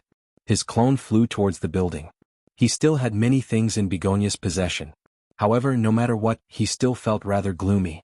When he saw Begonia, he could not help but grumble. What happened? Begonia was greatly surprised or even slightly delighted. It's got nothing to do with you. Where are my things? Li Qingshan stepped into the room and looked around before returning his attention to Begonia. The silk-woven, silver-white nightdress was as thin as a cicada's wings. It draped over her like flowing water, accentuating her graceful figure. Begonia's eyes flickered, and her lips parted slightly, but before she could say anything, "I'm telling you I'm not in a good mood. If you threaten me again I'll strip you naked and hang you outside." Li Qingshan shoved her to one side and lay down on the lounge chair. Qiu Haitang hesitated for a moment before handing over the 200 treasures pouches. She was no longer the girl who had lost her heart to grief. Just the fact that she had been stripped naked was something she could not accept. This fellow in front of her was someone who could do anything.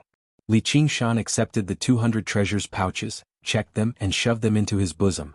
Of the 200 treasures pouches, one was in perfect condition, which obviously belonged to Jiang Shanqing, while the other was slightly damaged, which belonged to the Green Vine Elder. The moment the duality formation of disintegration collapsed, Li Qingshan flew down as quickly as he could and removed the 100 treasures pouch from the Green Vine Elder's waist. He used the Spirit Turtle's profound shell to block the attack for a split second before vanishing in the explosion. However, it was enough for him to toss out the 100 treasures pouch. 100 treasures pouches had always been light and extremely tough. As long as it was not directly struck, it could not be destroyed so easily. However, if it were not for his mirror clone, Li Qingshan would never have been bold enough to take on this risk with his original body. It was exactly because of his clone that he was bold enough to ask Begonia for the 100 treasures pouch. "It's been a pleasure working with you." Li Qingshan was in a great mood.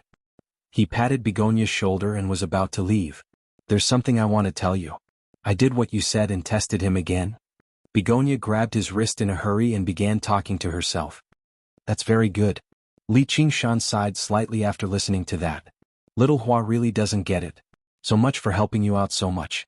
But since we're not fated to be together, it's better to end things early. It's not a bad thing. Thank you for listening to me so much.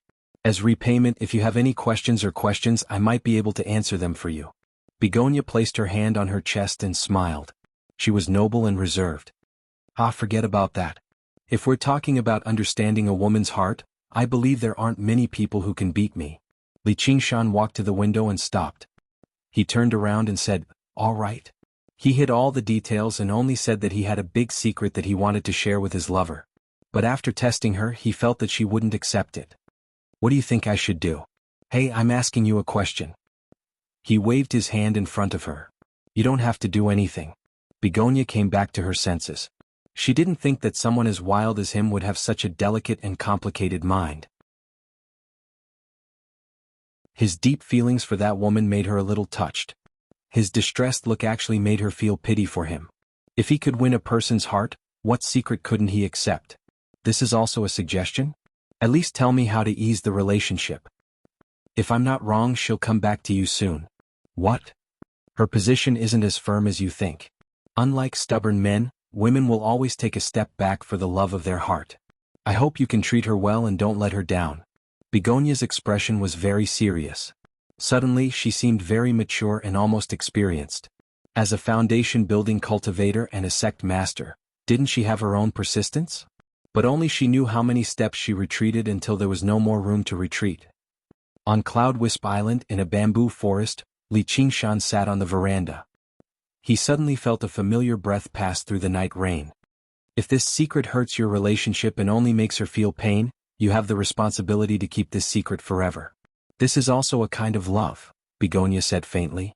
She had once hoped that he could accept her, even if he only pretended to love her.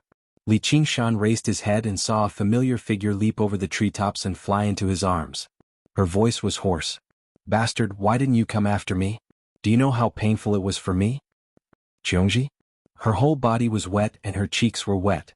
He didn't know whether it was rain or tears. Her delicate appearance made Li Qingshan wonder if he had made a mistake. Begonia was right.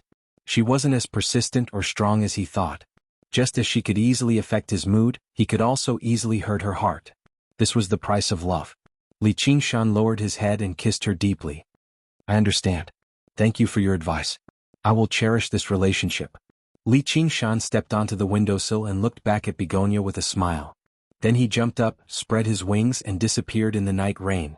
The night rain beat against the bamboo forest, and the sound was particularly cold. The two of them hugged each other tightly, feeling each other's bodies as hot as fire. Li Qingshan caressed her delicate body wantonly. Impatient with the obstruction of the layer of clothes, he directly tore her long skirt to reveal her snow-white round breasts. Han Qiongji exclaimed and said in a low voice, "Go into the house." Right here. Li Qingshan pressed against her forehead. His eyes were gentle and domineering. There was no one else on the island, only the two of them. Han Qiongji was powerless to resist. In a flash she was peeled off like a white sheep without a single strand. The autumn wind was cold and she shivered. She had long been immune to the cold and heat. Although she knew that there was no one on the island under the porch, she was still embarrassed. But she didn't have time to think about it and was immersed in it. After an unknown amount of time, the clouds and rain disappeared. Han Qiongji almost forgot how she returned to the house. She saw Li Qingshan's eyes open, staring at the dark dome in a daze. She got up and laid on her side and placed her hand on his chest. Are you still angry? No. Li Qingshan turned his head and grinned. Actually, I'm not angry because of Shanqing but because of you. You're not usually so petty. Han Qiongji's finger drew circles on his chest. I understand. But if it wasn't for you, I wouldn't be so petty. Li Qingshan held her hand. The two of them looked at each other and smiled. Han Qiongji leaned on his chest. You're not allowed to anger me like this in the future, do you understand? That's not necessarily true. I've already let you do whatever you want, but you're not even willing to agree to such a small thing. Han Qiongji angrily knocked her chin on the ground. It's clearly me who's working hard. You're just lying down comfortably and enjoying yourself. Li Qingshan smiled. Seeing that she was about to get angry again, he said, Fine. I promise you if I anger you again I'll chase you back. What kind of promise is this? I'm unlucky to like a man like you. If you don't chase me I can only come back by myself. I'm really reaping what I sowed. This doesn't sound like something Miss Han would say. Li Qingshan's heart softened, and he gently stroked her hair. Upstairs, Begonia pondered for a moment, smiled and got up to close the window. In the distant building, there was a faint flash of a green shadow, but when she looked again, it was empty.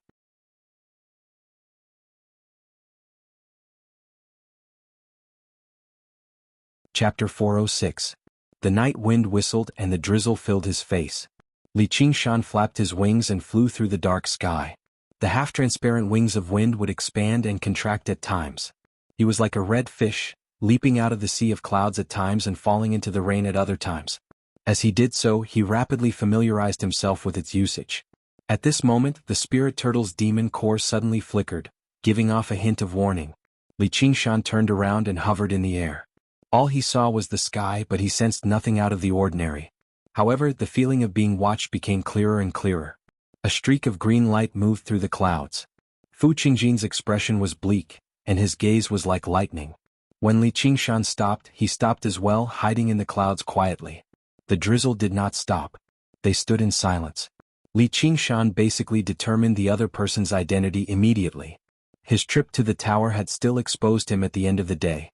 He wanted to use his clone to test his strength again, but when he thought about the 300 treasures pouches on him, he turned around and flew downwards, entering the underground through a cavern. What a vigilant prey! Fu Qingjin revealed himself. With prey like this, the mission as a liaison would not be too boring. However, now was not the time to reel in the net. Traveling underground, Li Qingshan took out the underground mental map and searched for the path back to his territory. Just now had made him truly understand what it meant to be in a dire situation. He needed to respond immediately. Returning to the cavern, Millipede cultivated quietly on the stone platform, recovering his strength bit by bit. A shadowy figure appeared behind him, materializing from the void. It lunged towards him. Li Qingshan was already prepared. He suddenly turned around, opened his right hand and lowered it again. A soft, delicate figure fell into his arms. Master, you're back. Iliobo was overjoyed. You've already undergone the heavenly tribulation. Li Qingshan raised an eyebrow. Yeah. It's all thanks to the pill Master bestowed upon me. Iliobo said gratefully. After ingesting the true spirit pill, she immediately felt her body full of strength. It began to change qualitatively. Finally, he broke through to the next realm and passed the heavenly tribulation. This was not only the effect of the true pill, but also because she had accumulated enough time at this bottleneck. Liubo is willing to use any means to repay Master's kindness. Liubo licked her lips. That's great. Continue to host the trade. I need more spirit grasses. I'm not talking about this. Master, what do you think this is? Liubo revealed a sorrowful expression. Then she took out many spiritual herbs from her 100 treasures pouch. Before Li Qingshan left, he gave her many spiritual tools and spiritual talismans that he didn't need. After she passed the heavenly tribulation, she wanted to go back and show off. Along the way they conducted a few transactions. He also helped Li Qingshan obtain quite a number of spiritual herbs, none of which were less than 100 years old. Well done. Li Qingshan accepted the spirit grass and smiled. Now he had two choices. One was to abandon this place. In order to avoid Fu Qingjin's attacks, he could go deeper underground and temporarily live in Obsidian City. The other was to strengthen this place and turn it into a fortress against the demon slayer. Previously he was more inclined to the former. After all, he had limited manpower. He wasn't cultivating for the rise of the great demon race, so there was no need for him to fight to the death with the demon slayer. But now he had other ideas. He still had to see the results of his meeting with the Spider Queen. Let's go. Come with me to see Yi Mingzhu. Please let me go with you, Master.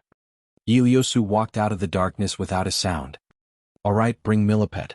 Master North Moon, long time no see. What good news do you have for me? In Obsidian City, Yi Mingzhu heard the news of North Moon's arrival and immediately rushed back. Her attitude was extremely respectful. After receiving the help of his weapons, the Spider Shadow tribe had gradually turned the tables in the underground battle. Mistress Yi is the one who is riding the crest of success. Li Qingshan crossed his legs and sat on a high-back chair. Yi Liubo and Yi Liusu stood beside him.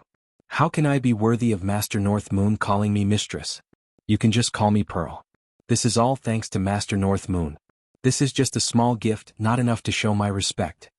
Yi Mingzhu held a brocade box and offered it with both hands. There is no such thing as an undeserved reward. Pearl, you must have other requests. Li Qingshan opened the brocade box. Inside was 1,000-year black blood ginseng. It was completely black and overflowed with spiritual energy. It had a vague human shape. Unlike other spirit herbs, as one of the spirit herbs that could be consumed directly, the black blood ginseng was very valuable in the underground. May I ask if Master North Moon still has the pill that Liubo ingested? If he does, I'm willing to exchange it for even more and even better spiritual herbs. Yi Mingzhu's eyes lit up. There were many night roamers in the clan who had reached a certain level but failed to break through. If she could obtain a few pills, they could instantly gain many powerful cultivators who had undergone the heavenly tribulation, forming a crushing force. Pearl, you sure are ambitious. Li Qingshan fiddled around with the black blood ginseng with a smile. There's nothing I can do either. If you're willing to assist me, Sir North Moon, then I promise you that any request you have in this region in the future, Sir North Moon will be absolutely satisfied, including me. Yi Mingzhu smiled coquettishly. I do, but before that, come with me to see the Spider Queen first. Normally I'll take what I want personally. Li Qingshan smiled. If he wanted to protect his territory and deal with Fu Qingjin, the night roamers would be extremely important. However, he did not plan on using a weak method like an equal exchange. He wanted to grasp this power in his hands and establish a foundation for his authority in the underground world. It's just a few dozen subordinates. What Fu Qingjin has, I have to have too. In Cobweb City, a bright red carpet was laid out before the throne. Helicoverpa Rosa stood behind the throne in a scarlet dress. She rested her chin on her hand and studied Li Qingshan. North Moon, you've finally come to see me. Spider Queen has summoned you, yet you've never come. Just what are your intentions? Blood Shadow's pale face was filled with undisguised hostility. I've been thinking about Mime Spider Queen at all times, but I've always been on the move for Mime Spider Queen's orders. I'm not like some people who only know how to pass their days leisurely in the territory. Li Qingshan laughed aloud and glanced at Blood Shadow. In other words, you've brought the Green Vine Elder's head? Helicoverpa Rosa's expression changed. She became slightly interested. Unfortunately, I haven't. Li Qingshan laid out his hands. Are you toying with Mime Spider Queen? Am Spider Queen, I'll go above ground right now and bring back the Green Vine Elder's head. Blood Shadow scolded loudly before volunteering himself. Spider Queen's expression turned slightly cold. Li Qingshan laughed aloud. His laughter echoed through the high hall. What are you laughing at? From today onwards, no one can bring back a single strand of his hair. That's because he's already vanished with the Green Vine Mountain. Vanished? Helicoverpa Rosa was slightly doubtful. What nonsense are you spouting? Blood Shadow frowned. I couldn't help it. I was a little heavy-handed. Li Qingshan laid out his hands. Helicoverpa Rosa curled her finger, and an oval mirror in the corner of the hall shone brightly. It was an arcane artifact. Li Qingshan was surprised. He saw the scene in the mirror pass through the rock and soil, arriving above ground. It reflected the Green Vine Mountain that had become a huge pit. At that moment even Blood Shadow was speechless. Only now did he understand what Li Qingshan meant by vanished. His first reaction was that this was impossible. Even if he used his full strength, it was impossible for the entire mountain to end up like this, unless he blew up his demon core. The corner of Helicoverpa Rosa's lips curled up, gradually widening. It was beautiful and cruel, a chilling laugh. It was like a thin thread only passing through his mind.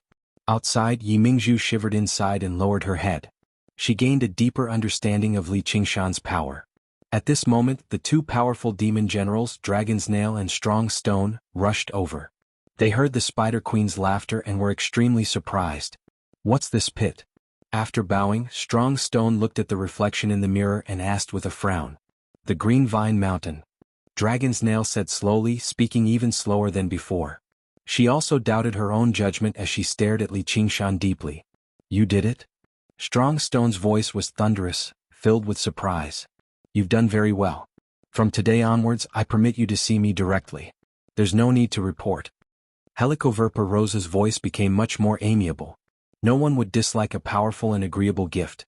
Yi Mingzhu's expression changed. This was a privilege that only Dragon's Nail, Strong Stone, and Blood Shadow possessed. Did this mean another demon general would be added to Helicoverpa Rosa's list of 3 from today onwards? Let's fight. Strong Stone licked his lips.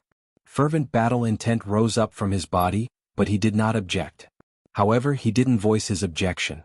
If this was really his doing, then he was indeed qualified to have such power. Blood Shadow said, Am Spider Queen, he's lying. North Moon, I don't believe you can do this. Are you bold enough to face me? This time I won't let you go so easily. Blood Shadow believed that with his own strength, as long as he obtained Spider Queen's permission, he would definitely be able to expose North Moon's true strength. He would make Spider Queen understand that he was not worthy of standing on equal footing with them. Stop. Helicoverpa Rosa called out to stop them. Do you want to face off against a clone? A clone? Apart from Dragon's Nail, everyone was surprised. Yi Mingzhu suddenly understood why he was so fearless when he faced the entire Spider Shadow clan in the past. She became more and more glad that she had made the decision back then. You've been using a clone to deal with us the entire time? Blood Shadow's expression became more and more gloomy. He thought of the last time he was hunted down. He had disappeared into thin air in an inconceivable way. It turned out that it was a clone that had played him in circles. Safety first. I believe Am Spider Queen can understand my worries.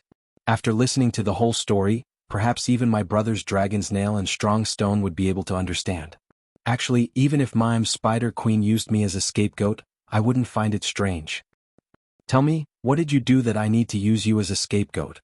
I'm also very curious. How did you do it? Helicoverpa Rosa's curiosity was also piqued.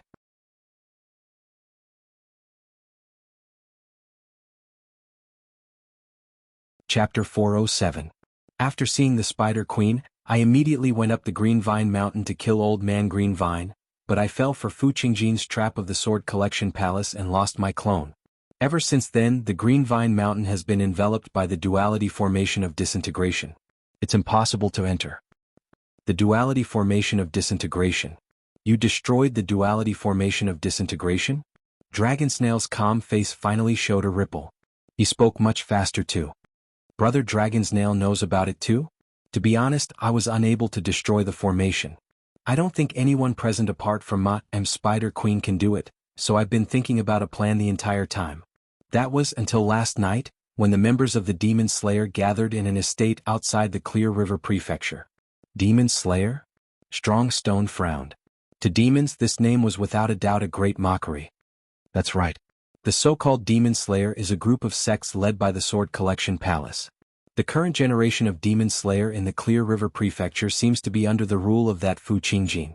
Continue, Helicoverpa Rosa said after some thought.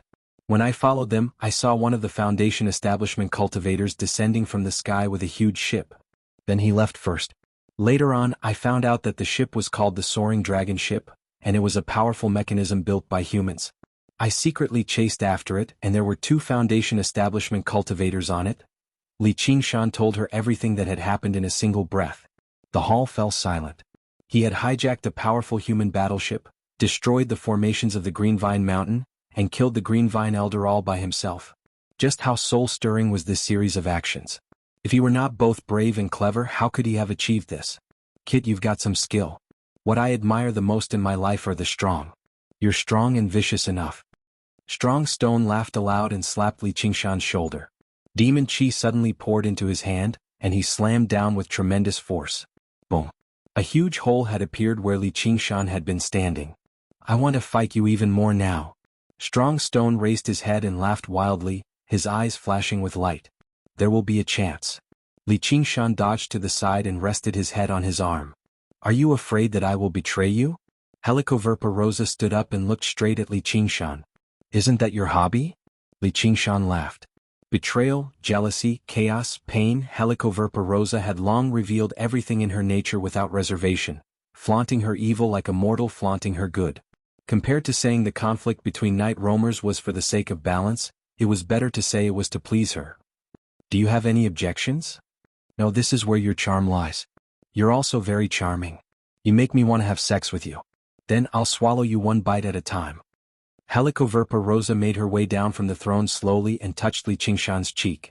She licked her bright red lips and said with a deep voice that was filled with terrifying charm.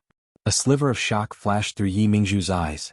Li Qingshan shivered inside too. He had heard Yi Liubo mention a few underground customs. There were some customs underground. One of them was that the various clans would sacrifice male night roamers to the Spider Queen every year, while the Spider Queen would eat every single person she had intercourse with. There were no exceptions. If anyone were bold enough to have designs on her, then she would be their most fatal lover. Fortunately, due to the law that demons could not kill one another, she would not force demons to do so. Li Qingshan raised his head slightly and said to her, who was only inches away, there might be a chance in the future. When you can't eat me. You're very bold. It's just a clone after all.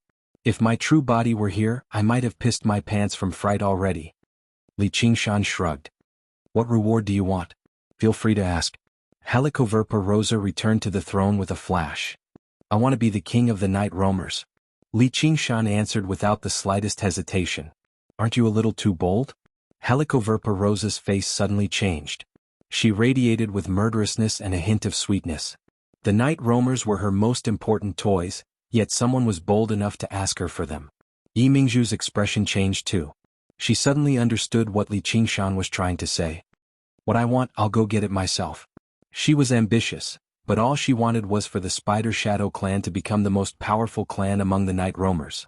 Compared to her ambition, becoming the most powerful clan among the night roamers still seemed insignificant. If you don't agree to it, then all I can do is abandon my territory and flee to another place. Are you threatening me? Helicoverpa Rosa's eyes narrowed dangerously. Of course not. Since you refuse to hand me over, the Demon Slayer's revenge will arrive very soon. My territory will definitely be the first to bear the brunt of it. The Demon Slayer is rife with masters. Only by gathering enough strength can we stand a chance against him in a battle to the death. Or in other words, are you only satisfied with these small skirmishes? War is imminent. The strength of the night roamers is an extremely important force under your command, but right now they're still a pile of loose sand. When the time comes, they won't be of any use. In the end, they'll only be defeated one by one. I'll gather them together and turn them into the true sword in your hands. Against the Demon Slayer, isn't that more interesting than killing one another? Li Qingshan took a step forward and said clearly. This was his objective. As long as he gathered the strength of all the night roamers, they would be a powerful force that could not go against the demon slayer of the Clear River Prefecture. Then he would have the leverage to clash with Fu Qingjing. There was no need for any trade at all. The night roamers would have to offer up various spiritual herbs to him. Helicoverpa Rosa sank into her thoughts afterwards, as what Li Qingshan said did make sense. Before war, gathering their strength was very necessary. Spider Queen, you mustn't do that, Blood Shadow said in a hurry. If he really succeeded, his influence underground would completely surpass the three of them. He would become the strongest demon general under Helicoverpa Rosa's command. The three of them are all your seniors. Their age and knowledge far surpass yours. If two of them support you, then I'll agree. Right now you have an opponent. Helicoverpa Rosa smiled afterwards. I support you. I'll support whatever you oppose. Strong Stone said immediately, glancing at Blood Shadow scornfully. Strong Stone. Blood Shadow's voice was as cold as ice. However, there's a condition. You must fight me in your original form.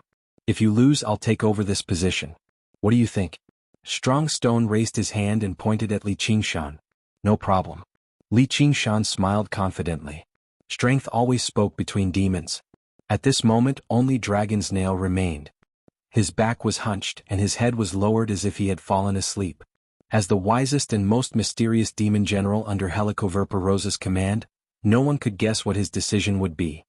Strong Stone, you might be powerful, but you don't have the ability to lead, Dragon's Nail said slowly. If you want to do it, then I'll let you have it. Strong Stone snorted. I don't have that kind of energy. Blood Shadow, what do you think? I also support this, but the condition is the same as Strong Stone. Blood Shadow immediately changed his words. If Dragon's Nail also supported it, the situation would be very disadvantageous for him. Perhaps this was instead a heaven-sent opportunity. I object. Dragon's Nail took a step back and said slowly, his eyes shining brightly.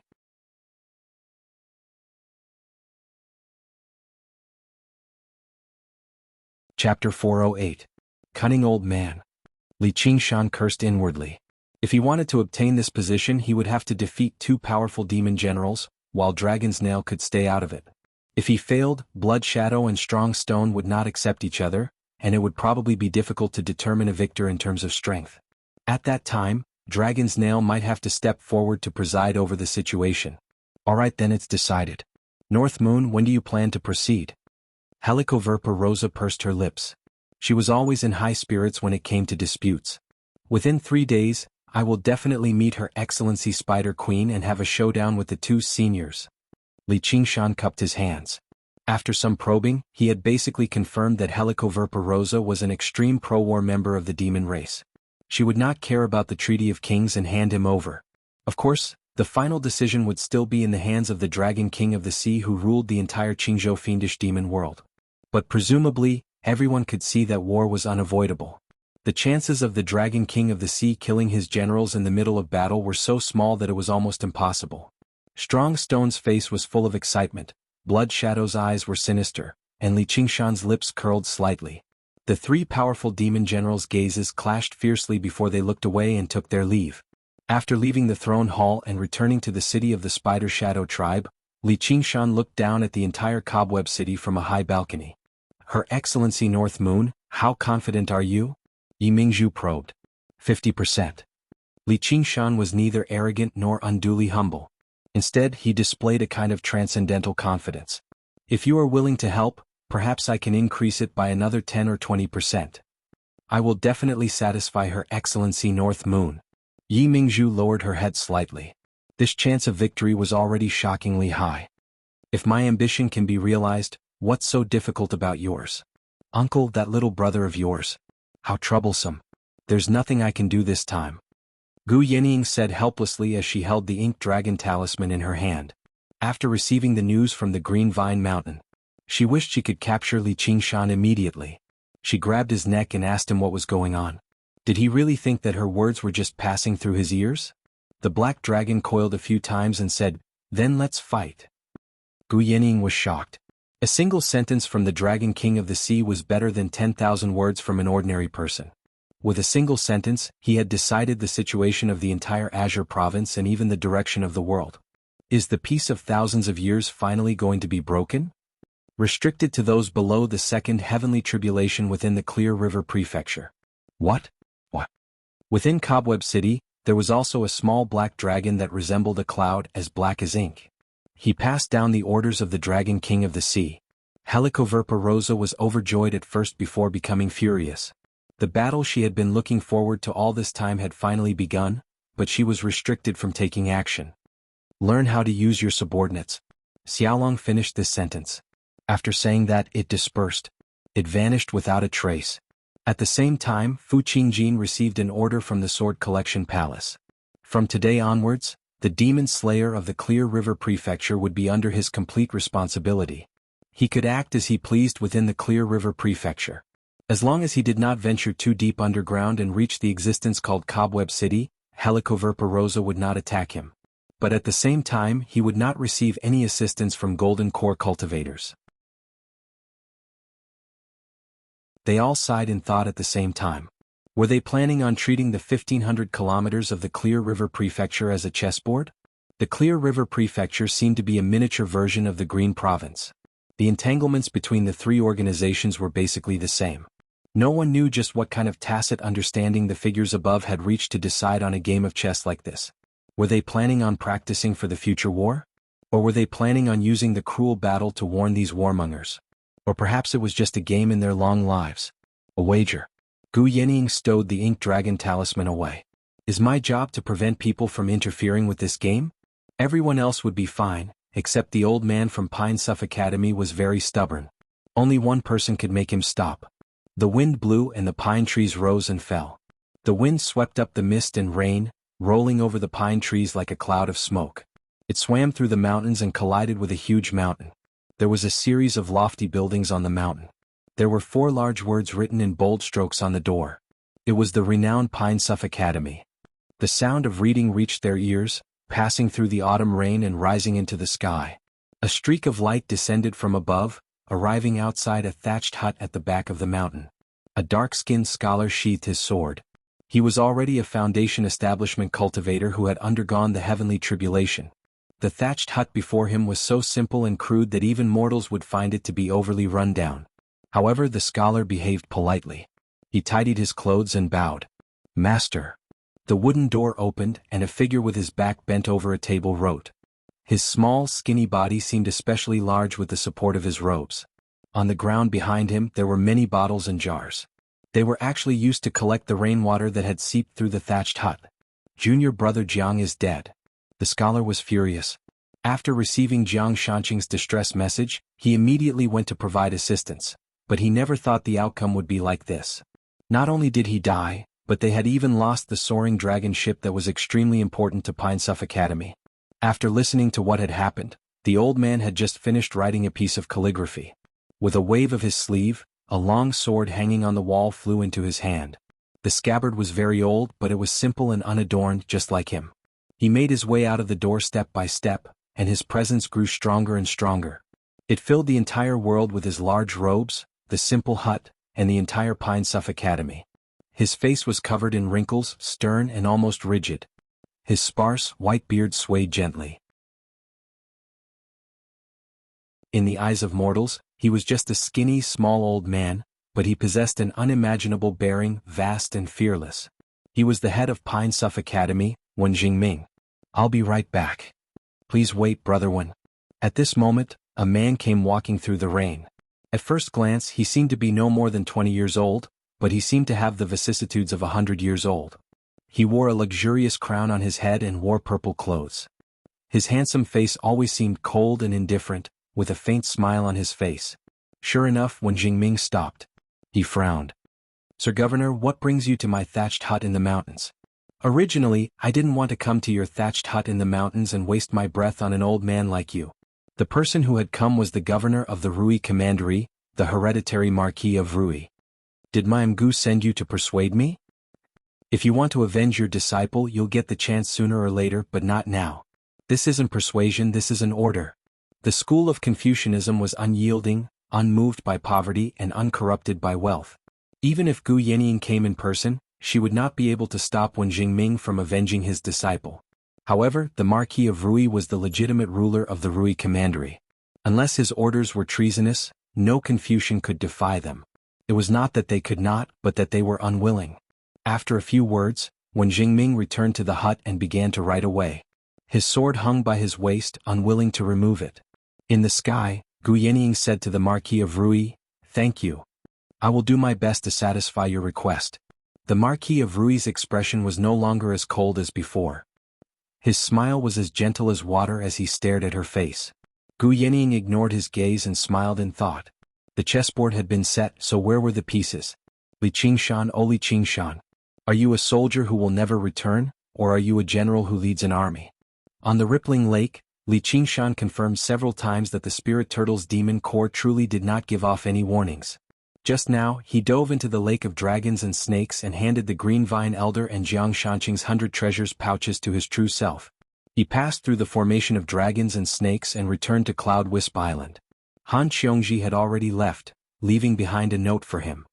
Old Wang wants me to return exactly because I'm the primary disciple of the school of legalism. Li Qingshan placed the note down and turned around. All he saw was a petite figure in black clothes staring at him from afar as she supported herself with bamboo. Li Qingshan beamed with joy. "Little Un, come over here. I've got something good for you to see." Little Un did not lunge over like before. Li Qingshan's heart softened.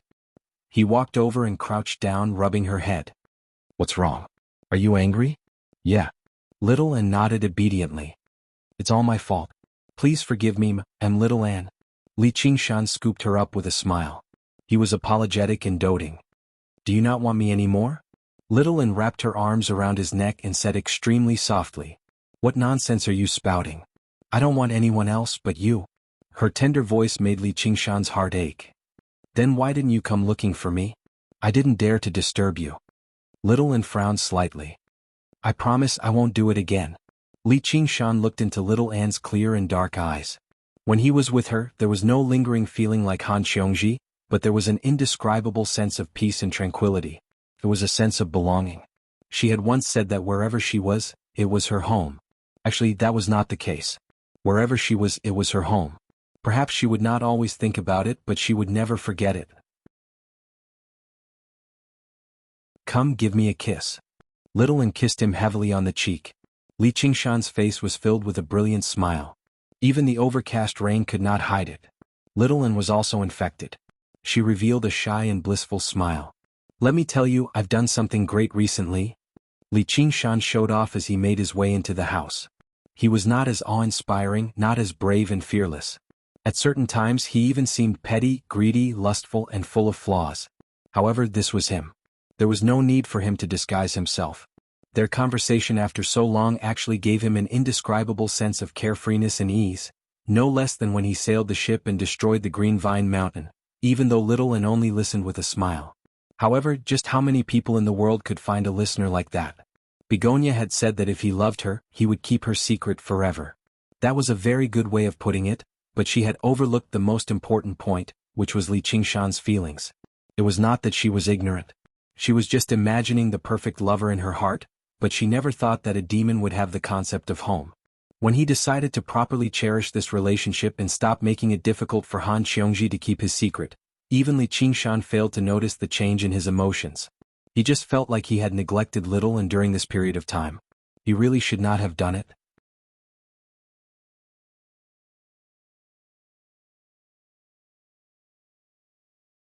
Chapter 409. Little Un showed Li Qingshan the skull prayer beads she had refined. There was a string of 14 prayer beads on her slender wrist. They were as white as new.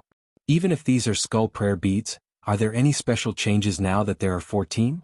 Li Qingshan asked curiously. Little Un smiled. With a wave of her hand, the prayer beads scattered and landed on the ground. They bounced a few times and stabilized themselves. Yes, they had stabilized themselves. Every single prayer bead had become a complete skeleton. They were only the size of a finger, but their bones were thick, their claws sharp, and their fangs long. They seemed vicious and powerful. What's this? Li Qingshan bent down and studied them carefully. Suddenly, his expression changed in surprise. He could sense that every single skeleton possessed the strength of a regular demon general. They were just holding back right now, not unleashing their true power. Skeleton demons. Little Un opened her right hand, and the 14 skeletons leapt onto her palm, baring their fangs and brandishing their claws at Li Qingshan. Only after she flicked their heads one by one did they become much more obedient. However, in that moment, Li Qingshan truly felt a sense of danger. If they actually began fighting, these skeleton demons would definitely be a huge problem. The 14 prayer beads represented 14 fearlessness in Buddhism. They were the first completed artifact from the Path of White Bone and Great Beauty's artifact forging section, the weakest grade of skull prayer beads. Li Qingshan could not help but sigh in amazement. This ability truly was heaven-defying. Regardless of the person's cultivation, they would possess 14 times the strength of regular cultivators as soon as they underwent the heavenly tribulation. Just how powerful was it? This was not a unique ability. For example, the lone grave elder of the 3 elders refined corpse generals.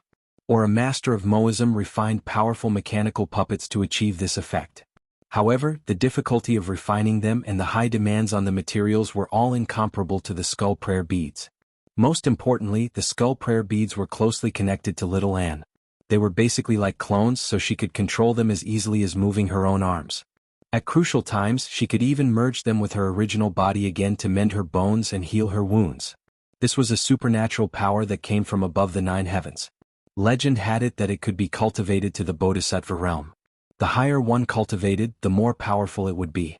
A white bone sword and a string of skull prayer beads. Little Anne could basically sweep through the foundation establishment realm, unless he faced someone like Fu Qingjin. He had a powerful treasure in his hand. Only cultivators who had reached the peak of the foundation establishment realm would have some difficulty. Are you trying to pressure me? Li Qingshan rubbed Little Anne's head forcefully. Originally, after he became a demon general, he was proud of his success and had a sense of arrogance. Only now did he wake up, not daring to be careless. Are you going into seclusion? Little Anne smiled shyly. His eyes flickered with anticipation. Good. After this period of time is over, I should go into seclusion for a period of time to properly raise my chi refining cultivation and quickly reach foundation establishment. I'll take a good look at what exactly Brother Ox left for me. At the very least, it'll be the accumulation of a golden core cultivator. I can't let you surpass me. Let me show you my spoils first. Opening Jiang Shanqing and the Green Vine Elder's 100 treasures pouches, Li Qingshan was first disappointed before becoming overjoyed. Jiang Shanqing had only reached foundation establishment recently, and he was still a disciple, so his accumulation was extremely limited. Only the supreme grade spiritual artifact sword he wielded had some value.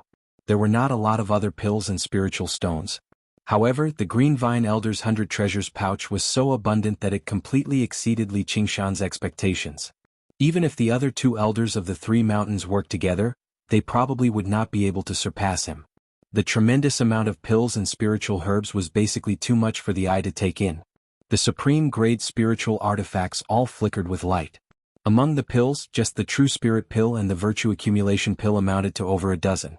However, what caught Li Qingshan's attention the most was not that, but a dark golden pill sealed in a bottle. That's an Origin Spirit pill. Li Qingshan's eyes narrowed slightly.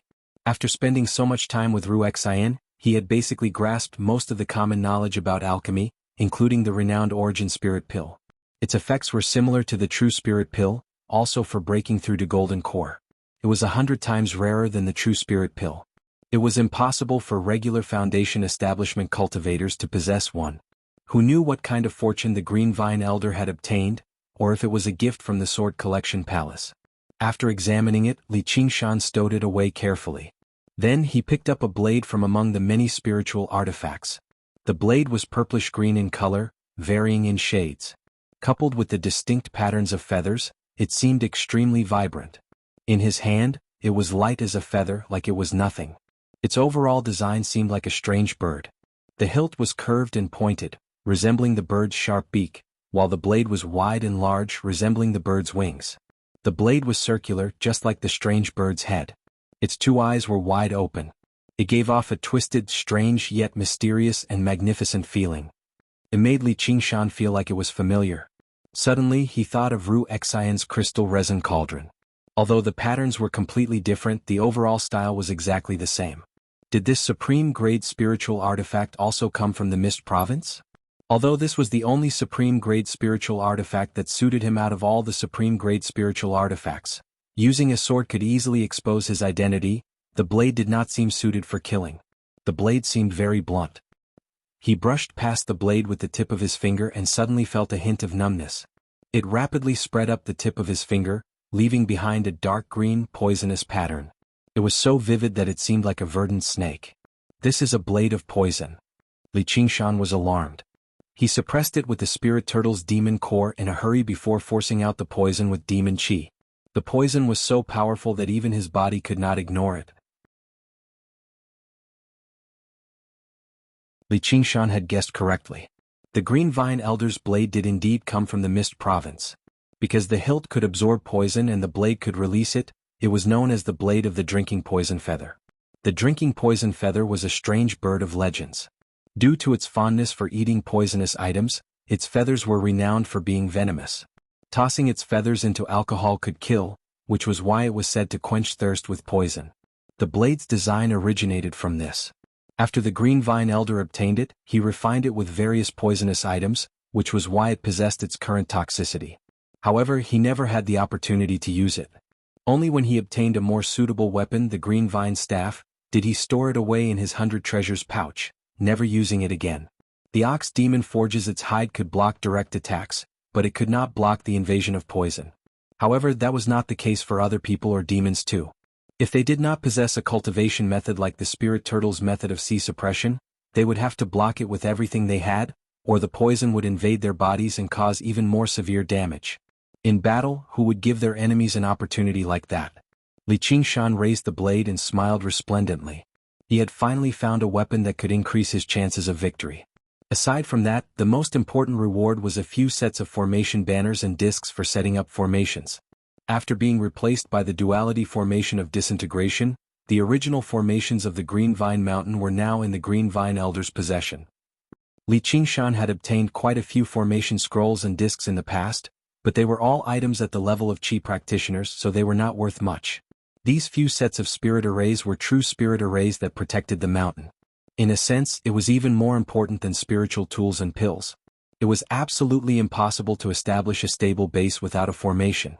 Otherwise, no matter how many experts you gathered, as long as the other party's cultivation was higher and they knew some concealment techniques, they would be able to enter unhindered territory. Even if the formations could not stop enemies, they could serve as warnings. Li Qingshan thanked the Green Vine Elder. With these items he could begin his plan. Little N, prepare to go on a punitive expedition with me. In the blink of an eye, 3 days had passed. The news of the battle between the 3 demon generals had already spread throughout the underground world. Everyone in Cobweb City waited eagerly. This was a battle that would affect the fate of the entire race of night roamers. Hasn't he returned yet? Yi Mingzhu leaned against the window and gazed at the platform. The scarlet-red figure behind Helicoverpa Rosa seemed like a god, also waiting. Don't tell me he's afraid. Yi Liuxing said coldly. He's going to challenge the 2 of them consecutively, so it makes sense for him to be afraid. He actually said he wanted to be the king of the night roamers. What shameless boasting. The elders discussed softly and mocked him scornfully. Master is omnipotent. Why would he be afraid of them? Yi Liubo refuted loudly. Her eyes burned with passion. To her, that person was no longer just her master in name. Instead, he was the mental support that held all of her hopes and feelings. The elders glared at this traitor while Yi Liubo refused to back down. She was persuaded away by Yi Mingzhu and Yi Liusu. However, among the other races, the voices of disdain, mockery, and ill intent only grew louder. A demon general who had appeared out of nowhere wanted to challenge the order underground and rule over them, night roamers. That was nothing more than wishful thinking. He's here. A gleam of light flashed through Yi Mingzhu's eyes. A scarlet-red figure shot through the air, arriving on the platform in the blink of an eye. Just his startling speed made many night roamers shut their mouths. Li Qingshan was bare-chested, revealing a body that was as perfect as a sculpture. His hands were placed in his pockets casually, while the blade of the drinking poison feather was wrapped up in layers and hung across his waist. He was extremely relaxed. Spider Queen, I've made you wait. So this is your original body. Helicoverpa Rosa studied him from head to toe and licked her lips. Her scarlet-red eyes were dazzling. You can say that. Li Qingshan glanced past the cavern from the corner of his eye. Although he could not sense any aura, he knew little and was waiting silently on the side, preparing for the worst-case scenario. However, It seemed like Helicoverpa Rosa had no plans of falling out with him for now. Let's begin. Strong Stone and Blood Shadow released their demon chi at the same time. Li Qingshan smiled and no longer held back. His demon chi rushed into the air.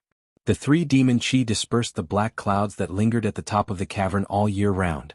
Strong Stone's was the strongest, Blood Shadow's was slightly weaker, and Li Qingshan's was much weaker. As a demon general who had broken through recently, it was already extremely rare for him to possess such strength.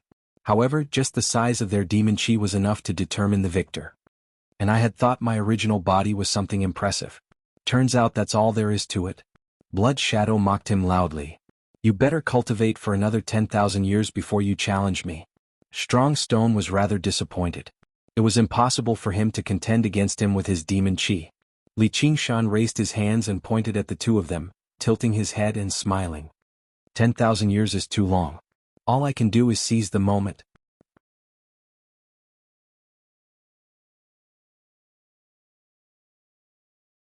Chapter 410. He's clearly in such a disadvantageous position, yet he's still provoking us fearlessly. Is there something wrong with this demon's head? The night roamers either discussed softly or mocked loudly. They believed the outcome had already been decided. Is it just arrogance? Ieyasu suddenly recalled everything that had happened after she met him. His figure that roared fearlessly at the entire Spider Shadow clan was still vivid in front of her. No, that's not it. All of his arrogance was built on his self-confidence. He dared to say, "Who dares to kill me?" without any scruples because that was only his avatar. If he really attacked, the ones who would suffer losses in the end would only be the Spider Shadow clan. Looking back, all she saw was Yi Liuba's eyes shining. She did not doubt him at all. She opened her mouth and closed it again, smiling bitterly. Was this still the cunning and talented Yi Liuba she knew? She had found someone she could rely on, and she chose to trust him without holding back at all. Was this not necessarily a form of luck? What about herself? What about the fate of the entire night roamers? And where would they go? Suddenly, she hoped from the bottom of her heart that the North Moon could emerge victorious, as he was a demon that did not seem like a demon. If he led the night roamers, he would definitely bring about a brand new change. Dragon's Nail said slowly, "I've arranged a suitable battlefield for you." Flowing upstream from the river of lava on the other side of Cobweb City, their field of vision suddenly opened up. Li Qingshan raised his head and gazed over. A huge rift ran through the ground several hundred meters deep. Looking down from above, all he saw was a thin fire-red river flowing at the bottom of the rift like a long winding snake. Li Qingshan's figure was as tiny as a mustard seed. Li Qingshan lowered his head. He stared at the flowing lava, and his scarlet eyes shone brightly. On the other side of the river of lava, Strong Stone clenched his fists and cracked them loudly, sniggering viciously. "Don't worry, I won't kill you. I'll just crush your bones one by one and make you understand the price of challenging the strong. Then come and try it." Li Qingshan strode forward. A pair of iron hooves stepped heavily into the lava river, causing sparks to fly everywhere. Amidst the gasps of surprise, his figure rapidly changed. His scarlet hair was like fire, his horns were like hooks, his head was like copper and his forehead was like iron. There was a type of wild ferocity about him. The barbaric aura of an ancient demon was released. But at the same time on his pitch-black skin, it flashed with blue profound patterns. This was something he had obtained after reaching the third layer of the spirit turtle. It was exactly the same as the profound inscriptions on the turtle's back. It also possessed a profound aura that could penetrate the true meaning of the world, filled with intelligence and divinity. Doing whatever one wanted, going against the heavens was the devil. Those who obeyed the heavens and fused with the Tao, those who lived as long as the heavens and the earth were gods. Two completely opposite and contradictory thoughts. They appeared on his body at the same time, and even he himself did not realize how strange it was. Helicoverpa Rosa was slightly moved. This was his true form. Yi Mingzhu cursed inwardly. In the end, he still refused to listen to her advice. 2 days ago, Yi Mingzhu sorted out the information and sent it to Li Qingshan. She also helped him discuss the strategy for these two battles. Strong Stone was transformed from a strange rock. It's an extremely rare rock spirit. It's indestructible and has extraordinary strength. To deal with him, the only way is to use the advantage of speed and look for flaws. Makes sense. Li Qingshan smiled. And Blood Shadow's true form is a bat. However, a demon general cultivated from a normal bat wouldn't be so powerful. It should be some kind of exotic beast. However, not many people know its true origin. Rumor has it that he's not from this world but from the blood pool hell. If he unleashes his speed to the limit, perhaps only Helicoverpa Rosa can restrain him. Therefore, if you want to defeat him, the only way is to remain unchanging. Wait until he's tired, then kill him in one strike. Strong Stone and Blood Shadow both want to defeat each other like this, right? But what's the result? It's a draw. However, according to this strategy, at least we can be in an invincible position. What's the use of being in an invincible position? My goal is to win. Win? Although Li Qingshan claimed to have a 50% chance of winning, Yi Mingzhu deeply doubted this. As long as they could draw 2 battles, they could stabilize their position in the underground world and truly become one of the 4 great demon generals. Then they could plan slowly in the future. However, Li Qingshan's words just now seemed to be an answer to her. 10,000 years is too long. We can only seize the moment. Interesting. Let's see how many punches you can take. Strong Stone laughed loudly. He admired and ridiculed Li Qingshan for daring to fight him head-on. At the same time, his body expanded, turning into a tall stone giant. He strode over and punched at Li Qingshan's chest. Simple and unadorned, heavy as a mountain just like his body. However, in his small eyes, which were squeezed by his fierce-looking face, nose squashed to only 2 dots, a strange and cunning light flashed. In Li Qingshan's heart, a fanatical fighting spirit suddenly rose. Without hesitation, or in other words, he had no time to think. His body naturally reacted and punched at Strong Stone's chest.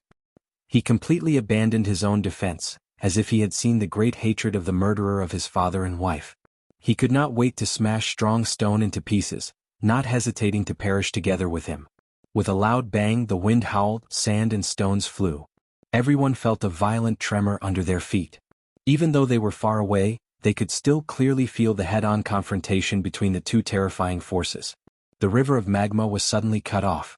Strong Boulder only wavered slightly, but Li Qingshan was sent flying, slamming heavily against the wall and sinking in. He was buried under the rubble that had collapsed. At that moment he felt as if he had crashed into a mountain. Not only was it firm, but it was also heavy. Master! Audiobook cried out. Blood Shadow hung upside down on a stone beam like a bat. A sunken smile hung on his pale face. This guy did not understand Strong Stone's true abilities at all. No matter how great his strength was, no matter how tough his body was, it was useless if he could not land a hit. However, Strong Stone could force his opponent into a battle to the death, an open confrontation. Is this your innate ability? Interesting. Strong Stone glanced at his fist before looking at the pile of rocks. With a boom, rocks flew everywhere. Li Qingshan stood up. The faint blue spirit turtle's profound shell flickered before him, but it was riddled with cracks and slightly deformed. It's just a punch. Li Qingshan was shocked. This was the power of the 3 demon generals. Their wondrous original bodies and millennia of cultivation had turned them into truly powerful and terrifying existences. If it were not for the spirit turtle's profound shell, he would have been injured by the punch. The cracks on the spirit turtle's profound shell healed immediately, but the situation did not improve at all, as it still consumed large quantities of demon qi. Li Qingshan's demon qi was nowhere close to Strong Stone's, so he would definitely lose in a battle of attrition. Li Qingshan found this rather strange. Why had he become so impulsive just now? He was a genius in actual combat. Every time he struck out, it might seem rash and arrogant in the eyes of others, but it would definitely be the best choice of tactics. He would never clash head-on with his opponent like a reckless man. Again?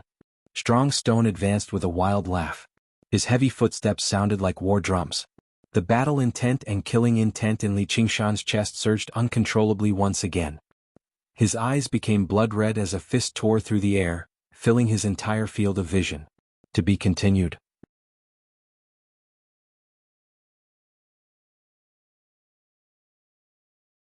Chapter 411.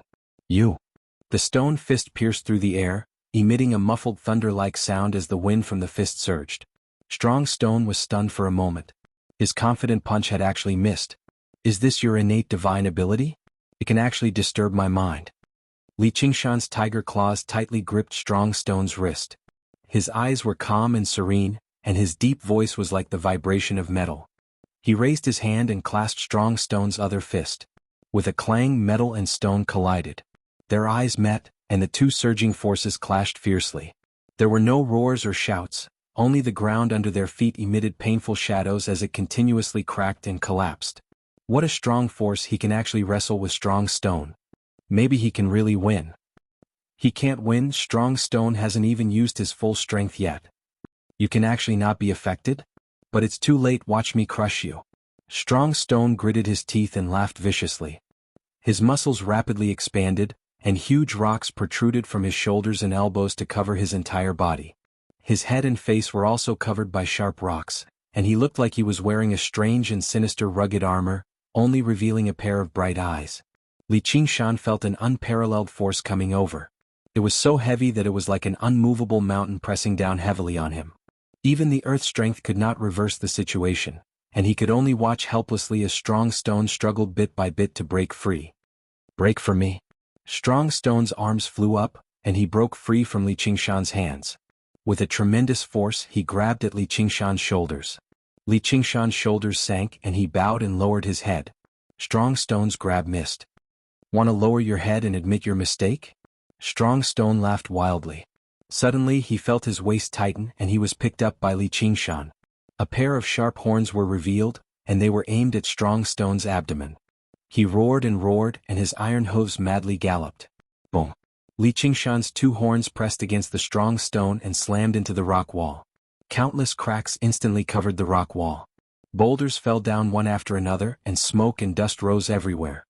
Interesting. It's been a long time since someone could make me feel pain. Let's have some fun. Wild laughter came from the pile of rocks. Strong Stone casually pushed aside the rocks. Li Qingshan's sharp horns. It only left two dents on his abdomen, which disappeared in the blink of an eye. Wait. Strong Stone was about to make a move. Li Qingshan raised his hand. Is he going to forfeit? That's the smart choice. The night roamers began to discuss. Anyone who saw this scene would feel despair and doubt whether they could win. I don't accept surrender. Strong Stone roared. Helicoverpa Rosa's eyes turned cold. What she wanted to see was not a fight of this level. Forfeit? That was just a warm-up. Let's play a game. Li Qingshan walked back to the broken river of lava. He turned around and stood firmly on his feet. What game? Strong Stone asked with interest.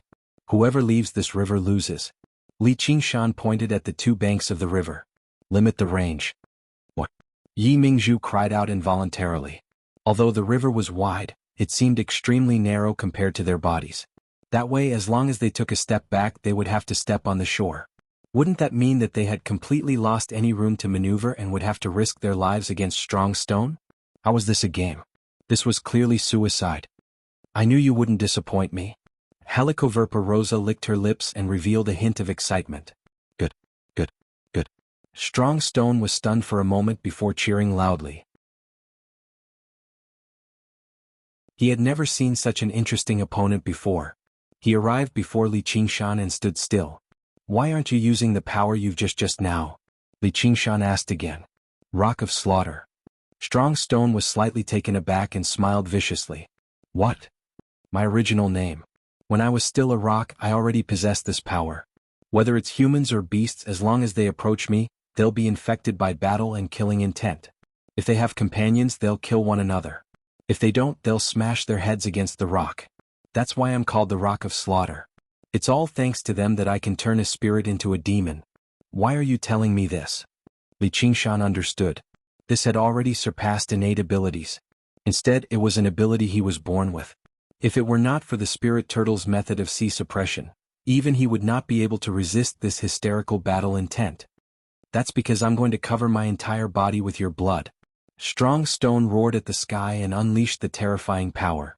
Even the eyes of the spectating night roamers in the surroundings reddened. When they looked at the people around them again, they were all so despicable. They were tempted to just kill them and be done with it. While they still had a sliver of clarity, they retreated several times, retreating extremely far away.